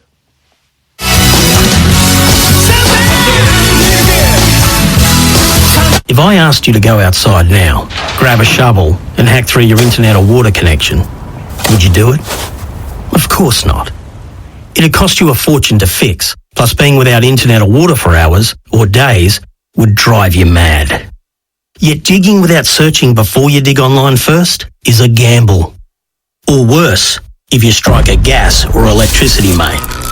Before every job, search before you dig online every time. And never dig blind. Mate, if I say the word laser, what do you think of? Laser tag? Pew pew. No, you clown. Laser cutting. Close. Laser welding? Correct. Roofing and Sheet Metal Centre can laser weld stainless steel in gauges down to 1.2 mil. Stainless steel roofing and rainwater products have a longer lifespan, are more resistant to corrosion, plus they look great. And with a lighter gauge stainless steel, you can get these benefits for less. Visit rscentre.com.au/stainless steel. Top mechanics agree. Euro Plus brake pads from Bendix are the superior brake pad for European vehicles. So it makes sense they're paired with Euro Plus disc brake rotors. Both with unrivaled performance you won't find in original equipment parts. Leading technology, precision engineering, just like your European vehicle. Euro Plus brake pads and disc brake rotors. Bendix, put your foot down with confidence. Greenworks power, Greenworks quality, Greenworks range. Your ultimate battery power garden brand. Tame your lawn with our large range of mowers, trimmers and blowers. Then take adventure to the next level with our high-performance e-bikes, mini-bikes and go-karts. No petrol, no fumes, no limits. All backed by a 4-year tool and battery warranty. Visit greenworksaustralia.com. Sheds come in all sorts of shapes and sizes, but if you're after a shed, go and have a word with the family-owned team at Best Sheds. The sheds at Best Sheds are up to a staggering 40% cheaper than the competition. Wow, 40% plus! All their sheds come with a 20-year manufacturer's warranty, and you can choose from the standard range or customise the shed of your dreams. So, come on team, let's hit the sheds. Best Sheds, 100% Australian owned and manufactured. Visit bestsheds.com.au. Be the sharpest tool in the shed with a discount on tool insurance from IMAR, the tradies mate. For over 35 years, IMAR's trusted team have backed tradies with the sharpest, that really is sharp, the sharpest tool insurance from the trusted team at IMAR. Call 13IMAR today and be the sharpest tool in the shed with your discounted tool cover. That's 134627. They're the tradies, mate. That's IMAR. Win big with the Pub Plus Big Footy Score Scratch and Win promotion. There's $500,000 in prizes to be won, like instant prizes including merch, surfboards, food and beverage vouchers, plus the main prize of an ultimate international F1 experience for two. Visit your local on game days after 12 p.m. and spend $15 or more on food and drinks for your chance to win. Venue list and T's and C's at pubplus.com.au. Oz residents only, 18 plus, 1 entry per transaction. Drink responsibly. Your next adventure is now boarding. Whether you're a sporting nut, turf devotee, family man, or avid traveller, discover Hong Kong, a world-class destination and where every day is an adventure. A fun family destination full of things to do and see. From world-class theme parks to museums, glass-bottomed cable cars, cute pandas, and hitting the trails for amazing views from the peak. Create memories and moments you can all enjoy. Discover Hong Kong. There's something for everyone. To find out more, visit discoverhongkong.com/family fun.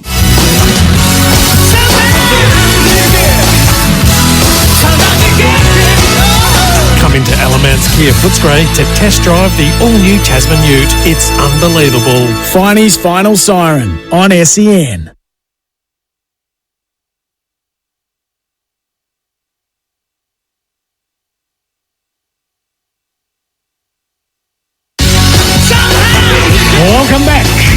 to the final siren. 1300 736 736 is the number to call. We're here for Alan Mance Motors, Footscray Melton and Bacchus Marsh.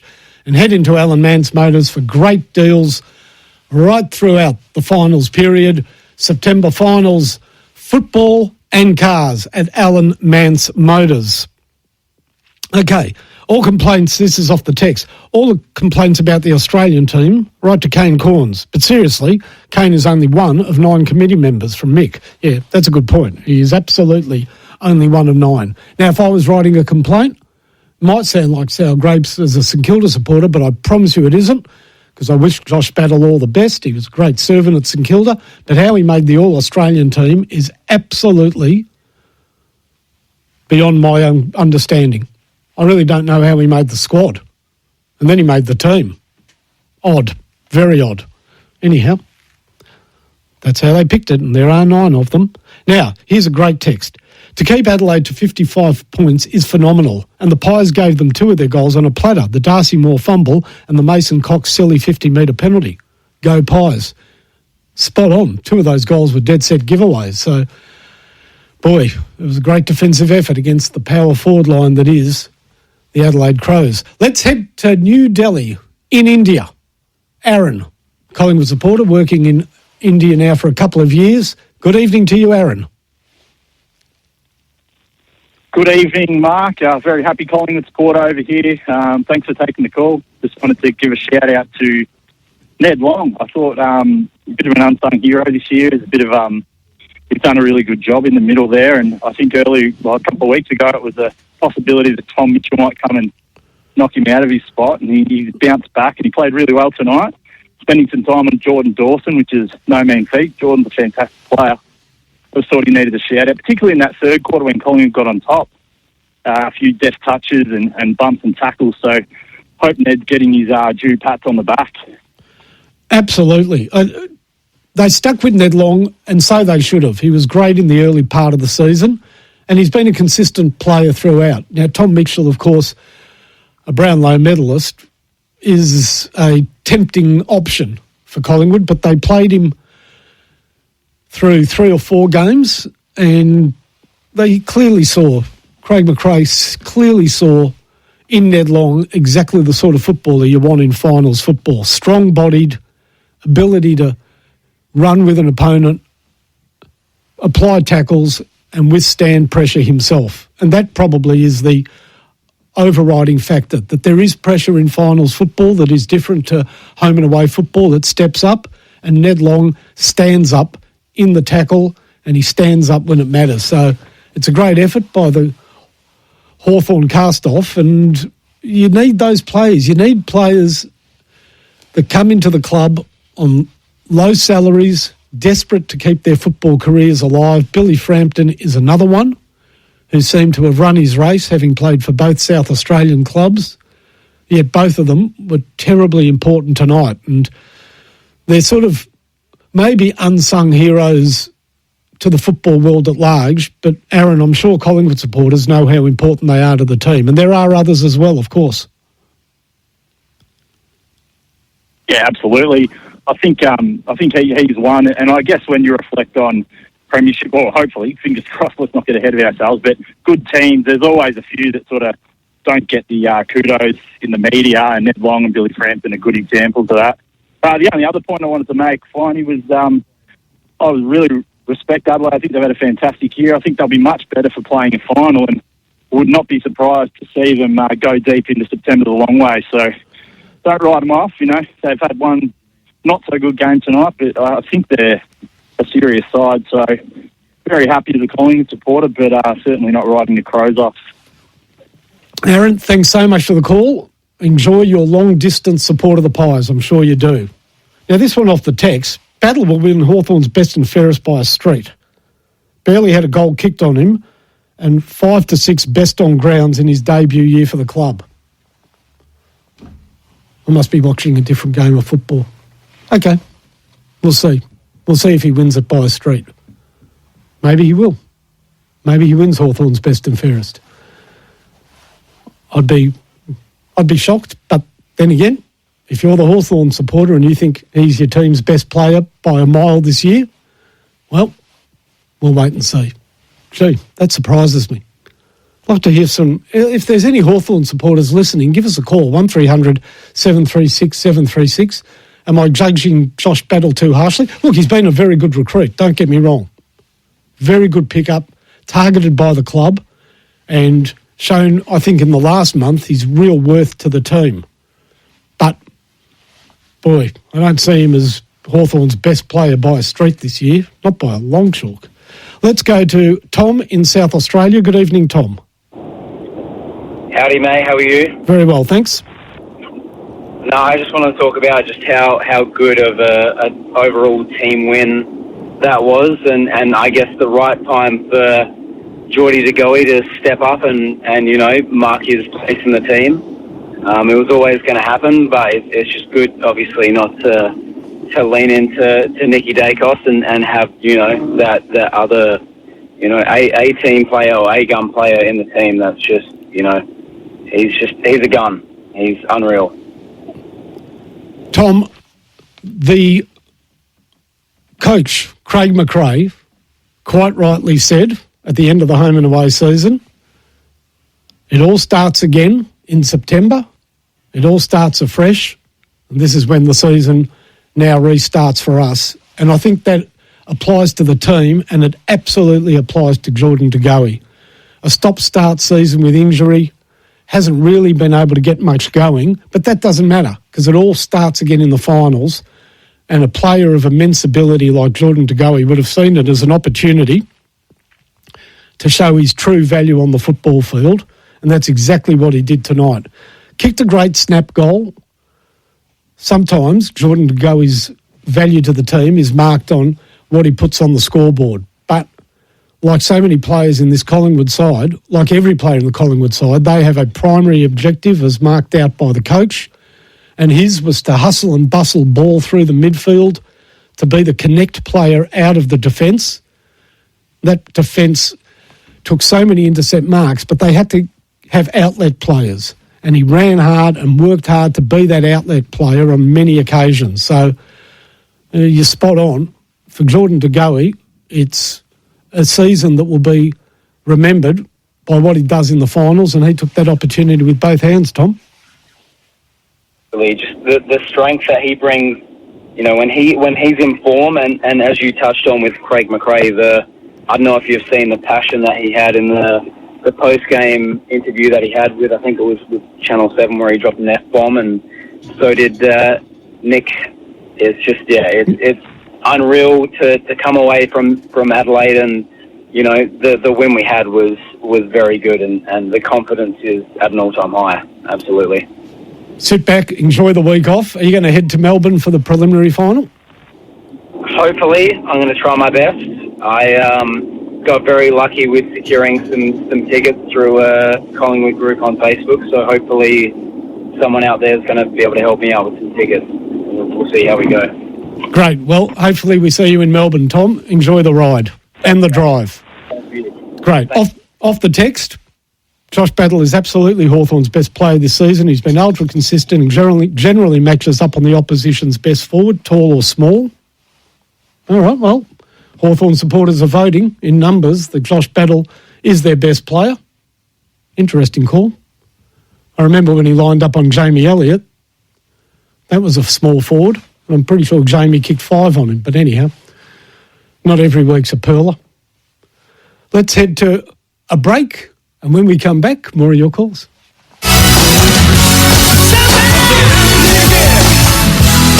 Did you know that right now at Sheen Panel Service, you can repair your car and reward your pocket? Sheen Panel Service are giving away $10,000. Simply book your car in for repair before October 5th, and not only could you win $10,000, you'll receive a quality repair with genuine parts, a lifetime guarantee, and an accident replacement vehicle from any one of their 27 locations. Been putting off a repair or just had a bingle? Sheen Panel Service. T's and C's apply. Head to sheengroup.com.au. At Amy, we know when our game has its moments, like when you're playing in Whoop Whoop The only park left is behind the goal square. You get heat rub in your eye when your banner has a typo. The scoreboard doesn't add up. You lose a boot, and the match winner misses everything except your windshield.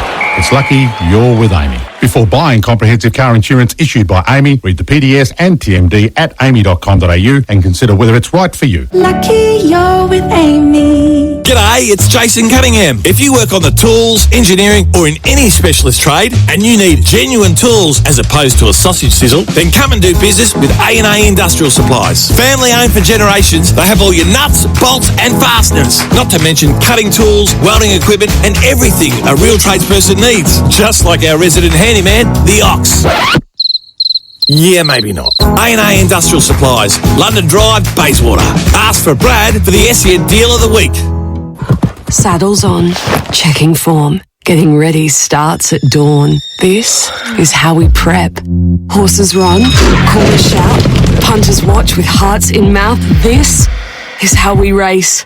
Glasses clink, crowds rise, victory laps with tears in eyes. This is how we cheer. Spring Racing Carnival. 3 months of racing thrills across Victoria. 30 August to 30 November.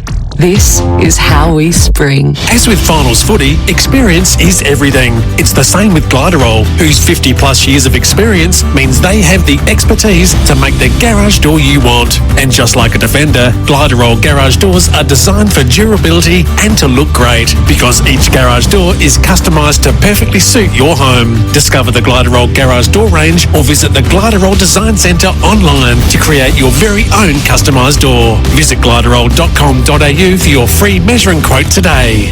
Owner breeders, looking to breed your next winner with an outstanding value stallion? Stockwell Thoroughbreds presents Inference, the Group 1 winning son of the outstanding So You Think. Inference's progeny are winning from 1,000 to 2,500 metres. He crosses well with all mare bloodlines. This season, you can book Inference for a service fee of $3,300 on live foal. Discounts for multiple mares. Call Greg now on 0419 347 937 or visit stockwellthoroughbreds.com.au. Looking for your next fishing weapon? Bar Crusher is Australia's leading fishing boat builder. That's because Bar Crusher boats lead the industry in design excellence and quality to ensure they produce the most advanced plate aluminium fishing boats on the market. Get your ultimate fishing weapon in 2025. Find Bar Crusher boats at Bar Crusher Melbourne on Quality Drive, Dandenong, or build your dream boat online at barcrusher.com.au. Proudly supported by Chatson Kia, the Variety Grand Final Lunch is back in its 40th year. Chatson Kia are donating a choice of 2 vehicles for the raffle's major prize. The winner gets to choose between a Kia Sportage SX Plus or the Kia EV3 Air. Tickets are only $100 each, and support kids in need through Variety, the children's charity. There's only 2,025 tickets available, so talk to Chatson Kia or buy online at fundraise.variety.org.au/raffle/GFL25. LMCT 11716, big permit number 10289/25.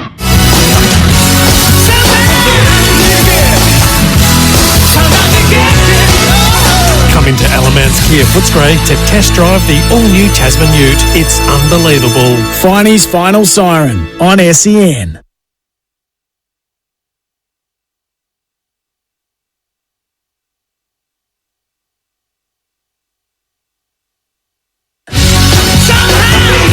Welcome back to the Final Siren. We're here for Alan Mance Motors. Don't forget, in the second half of the program is the Lenny's Fine Foods 3-question quiz, and befitting of the start of the finals, it's a doozy. And believe me, if you get all 3 questions correct, or even the 3rd question correct, and win the prize, you will deserve it.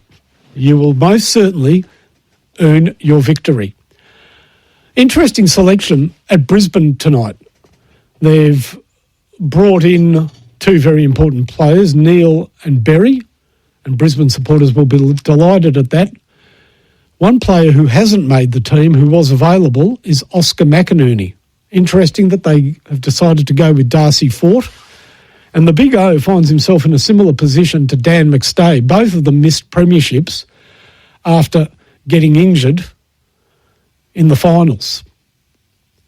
And terrible luck for both players, playing in winning preliminary finals but not being able to play in the premiership team the following week. And now both players are fighting to earn their spot in the best 23. So there are real parallels between Dan McStay and Oscar McInerney. Dan McStay tonight wouldn't have had his cause advanced by Mason Cox's game. Now, Mason wasn't brilliant, and in fact there was a point in the second quarter when he gave away that free kick and 50-metre penalty where Collingwood supporters would have been saying, why Mason? But he competed well in the ruck. His aerial work in the forward line in the third quarter might not have resulted in any marks. He went close a couple of times, but it certainly brought the ball to ground with great result for Collingwood. So they would have been happy with his performance, his contest, and I'm sure that he keeps his spot in the team for the preliminary final. And as for the Big O, he watches on with interest to see how Darcy Fort goes in the game against Geelong tomorrow night. Let's go to Neil in Port Melbourne. Good evening to you, Neil. Johnny, how are you? Good, Neil. St Kilda supporter. Yep. Happy St Kilda supporter of the news during the week, and I do agree with you about Battle. I mean, I think he's been good this year, but I don't think he's been anything more than what he was when he was with us. He was always very solid. I don't think he played any better this year than he did for us. He was always very reliable, but I was just wondering what your thoughts were on Ben Keys and Fogarty. It's been a lot of talk, even though Adelaide have done so well, whether the three forwards are all going to work, but they really lack a small forward. I know Rankin's not in there, but Ben Keys, surprisingly, I said, hadn't kicked a goal in 12 matches against Collingwood. Yeah, well, he was disappointing tonight, Ben, and he's a great player. He's been ultra consistent for the Adelaide Crows since being dumped by Brisbane. Very important play to them, but maybe, you see, you move up the pecking order as a small forward when Isaac Rankin goes out. So there's a lot of attention paid to Isaac Rankin when he plays. And that affords opportunities to the likes of Zach Taylor and Ben Keys. And without Isaac Rankin, the focus then switches immediately onto Ben Keys as the next player in the queue that you need to keep your eye on. So he wasn't able to withstand the close attention he received tonight. As for Adelaide, what they do in the next couple of weeks, or next week, and we'll see if there's a couple of weeks, will certainly be to play Pedler forward, as he ended up tonight, and hope that that frees up the likes of Ben Keys. Now, we need to take a break. There are plenty of people hanging on to have a chat. Do so after this. We'll continue after midnight on The Final Siren.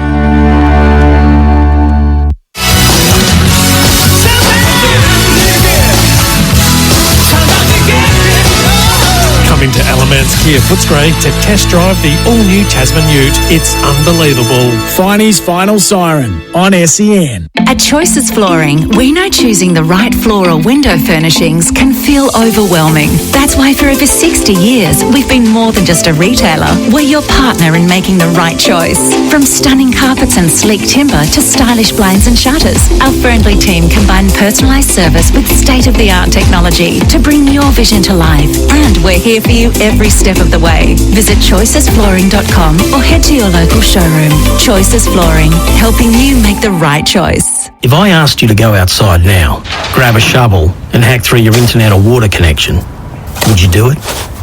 Of course not. It'd cost you a fortune to fix, plus being without internet or water for hours or days would drive you mad. Yet digging without searching before you dig online first is a gamble. Or worse, if you strike a gas or electricity main. Before every job, search before you dig online every time. And never dig blind.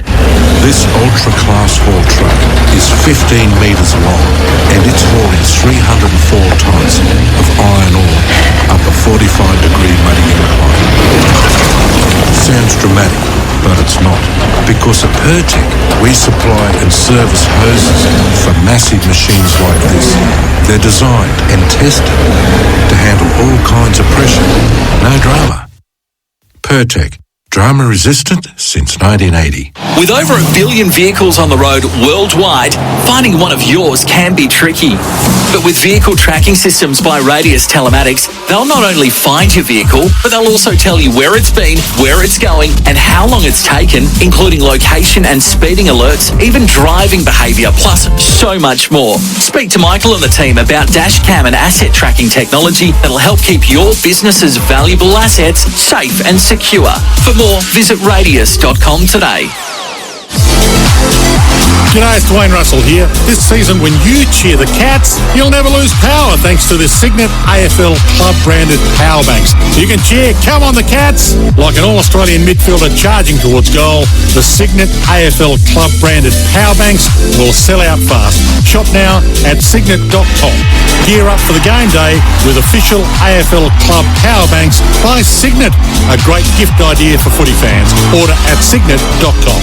Capital.com, a real-time trading platform. If you are familiar with the frustration of consistent delays in the presentation of market data which prevent you from making informed trades, check out Capital.com. With real-time market data, lightning-fast order execution and rapid withdrawals. Because if you're an experienced trader, you already know that time is money. So go to Capital.com and start trading without delay. Trading on leverage is high risk and is not suitable for everyone. Refer to Capital.com Australia's PDS and TMD, AFSL 513393. Everyone agrees. Adventure starts with an Isuzu D-Max. No matter where you go, the Isuzu D-Max has your back. With 5-star ANCAP safety rating, towing capacity up to 3.5 tonnes, and total peace of mind with Isuzu Ute Service Plus program, including 5-year flat price servicing, 6-year warranty, and 7-year roadside assistance. So let's go. Explore the range at your local Isuzu Ute dealer today. T's and C's apply. Sick of glue that doesn't stick? Bostik. Sticks like shit. Holding on really tight? That's no bull. Whether it's for indoors, outdoors, rain or shine, it bonds to nearly anything. Wood, metal, brick, you name it, it's stuck. You'll need a crowbar and a prayer to move it. Bostik. Sticks like shit. Find it now at your local hardware store.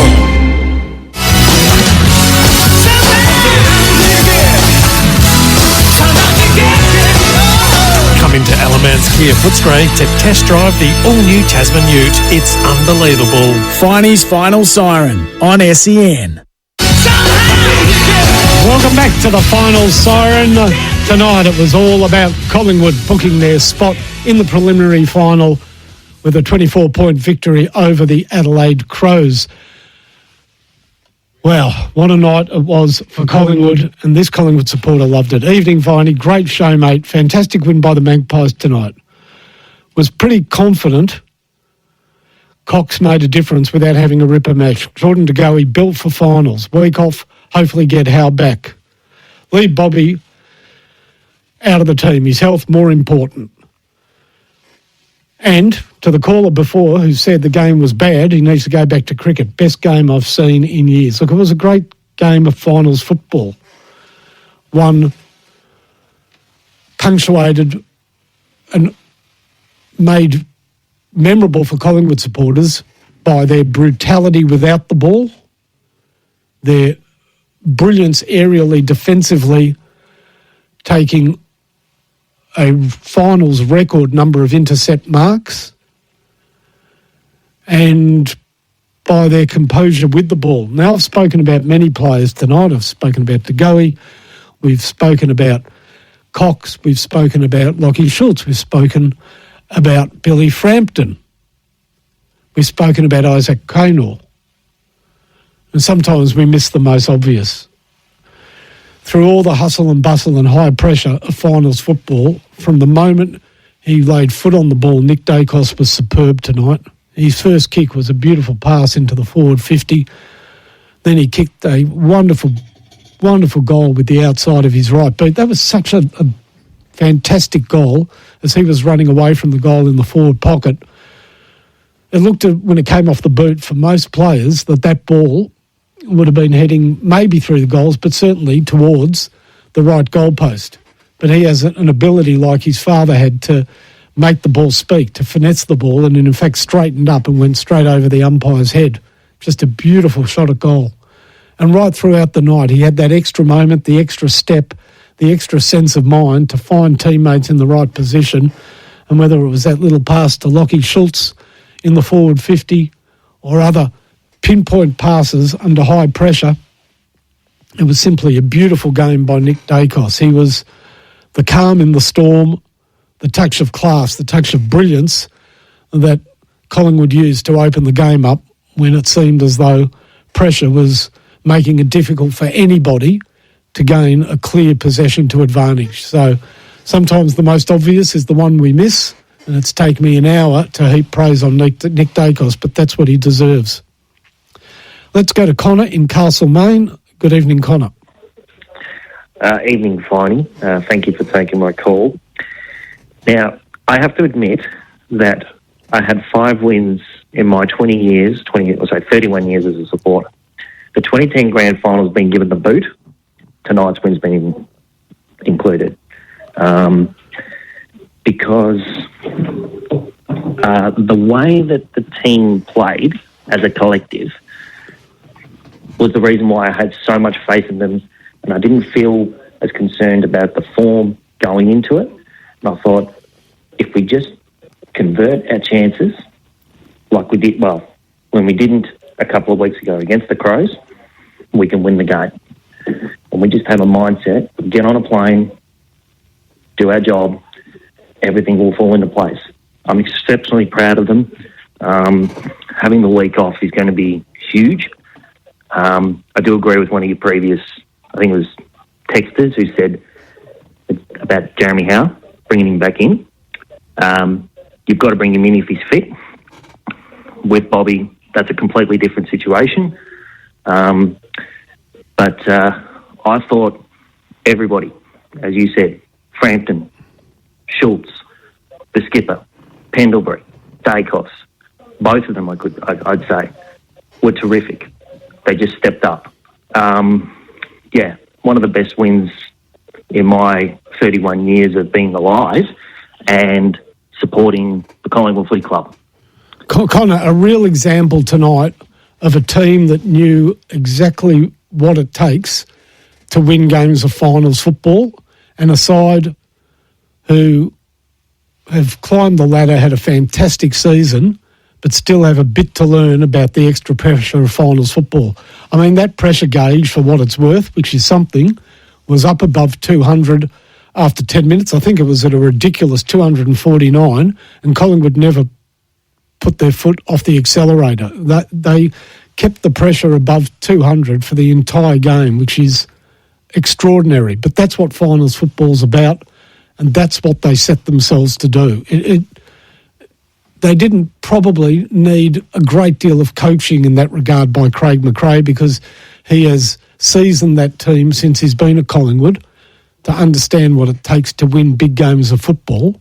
But they executed it tonight in a devastating fashion. And let's be honest, the Premiership in 2023 was a masterclass in applying pressure and winning tight games of football right throughout the season and then through the final series.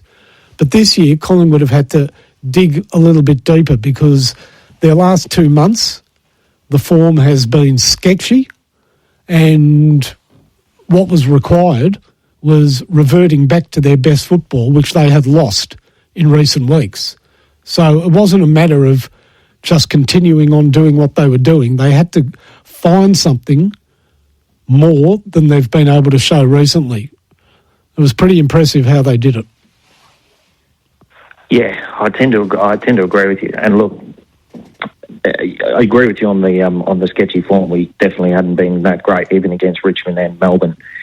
But the way that this team played tonight, it's easily the best win of the year, clearly. And Adelaide are a fantastic team. They're a fantastic football team, and they're going to be pretty darn tricky to beat the longer that they are in the finals. I mean, we've got to remember, back to you in a moment, Connor, we've got to remember the last 6 games between these two teams have been decided by 10 points or less.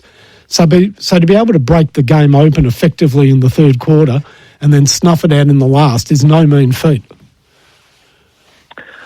Oh, yeah, I completely agree. And that was the thing. Even when we were 35 points up, I thought, we don't have the game wrapped up. I never felt like we had the game wrapped up. We knew Adelaide were going to come back. And they were doing that, I think it was in the third quarter.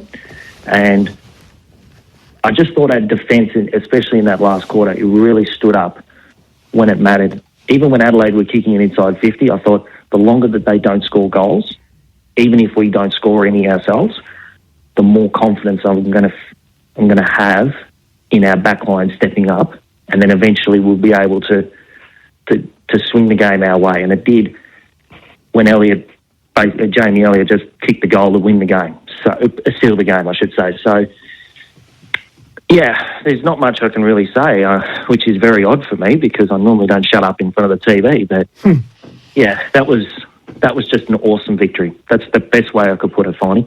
Fantastic, Connor. You should be rightfully proud, and for somebody who obviously watches all the Collingwood games, to rate this in the top 5 wins you've ever seen says something, and I can understand why you've put it there. Thanks for the call. Off the text, Finey didn't win the 80 million in the lotto tonight, but the Pies won, so life is good. There you go. I didn't win the 80 million because I forgot to buy a ticket. I normally take a ticket in the big ones, but I didn't get one this week.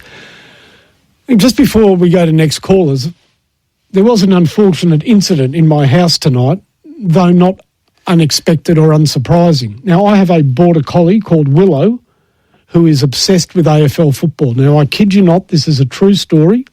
When the footy is on, she follows the ball and the players. She goes right up to the TV and she snaps at the TV trying to get the ball or get one of the players on the move. Now, what I'm about to tell you is 100% true. When I switch sometimes, when Melbourne Storm's on, during the half-time break or three-quarter time break to watch the NRL, she runs up to the TV, watches it for about 5 seconds and then walks away. So she has no interest in NRL whatsoever, but is obsessed with the AFL. Now, all season, she's been running at the TV, snapping at it, and it finally happened. Tonight it happened. Just after half-time, she went for a ball in the Collingwood forward line, banged into the TV and busted it. Huge, I don't know what it is. Like, the TV's not broken, it was still working, but there was a huge line down the middle of the TV that now we can't get rid of, and one running across the bottom of the TV, like a giant T intersecting the television. It was very annoying, except when there was a score review, because there was a score review at one point. It was actually a pathetic score review. It was, I think, a mark by Darcy Cameron or a Collingwood defender deep in defence. Clearly took the mark and the umpire called for a goal review. But the line she put in the TV was directly parallel with the goal post. So it was actually made it very easy for me to realise it was a mark. But yeah, we're down to television and Willow is now banned from playing football. Let's go back to callers. Jim is in Mildura. Good evening to you, Jim. G'day, Finey. How are you? Good. Minus a TV, but very good. Yeah, no, well, that's a bit unlucky, mate. Yeah, very unlucky. No good, but yeah, but no. Look, yeah, very proud Pies supporter.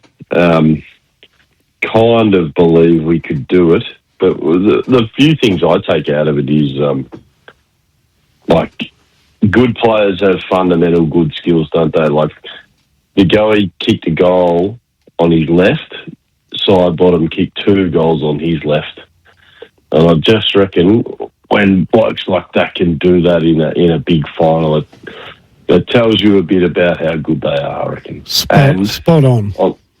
And on top of that, mate, this Craig McRae must be a hell of a coach because, yeah, I don't know.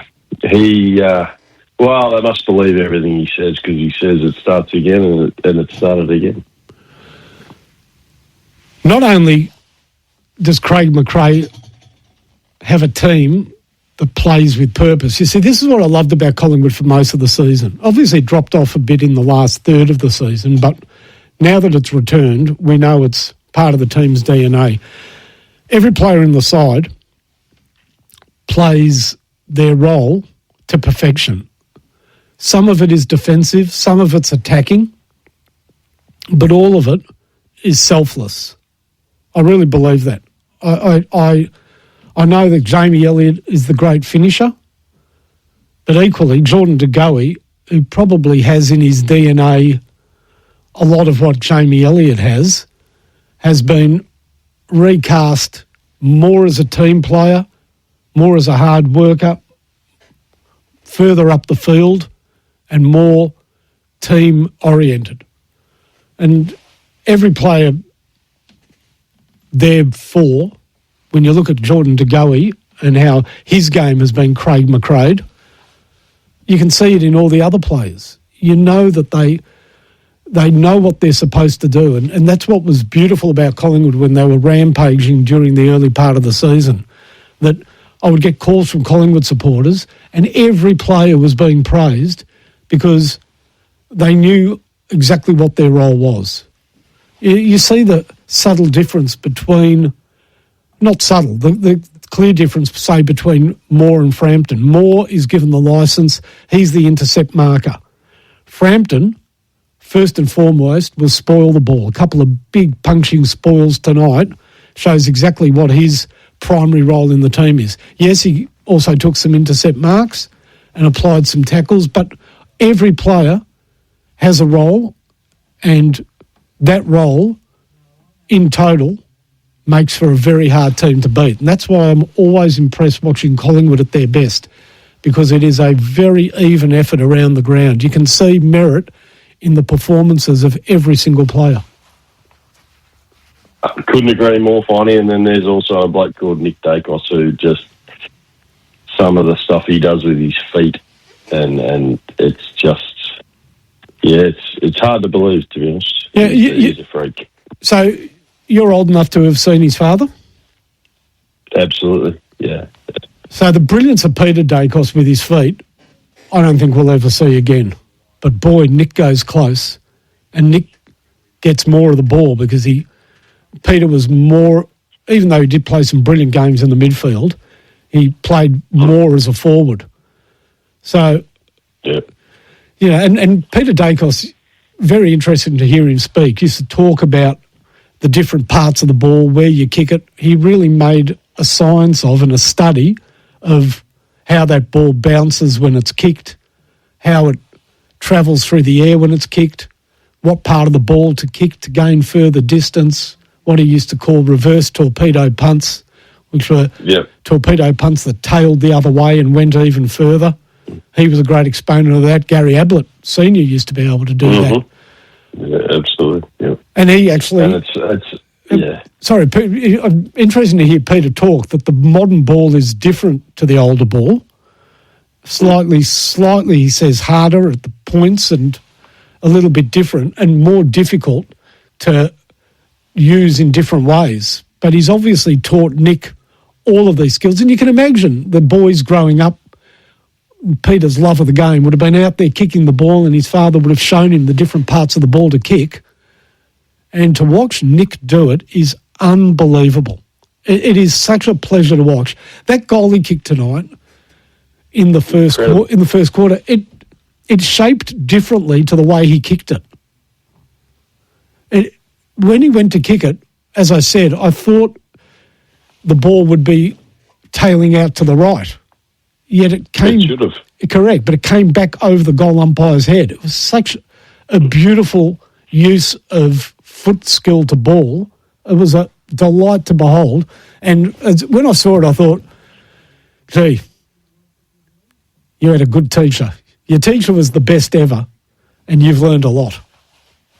Yeah. And finally, just one more, and not forgetting his eldest son, who last time they won a flag, he won the BNF. Yeah, that's right. 100% correct. I mean, he's a fantastic player, Josh. And incredible. Yeah, I mean, Collingwood have got a side. This season is still wide open. You've got Geelong and Brisbane playing tomorrow night, both fantastic teams. One will head to the preliminary final. And the other one, more than likely, I don't write off GWS or Hawthorn, but we'll have I don't write off Freo or Gold Coast, but let's be honest, whoever loses tomorrow night's game has a home final, or in the case of Geelong, a home state final against Freo or Gold Coast. Yeah. So one of those will come up against Collingwood, and that'll be a mighty game of football. But Collingwood have the understanding of what it takes. They have the personnel. They don't necessarily have the forward brilliance of some of the other teams, even though Jamie Elliott is a star, but we know that Collingwood's tall forwards are more role players. Membry doesn't get a lot of the ball. He's a hit-up player. Cox did a job. Again, they're not brilliant. And Myercheck tonight didn't Arnold bride us and kick terribly in a final. No goals 5, but he can win a game. So it'll be fascinating to watch. Really fascinating to watch, Jim. And Collingwood are a study in the best possible result from the players available. And you know what? That's all a fan can ask for. Surely as a fan, all you ask for your players is give your best, and from a coach, get the best from the players. And I think we've got ticks on both of those. Thanks a lot for the call. We're going to take a break. When we come back, I've got a couple of Brisbane fans lined up and very interested to get both of their takes on Oscar McInerney not making the starting 23 for tomorrow night's game against Geelong.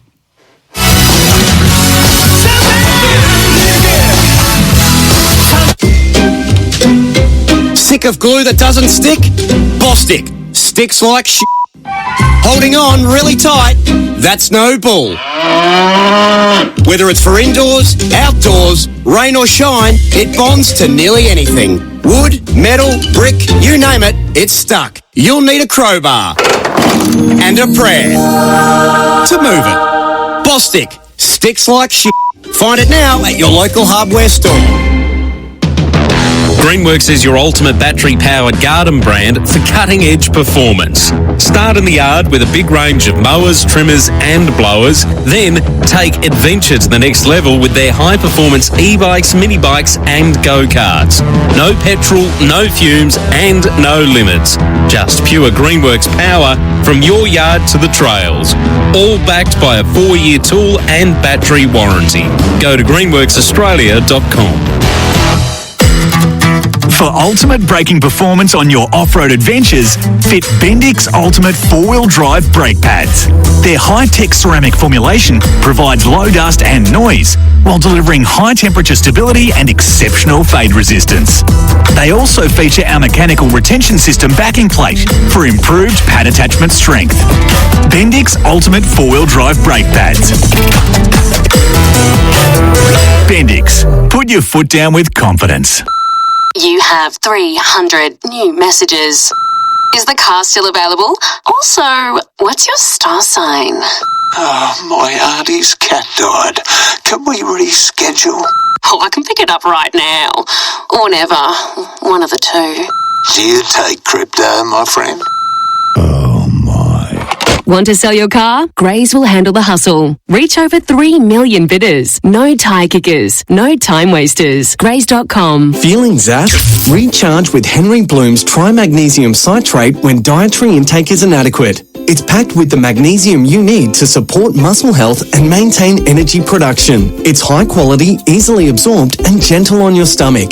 It's been trusted by Aussies since 1938. Support your energy levels with Henry Bloom's Trimagnesium Citrate 900mg capsules. Available at your local pharmacy. Just look for the purple lid. Always read the label and follow the directions for use. Your next adventure is now boarding. Whether you're a sporting nut, turf devotee, family man or avid traveller, discover Hong Kong, a world-class destination and where every day is an adventure. A fun family destination full of things to do and see. From world-class theme parks to museums, glass-bottomed cable cars, cute pandas and hitting the trails for amazing views from the peak. Create memories and moments you can all enjoy. Discover Hong Kong. There's something for everyone. To find out more, visit discoverhongkong.com/family fun.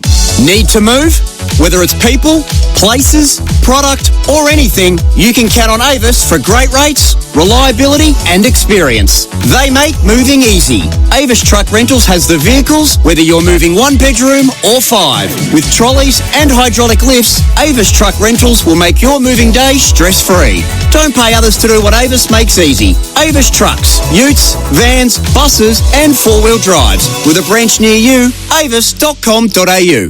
Sheds come in all sorts of shapes and sizes, but if you're after a shed, go and have a word with the family-owned team at Best Sheds. The sheds at Best Sheds are up to a staggering 40% cheaper than the competition. Wow, 40%! Plus, all their sheds come with a 20-year manufacturer's warranty, and you can choose from the standard range or customise the shed of your dreams. So, come on team, let's hit the sheds. Best Sheds, 100% Australian owned and manufactured. Visit bestsheds.com.au.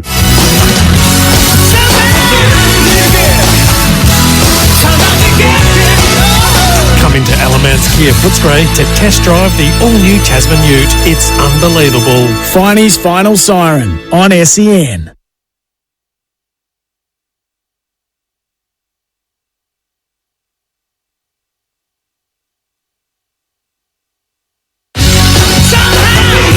Welcome back to the Final Siren. 1300 736 736, the number to call in. We're here thanks to Alan Mans Motors, Footscray, Melton and Bacchus Marsh, great supporters of the program.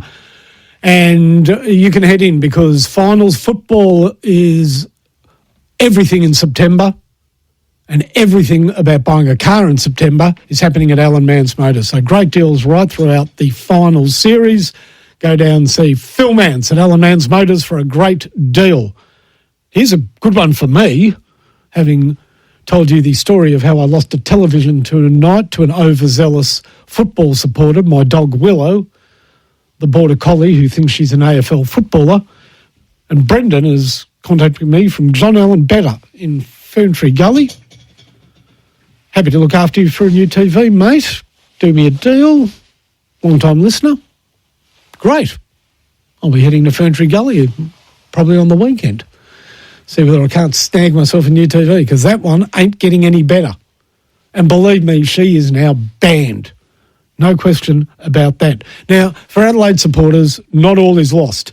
Maybe the tiny silver lining out of this would be that the side regroups and has a great fortnight, wins their next 2 games, because of course that means if they do get to the MCG, pardon me, for the grand final, they will have Isaac Rankin back in the side.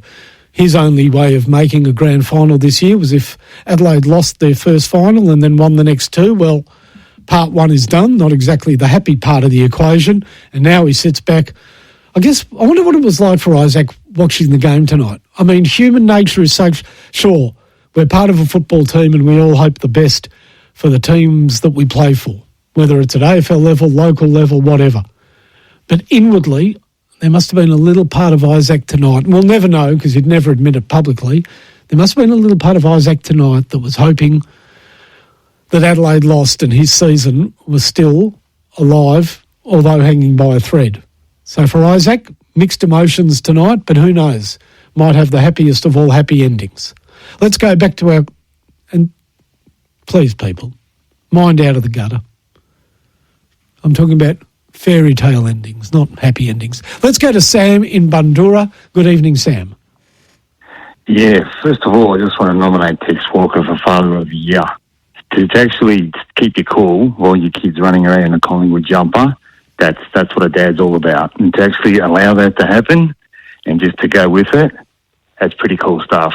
Yeah, I mean, and, he talked about it when Collingwood played Adelaide in the second last game of the home and away season, had a good laugh about it. So at least his son, when he ran out on the ground with Tex at the start of the game, he had an Adelaide jumper on, but by the end of the game, he had his Nick Dacos jumper back on. No, I reckon that kid's got vibes of actually following Collingwood, but following his dad. I actually reckon he's a Collingwood supporter, but he loves his dad. Yeah, I think that's what he said. He said when his dad retires, he's going to jump ship and just be a full-on Collingwood supporter. I reckon that'll happen. But I wanted to talk about Pendlebury. I I can't believe how good that guy is. I was watching that game tonight, and he just never fails to amaze me. Like, so many times, he just little shimmies, little blocks, little moves, little handoffs. I would have thought that I would have always thought that Peter Dacos was our best player ever, but not anymore. Every time I see that guy, I still can't get over what he can do on the field, and he's just amazing. I actually want to watch the game again, just to watch him again. Any Collingwood supporters, if they watch the replay, watch Pendlebury. It's incredible. So we all love watching football, Sam. You watch it every week. I watch it every week. And when you watch your team play, there are certain players, when they get the ball, you relax a little bit. You sort of think, okay, it all happens. Sick of glue that doesn't stick? Bostik. Sticks like shit. Holding on really tight? That's no bull.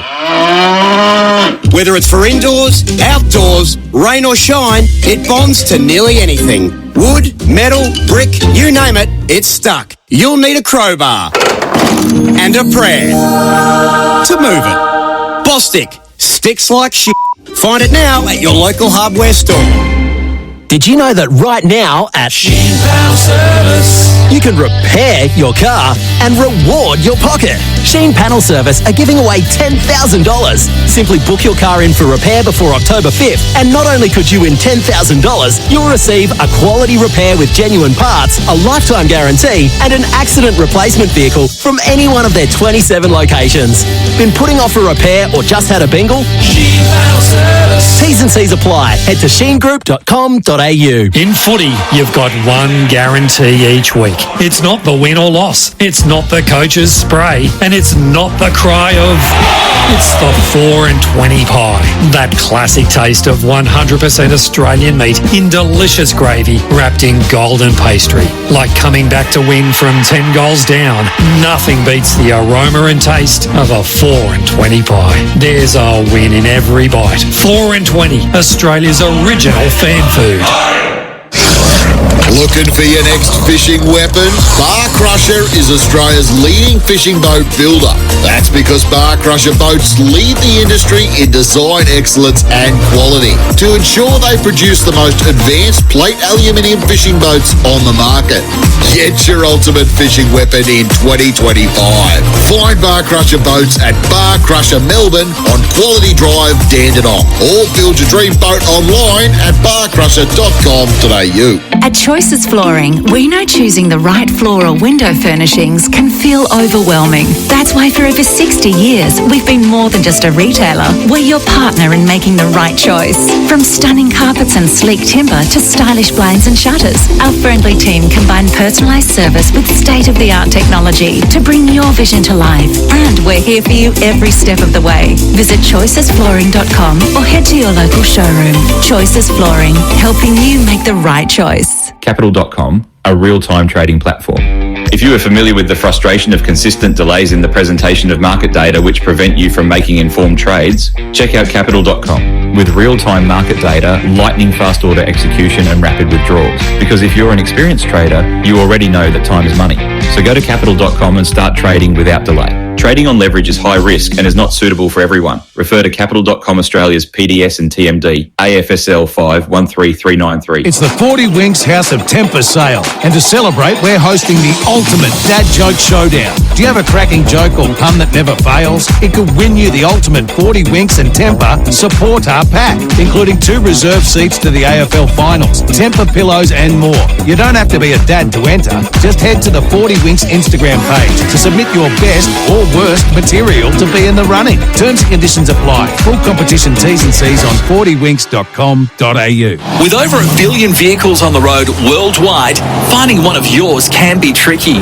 But with vehicle tracking systems by Radius Telematics, they'll not only find your vehicle, but they'll also tell you where it's been, where it's going, and how long it's taken, including location and speeding alerts, even driving behaviour, plus so much more. Speak to Michael and the team about dashcam and asset tracking technology that'll help keep your business's valuable assets safe and secure.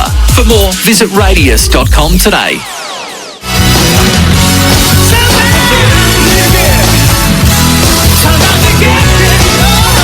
Come into Alaman's Clear Footscray to test drive the all-new Tasman Ute. It's unbelievable. Finey's Final Siren on SEN.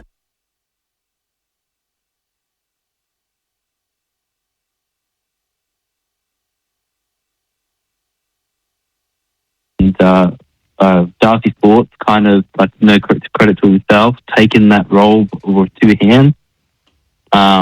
And I guess they did try to test out Oscar in a, I don't know what match it was, but it was a few weeks ago. Yep. With both rucks on the field. And I don't think they really saw McInerney being able to cope with the senior match that well, his body. So yeah, like, I'm very, like, obviously I'm bummed out. Like, I really liked what he has done for the club. Like, this year, in previous years, like, he's always been a great leader, ruckman, one of our best players for a lot of years. But yeah, I think just for him, I think it's very unfortunate, because I think it really was a body problem.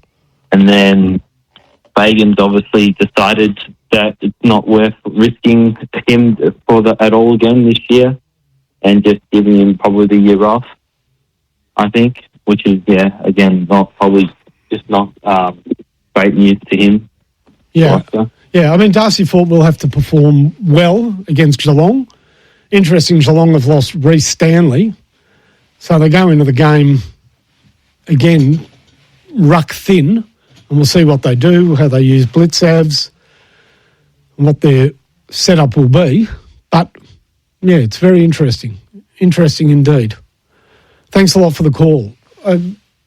We've got Shannon Neals playing. So, I mean, he's got the height to ruck, but he doesn't normally. So it's going to be blitzavs, and I don't know. Early in the year, they thought of Sam De Koning as a ruckman, but I doubt we'll be heading back down that track. So there is an opportunity for Brisbane to take an advantage there, but they feel that their best advantage is to be taken with Darcy Fort. Should make for a fascinating viewing tomorrow night. Let's go to Harrison in Burwood. Good evening, Harrison. Fire the pie! What a win that was, eh? One for the ages. Incredible. We had a caller say it's the best five wins he's ever seen. He's been watching for a while. I mean, it was a great win, mate. Oh, look. After the last 2 years, I don't know if I'd agree with that, but yes, it was a great win. But I want to talk about three players. First being, and I've been pushing for him to be in the team for so long, Mason Cox did everything we needed him to do tonight. I don't care if he didn't mark the ball once. Every time it went near him, he brought it to ground, and then our forwards got to work. Even in the 3-on-1s in our forward line, he just brought it to ground. He did exactly what we needed him to do. Yeah, in the third quarter, he was clearly the key man in a marking contest, and you're right, he was able to bring the ball to ground. I thought his second half was very good. I mean, there was a point there in the first half where he only had 2 possessions, and then he gave away a free kick and a 50-metre penalty, where I think some Collingwood supporters might have been questioning the move. But from that point on, he was very effective. Effective indeed. Who's the next player? The next one is Scott Pendlebury, obviously. I mean, in that last quarter, he just said, boys, get on my back. I'll take you to the win. He was huge. He's like, as Craig McRae always says, he's another coach on the field. He was so good. Yep, brilliant. Agreed. And one who, I mean, he was a bit stiff getting subbed off, because I thought he was actually really good, was Parker. Yeah, played really well. He's actually a promising player coming up for us, and I really, really thought he was good tonight. For a player who's played 9 games in a big final, I thought he was really good. Yeah, and as a small defender, given that his roles were mainly on Zach Taylor, he kept him completely out of the game. So, Harrison, tick, tick, tick. Now, we have to take a break, but when we come back, get in the queue, because it is a finals-worthy Lenny's Fine Food Quiz. So you chance to win a Signet Boost power bank valued at $44.95. See how well you know your finals facts based around tonight's game and this weekend's football. 1300 736 736. When we return, we test your mettle on the quiz.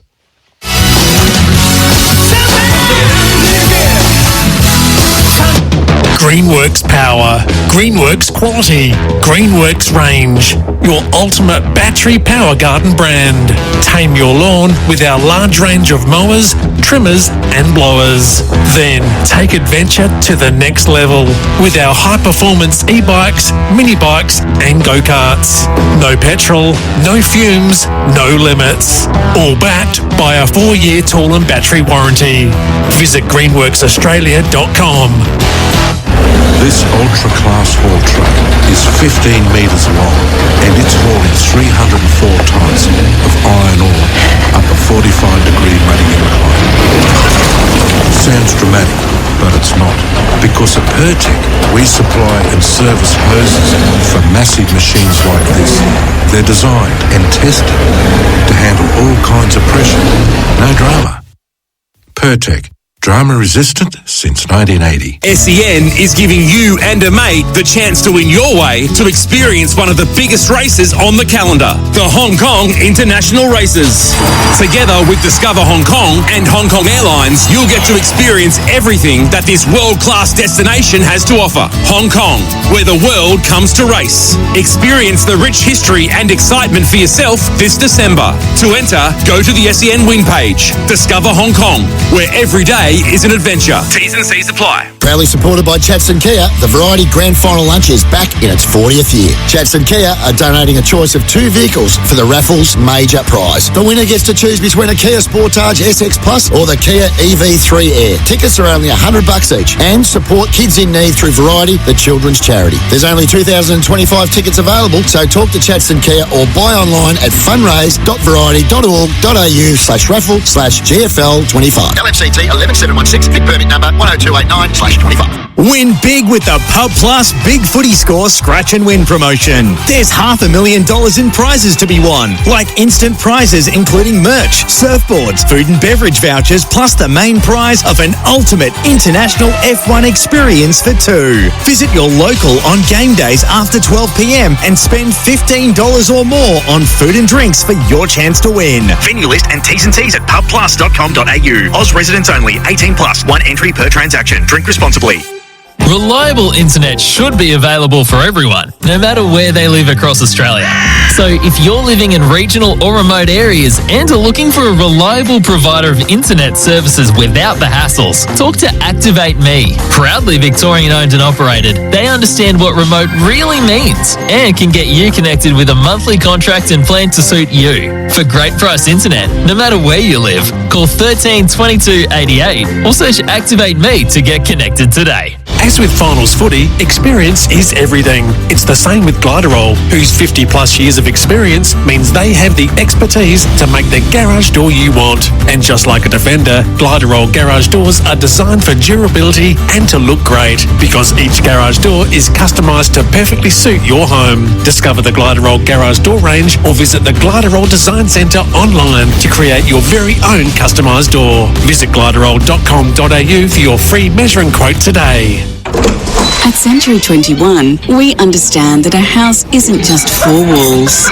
It's where life's most treasured moments unfold. From first dinners of the century to quiet mornings of the century.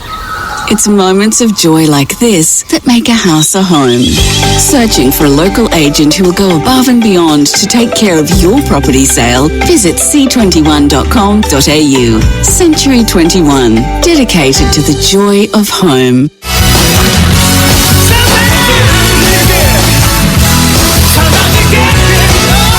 Come into Alamance Kia Footscray to test drive the all-new Tasman Ute. It's unbelievable. Finey's Final Siren on SEN.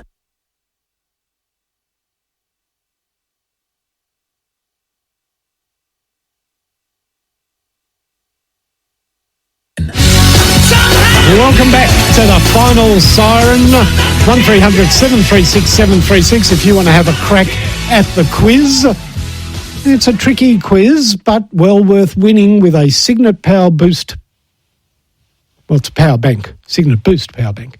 Valued at $44.95. Keep all of your devices powered, phones, tablets, earbuds, etc. 24/7. And believe me, from somebody who often runs down to 1 or 2% and then panics, that is something worth having. Just a little comment on the game before we do start the quiz. A lot of talk this year about the standard of umpiring, and it's been a feature on this program. Then again, it's been a feature on Finey's Final Siren for many, many years. You know, I've done this show for 15 years with a little break and then come back and done it again, and umpires have always been in the crosshairs, but probably more so this season than any other year. I can honestly say, from my standpoint, I thought the umpiring was fantastic tonight. Very little in terms of contentious decisions. Yeah, there's always a couple that they missed. There was a handball, I think, by a Collingwood player that wasn't actually a handball that might have resulted in a goal, but these things actually, when I first saw it, I didn't pick it as an obvious throw. Otherwise, I thought the umpiring was fantastic. Very, very much on point. So, criticism often levelled at the umpires. We haven't had any on the program tonight. Maybe that is a sign that the umpiring was, as it should always be, and as it was tonight, of the highest standard, and that's what we expect in the finals, and that is what we got. Time now for the quiz. You're just too good to be true. Can't take my eyes off you. Pardon the way that I stare. There's nothing else to compare. The sight of you leaves me weak.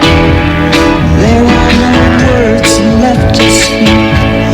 But if you feel like I feel, please let me know that it's real. You're just too good to be true. Can't take my eyes off you.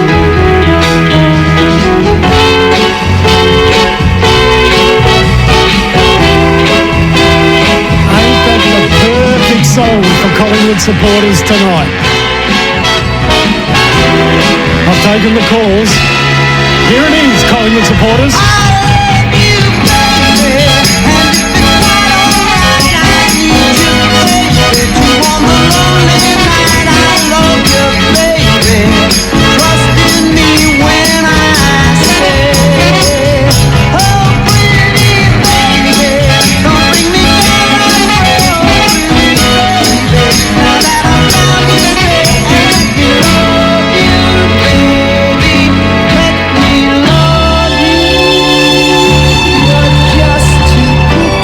That was the Pies tonight. Too good to be true.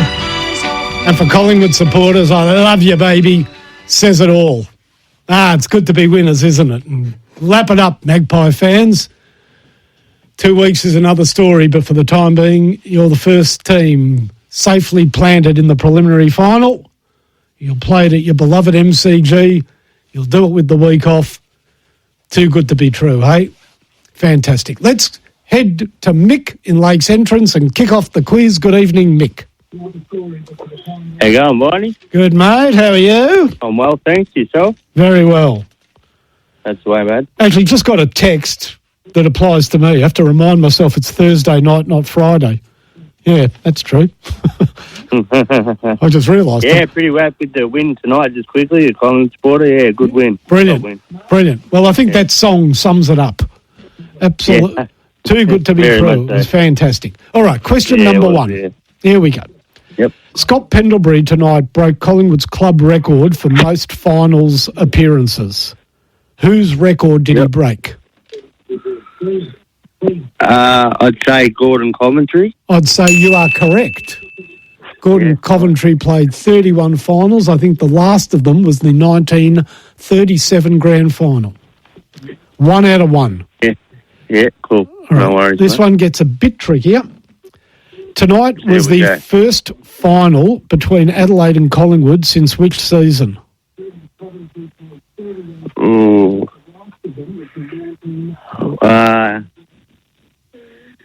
19...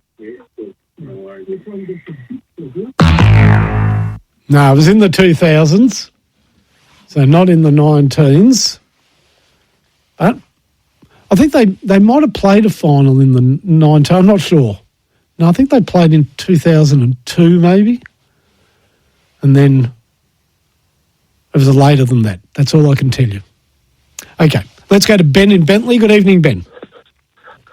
G'day, Finey. Okay, last time Collingwood and Adelaide played in a final prior to this evening, or last night as it is? Yes, mate, it was the mighty Jack Anthony goal just before the final sign, right in front of me, Finey, 2009. Brilliant. That's exactly what it was. Yeah, sadly the late Jack Anthony, but a fantastic night for Collingwood supporters. Okay, this one is for the prize, and believe me, if you get it, you'll be worth every cent of its value. It's a toughie. Okay. Great news that David Swallow has been named in Gold Coast's team to play against Fremantle, the club legend. But when Gold Coast take the field against Fremantle, if they line up as selected, which everybody expects them to do, David Swallow, Tuke Miller and Jared Witts will relinquish the record for current players to have played most games without a final. Who will then become the current player with most games not to have played a final? Well, that's tough. Mohammed has a big one. Unfortunately, he's not playing. I think he's a member of the Pakistan cricket team. Now, I've just been told Jack Anthony kicked the winning goal in 2007. No, I'm sure it was 2009. Yeah, we've got it confirmed. Mark and Aspendale might be pulling the wrong lever there. Okay, let's go to Clinton in Geelong for this tough question. Good evening, Clinton. Hey, Bonnie, how are you, mate? Good, mate. Do you know who is about to become... You said it before during the call. I'm pretty sure. I've been listening to SEN most of the night. It's bloody St Kilda, but Trevor Barker. No, you see, Trevor Barker is the all-time player who will retake his position as most games without a final, 230. David Swallow's played 240 without a final, but all of that is going to change on Saturday night. We're looking for the current player who has had the longest career without playing a final, given that Tuke Miller, David Swallow and Jared Witts will all wipe that record off on Saturday night. Let's go to Ben in Blackburn. Good evening, Ben. Hey, Finey, how are you, mate? Good, thank you. I'm going to go Zach Merritt, mate. Not Zach Merritt. No, he's played in finals. Not a winning final, but a final, nevertheless. Okay. Let's go to Dave in Perth. Good evening, Dave. Hey, Finey, how are you? Good. It's a very tough question. It is. Do you want me to give you? Do you want me to give you the team he plays for? Might make it a bit easier. Yeah, that'd be good. He's another Gold Coast player. Okay, Sexton. Brilliant answer. Wow, that's a great effort. Yeah, that's very well done. That is exactly who it is, Alex Sexton. Now, Alex Sexton has played 181 games, and that is equal to Jared Witts' 181 games. But, of course, Jared Witts is set to take the field on Saturday night. Tuke Miller has played in the 190s, I believe, maybe 191, around there, I'm thinking. And, as I said previously, David Swallow, 240 games, and I guess a lot of people thought he was destined to never play in a final. He announced his retirement this week, at the end of the season, of course, along with Sean Lemons. But, and I absolutely agree with Damien Hardwick naming him in the team. Now, most likely, David Swallow will be the sub. He's played that role a few times this season, and I expect him to be sub again. But simply to have him running out with the players part of the team and potentially coming on, what a boost it would be, what a fillip it would be for the Gold Coast Suns to have David Swallow run on the field at the end of, or, you know, maybe at three-quarter time and be part of Gold Coast push for their first ever finals game to be a win. So I think it pulls all the right strings in terms of emotion and impact to have him playing in the side. Unlucky for the player that missed out. And I think it might be, is it Rogers who probably makes way for David Swallow? So unlucky for that player, but of course he's got a career ahead of him, whereas David Swallow reaches the end of his career through this finals campaign. We'll see whether it's 1 week or we'll see whether it's longer. Now, one thing I haven't discussed tonight in depth is where Adelaide went wrong.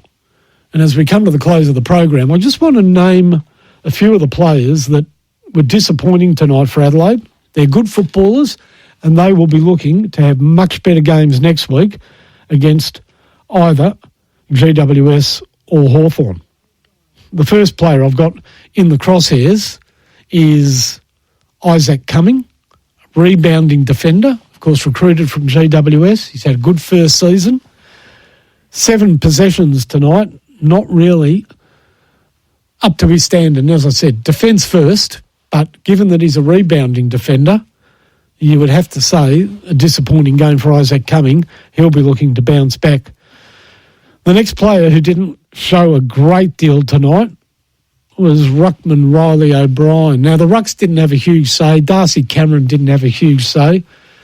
Riley O'Brien got his normal number of tap-outs, but very few of them, from my vantage point, were to advantage.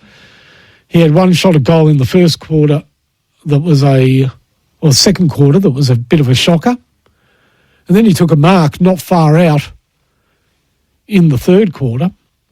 Was it the third quarter? Yeah, it would have been the third quarter.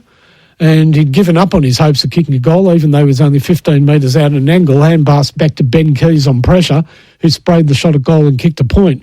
And he also had an opportunity to tackle late in that third quarter to really build some momentum for the Adelaide Crows, as Collingwood, I can't remember the player, picked the ball up in the defensive goal square and he fluffed his lines, unfortunately, and he bumped or pushed instead of tackled and failed to win a free kick. James Peatling, who's been a really good pickup, was very quiet tonight. 9 possessions. Now, I know he's a run-with player, but I don't know who he ran with tonight because certainly none of the Collingwood midfield were impeded by James Peatling. He had only 9 possessions and, more tellingly for him, only 2 tackles. So a really quiet night for him. Darcy Fogarty may be the most disappointing of the lot. Had 6 kicks tonight. Didn't hit the scoreboard. 0-0. A disappointing night for him. Wayne Malera didn't provide his normal rebound. Disappointing. Sam Berry, very little of the ball tonight. Only 12 possessions. A couple of times tried to take on the tackler, break the tackle, and was caught. So a disappointing night for him. And Ben Keys probably also one at the top of the list. So plenty of players to improve for the Crows. I'll be back tomorrow night. It's a huge game between the Cats and the Lions, and I can't wait to join you straight after the final siren.